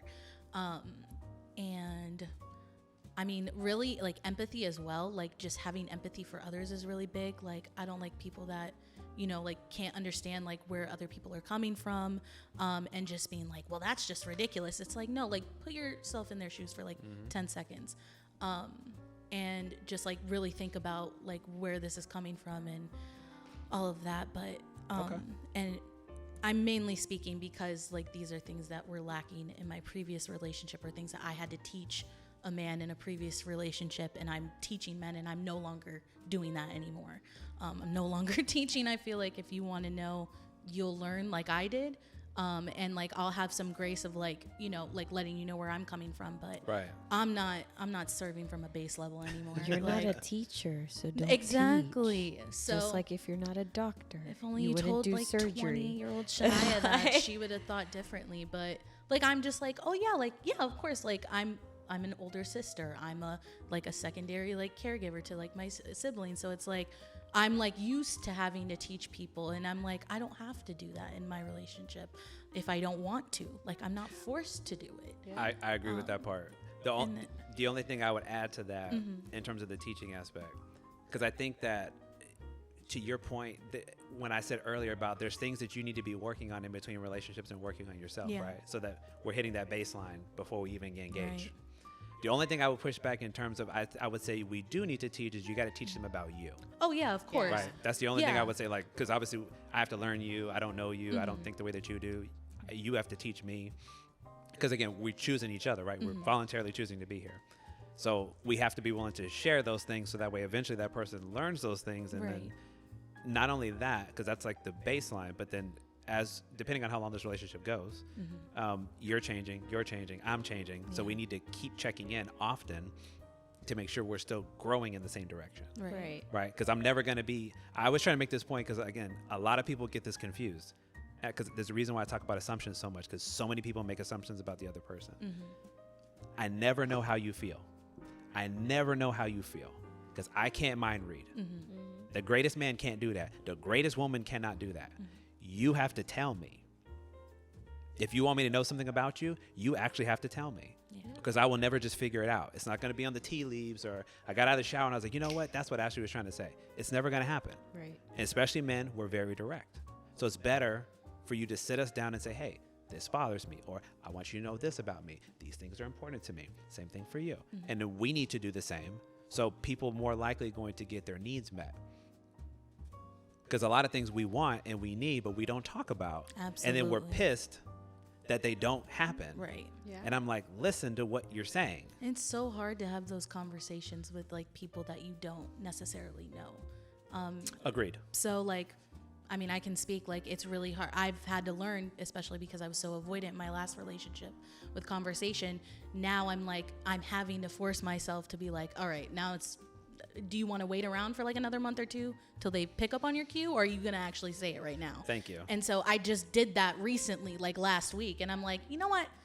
I'm not going through this again. I'm going to just say what I have to say now. You either take it or leave it. But before, I was so afraid of rejection as well, and being like, oh, well, like them saying like in return, like, that's not what I want.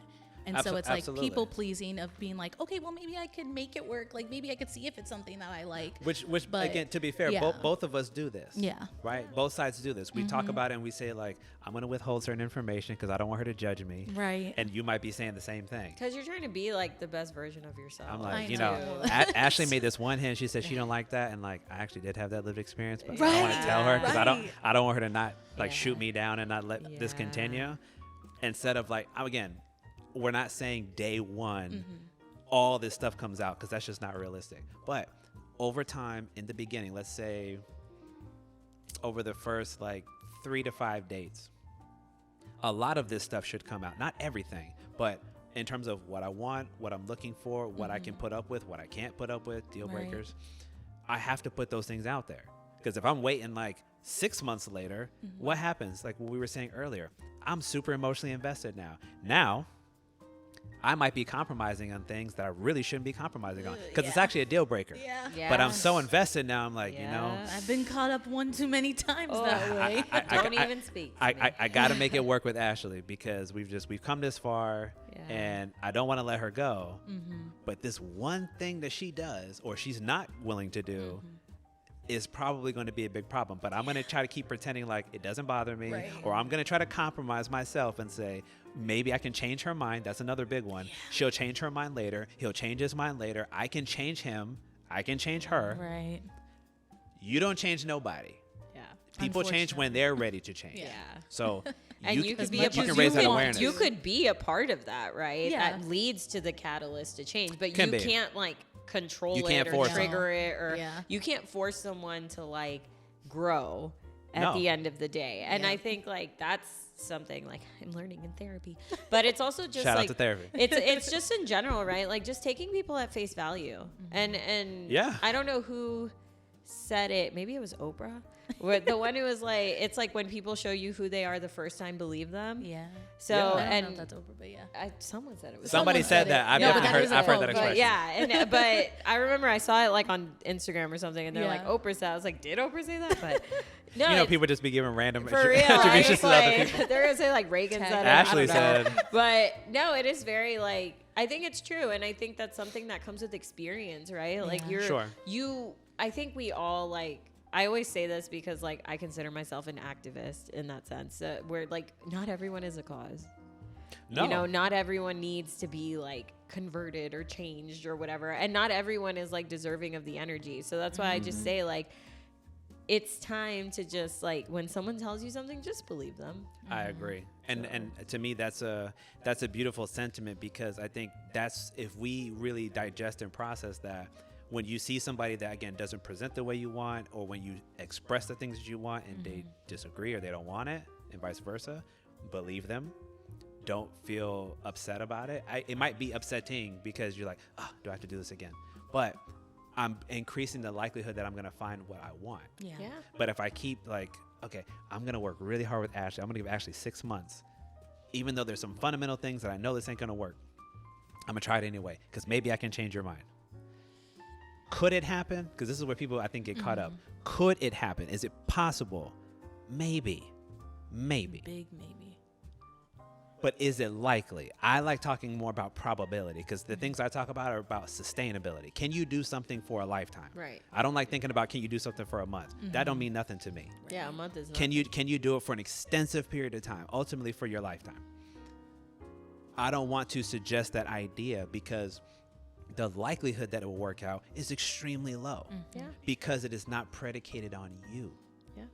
You can't make that person change, again, to emphasize that point. Right. You can raise the awareness and say, hey, maybe you want to work on this because it is quite problematic.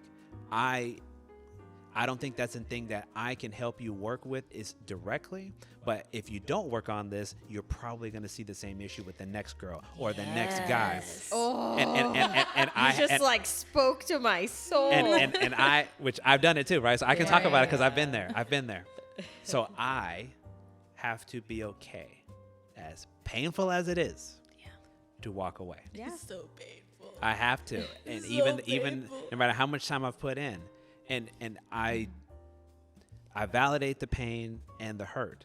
I don't minimize that for anybody because it is hurtful. Yeah. Again, I've been there. It's the reason why I can speak about it this way is because I've been there. Yeah. But I'm trying to think about the long term It's to get you the thing that you want, right? You deal with this. It's temporary, even if it seems like it's forever. The pain's temporary, but we're getting closer to the thing that we want for the long term. Yeah, and I think just a message to all the men out there. Like, there's nothing you're going through that can't probably be worked through. You know, like, I think a lot of the time I hate when men go like, that's just how I am. Oh my Or God. whatever. Oh, no. You know, I really hate that. It makes me sad too. Yeah, and it does. It is. Because, Really and I sad. also think it's like, it's such a disservice to like the growth that you can make as an individual, and especially by like your loved ones and partners and family and all these people, like they want to see you grow, right? Like my exes, ultimately we didn't work in a relationship. Does that mean I don't want to see them grow? That's not what that means at all. If anything, I would love to hear from them when they're in a better place and they've been capable of that growth, because I'm gonna be like, you know what? That's all I ever wanted was like, I want to see everyone eat, right? Like, I don't want to see people like struggle or suffer. Just because you did me dirty doesn't mean I want like your life to be ruined or whatever, you know? And sometimes things like don't even need to end on a bad note, right? Like, You know what I would say to you in that regard, because I definitely agree with what you just said. Sometimes it feels like it's harder though when it doesn't end on a bad note. well, that was my situation. Like in the immediacy, I would say. Like, that was like my you can appreciate situation. it later. It was like a mature You're like thing, 'cause, and then I it blew feels up better, later. It feels better when So- you don't like the Same. person. You're like, you know what, you did this to me, so you're dead to me. No, and you like that's you much easier to almost, like start to move on. And which is- but I also think people like you need the anger to a certain level to like move on healthy, because it's not anything you can't revisit later, right? No, you like can. like you're never not going to be in a place where like you can't just unblock them and send them a message and Right. be like, Sure. you know what? I think like I finally made peace with what happened. You know, I wish you the best. I'm sorry that that's like the way you remember me, but just know like that's not who I am anymore. And you know, I've gotten messages from exes and ex-friends and people like years down the road where they are very apologetic about how they treated me, and they're very open. And that's where I learned, like, you know, as I have received them, you know, I need to be capable of doing that too. Absolutely. For people that I'm upset with, because like life is short, man. Like it's long, but it's short. No, yeah. In the big picture, I absolutely agree. And I think part of that to me is a function of like age and experience, where you learn to appreciate that more. But I would also say, to me, even with all that pain, right? This is just something I've had to learn, because I haven't touched on it, but I'm not going to go into all it now because I've said it on another episode. Some of us go through a lot of hardship in life, and this is not a pain competition, by the way. But what I've learned how to do very young in life is to try to convert pain into something positive. I've had to learn how to do that, because there's no way I could sit here with you all if I didn't figure out that out, because I would have just given up already. But I say that because there can be bright spots and silver linings to things, even the ones that are really hurtful. So situations that it was ended amicably, but it just didn't have the outcome that you wanted. To me, the best thing, to your point about, like, I don't want to see you fail. I don't want to see you distraught. I don't want to see you in a miserable existence. I want you to win because I know I'm going to win. Mm-hmm. I'm going to do the work that I need to do to learn how to be better, to bring that to this next person so that I can get that from them because I'm expecting in what I give. Mm-hmm. But I want that for you too. Because you're not a terrible person. Right. And I want you to be successful and be happy, but it's easier to desire that for somebody when you're doing that for yourself. Right. If I'm miserable and my life ain't going well, I'm gonna be like, man, I hope Shania life sucks. Yeah. I hope she's sad every day and she's missing me every day and she's crying over me every day, right? But if I'm out here like, I'm trying to do the best I can for me and I'm working on myself and I'm trying to improve my life, then it's easier to look back at you, whether it worked out or not, and say, I hope life goes better for you. I hope it is going better for you. Does that make sense? Yeah, and wishing that doesn't mean you want them back either, right? No. I think that's the misconception, right? People are like, oh my God, how can you have such positive feelings towards someone who did that? And it's like, well, you can choose to hang on to like the anger and the upset and all that stuff. Absolutely. And let it affect all of your future relationships, because there's always that joke, right, that's like guys get hurt one time in like the 5th grade and then they take it out on their girlfriends for the rest of their lives, and it's like, if you don't deal with it, but because men are so repressed emotionally and they aren't given the space to like express themselves, and that's where like the feminist outlook serves men just as much as women 99% of the time, because a woman's empowerment empowers her to be that much more open to you. And I think that's the perspective we miss a lot of the time, is like my feminism has helped me become such a good partner to the men I'm with, because I'm so empowered in myself that I'm not threatened by you as a partner. Right. You are my equal, you are who I want to spend my life with. And I have never understood the whole like, oh, I hate my ex and I hope he's like years later. Or being like bitter. Yeah, being bitter. And it's like, me, obviously you wanted a different outcome, right? You care about this person. You wish they were in your life more. But at the same time, we all make decisions. And then at the end of the day, like, it's going to be, I think there's, I did so much Googling, like post breakup, like every breakup, I do like all this Googling, and I do it in incognito. Like I'm ashamed, like someone's going to check my search history or something. And like, it's funny because it's like, there's like scientific proof. Like there was a paper I was reading that I even emailed the professor and was like, there's a paywall and I want to read your paper. And he emailed it to me. And it was about how like men experience heartbreak. And I think there's this big misconception that like women experience heartbreak and men don't. And, that's definitely not true. And it's such a lie. And it's even scientifically proven like that men do experience heartbreak sometimes at worse levels than women because they can't express it. Let me add to that real quick. Because I've personally gone through that too. When you're repressed, number one, you don't have the lexicon and the verbiage to actually articulate again what you're going through, right? So that's one thing. That's already hard enough. But then I would make the case to you, and I'm going to go back to what you said earlier when we were talking about moving on, how women can kind of already be mentally and emotionally checking out, even though they're still physically present. And then men recognize it when they start to see the woman leave. It's like all the reality floods and hits you in the face at that moment. I have seen in a lot of different spaces and capacities that men take longer to move on. And let me give you an example why I say that. Where women are more adept at expressing and articulating how they feel emotionally, it's easier for them, and you are, I believe, to be able to move forward because you're able to talk it through, to take the resources and the support that you need, and then not quickly, but in an appropriate fashion, then be willing to move on and invite another person in to give them that opportunity to get to know you and start the process again. We don't operate that way. It's not because we can't. Again, this is where we are. Right. We're stifled so much that it will, in many cases, it takes us years, where it may take a woman months. It might take a woman 3 months, and it might take us 3 years to move on from that relationship. And you've like found somebody else, and you're like, man, I'm really happy. Maybe you're getting engaged. Maybe you're married, and you're about to have a kid already. And I don't mean we're like stuck on the relationship. I mean like we're still trying to learn how to process what happened. Yeah.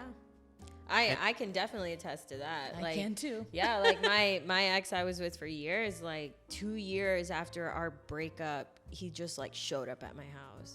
And I was like, in a new relationship. And I was like in a totally different mindset. And he just like showed up at my house and I got so scared, you know, because it's a safety thing. You know, you never know the intentions people show up with. So I just remember being so scared. And then I was like, what? Like 2 years?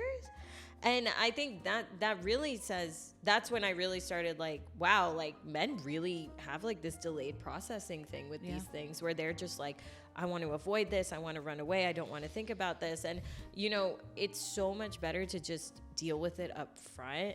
Of course it is. Because that way you're not going to carry it with you. Like, I agree. It's baggage. Yeah. Like, and men always talk like, mommy issues, daddy issues, whatever. But at girlfriend the end of issues. but there is like that 5th grade girlfriend, man. Like you want to be like tough, but you don't have to do the work, you know? No, I agree. And that's why I brought it up, because I think a lot of women may not know that, because for you all, I think it is genuinely easier because you're more fluent in the language of speaking on emotions. So naturally you don't hold on to it for as long. So you're willing to invite a new man in your life, in this example, to get to know you. Whereas for us, man, it's not necessarily that we're always stuck on that past, but maybe we're so avoidant typically that when it comes time to sit down with her, I'm just like, man, I can't stop thinking about Ashley. 6 months later, 9 months later, 12 months later, 18 months later. And I'm still like, okay, I've kind of processed it to a point, but I still want her back. Yeah. And you're over here like, Shania's like, I'm already with this person. Yeah. And we're like, but how did you do that? Like, I don't understand. How did that happen already? That's what I meant. And I agree with the delayed processing. Yeah, journaling. It helps. Journaling. Oh, yeah. Oh, you hit another buzzword of mine, ma'am. I'm huge on journaling. Answering me questions. too. Especially if like you're naturally artistic. Like I just want to throw that out there for people. Like if you were good at writing essays in school, journal, because you will write like. Sometimes I reread my journals. Like when I'm in a good mental place, I read it from like when I'm in a bad mental place. And I'm it shows you growth. Yeah. And I was like, wow, I was really stressed and now I'm fine. Or it's like, that was so minuscule. Like, what the hell was I crying for? Like, and but at the time, it could have felt like the end of the world. And it usually is in the journaling. And now I understand like what my parents meant by they're like, oh, teenagers, everything's like the end of the world to them. But because you have no frame of reference, right? And my sister, she is the mom to two my nieces. Like she's an amazing mother, and she always like explains when my niece is going through a tantrum. She's like, you have to understand, like to us it's not the end of the world, but to her it is, because that is her range. Oh, right. That is like her range of emotion. That's what she knows. She's like, we know more, she doesn't. Correct. And that is what ever since she taught me that, I view adults that way too. I'm kind of like, they may not know how to handle this because they just genuinely don't know how to handle this. Right. Correct. You know, and I'm handling it because I know how to handle it. Exactly. So. We have those different experiences. So no, I think that's spot on. Yeah. And that's why I try to talk about it from both sides for the guys, because I don't want, and I'm not saying you all did this, but I don't want women to feel like, okay, we want men to get to that point, but then they keep having the expectation that they're going to not open up and share as much, because that's traditionally how men behave. Because those two aren't going to go together. But if we actually hold space for this, like you're talking about and like you've talked about, we can get to these outcomes. It is very possible. I encourage and challenge us to do this work to get to this point, which is why I love journaling. I actually make every client I work with journal, because it's also a great way to get to learn somebody and learn their viewpoint and how they see the world and how they see themselves. Because again, you can't just know it. Like somebody has to invite you in and tell you enough about themselves to learn about them. So to me, journaling is the greatest tool, and it's like a check-in point. So if I was heartbroken 18 months ago and I go back and look at that, I'm like, man, I don't feel like that anymore. Maybe it still stings a little bit, but I'm not there anymore. That shows me my own progress. Yeah. Right? That I'm not in that dark space anymore, and I feel like I'm trending, to a better place. Right. So I just want to add something really quickly too, especially with like the opening up like in an emotional space. I just want to say to like men in general, like be weary of like, and be considerate of like who you're opening up to. Absolutely. Because I don't think, just from my experience, I don't think men are very considerate about dumping like all of that emotional baggage onto you and then like leaving you in the dust. So no, definitely not a good idea. It's and I'm not saying that like every guy does this, but it's more common in guys our age, just to do it and then leave. and like and I'm like not supposed to feel any type of way. Like I'm crazy if I feel some type of way for you opening up that way. So I just want to say, just be very careful of who you decide to share that with, and like always ask if it's okay. Absolutely. At the end of the day, because a lot of people don't ask too. They just dump on you and that's it. It's because you got the warm energy. Yeah, but like I don't want to I got a lot of energy to deal with too. Like you don't know what that person's dealing with. Ask if it's okay and it's appropriate. Yeah. And then I also think you step into it, just like we talk about building trust and confidence. You step into those things. You don't just overwhelmingly do it overnight. Yeah. So I'm gonna ask you one of the very last questions here. Do you feel, or can you tell me, maybe it might just be one or two options, of when do you feel like it's appropriate that you need to leave the relationship? When he isn't sure about you. Yeah, right. Like, but no, I think it's like the minute you think you are having doubts and you are not expressing them to your partner. Like, because I think at that point you're not opening the communication to figure out the problems. You're just holding on to them. So that's kind of my metric, is like, I used to feel comfortable talking to them because I wanted to fix it. Maybe I'm not sharing because I don't want to fix it. Okay. So. Good point. How about you, Shania? Yeah, I mean, I would say something to the same effect. I honestly don't know. Like, I don't know how to answer that. Just because I'm trying to figure out, like I said, this is all like very not new to me, but like I'm still trying to like process everything that happened in my past relationship. And I wish I would have been more true to like my feelings and like trusted my gut. Okay. That, you know, like, yeah, I can work really hard at it and I like can really try to do the inner work for like myself.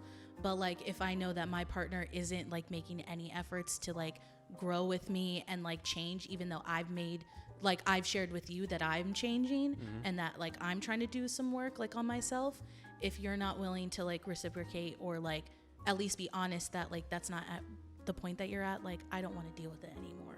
Fair. That's like really hard for me to swallow, because like I come from my family relationships where it's like you stick it out, like you wait until like it is absolutely done and exhausted. And for me, I don't know what that point is like in my life. Like I thought like I had to be broken up with in order to get the point. Which in this past relationship. I think that's good awareness too. Like you can step away if you feel like, to Ashley's point, those needs aren't getting met, or you're not willing to address issues and actually work through them anymore. Because to me, like, then you're actively not choosing the relationship anymore. Right.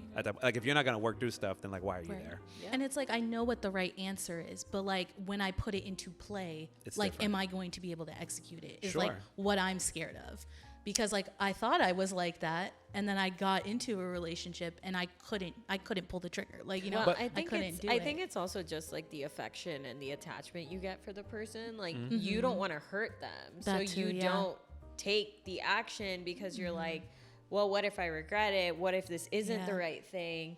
You know, and that's where you end up talking in circles. So I think again, it's kind of like you're not trusting the intuition, your gut feeling to like work things out, because maybe a part of you is like, this really is a deal breaker. Yeah. You know, and I need to see it. Earlier. And I need to see it more as a deal breaker as opposed to just like a doubt at that point. Yeah. Right. So like it has more weight to me than maybe I'm really acknowledging. Yeah. Okay. And that's also hard to deal with. And to be fair to you, to Shania, you like you said, you're still figuring that out. So it's okay for you to not have it perfectly curated. I know what I know what I want to say, but like if I'm being honest with everybody, like I don't know. Like okay. No, I respect that. Yeah. All right, so now we are actually at the end. So the end is just discussing what's in the future for you. Take that however you want to take it. I'm starting with you, Ashley. Oh God, don't ask me. So much weight. I mean, I honestly don't know. Or what do you desire? It doesn't have to be like, you don't need to be a fortune teller. What do you want to come I mean, that's the thing. Is like I want so many things. Right. I'm so ambitious in so many different ways, and like I think for me it's more like relationships are very important to me, but I think my immediate concern is more like building female relationships, like especially like building a community of women that will empower me to be as ambitious and as confident as I was in my relationship. you know, because I felt like I was with someone who was on my level in that sense.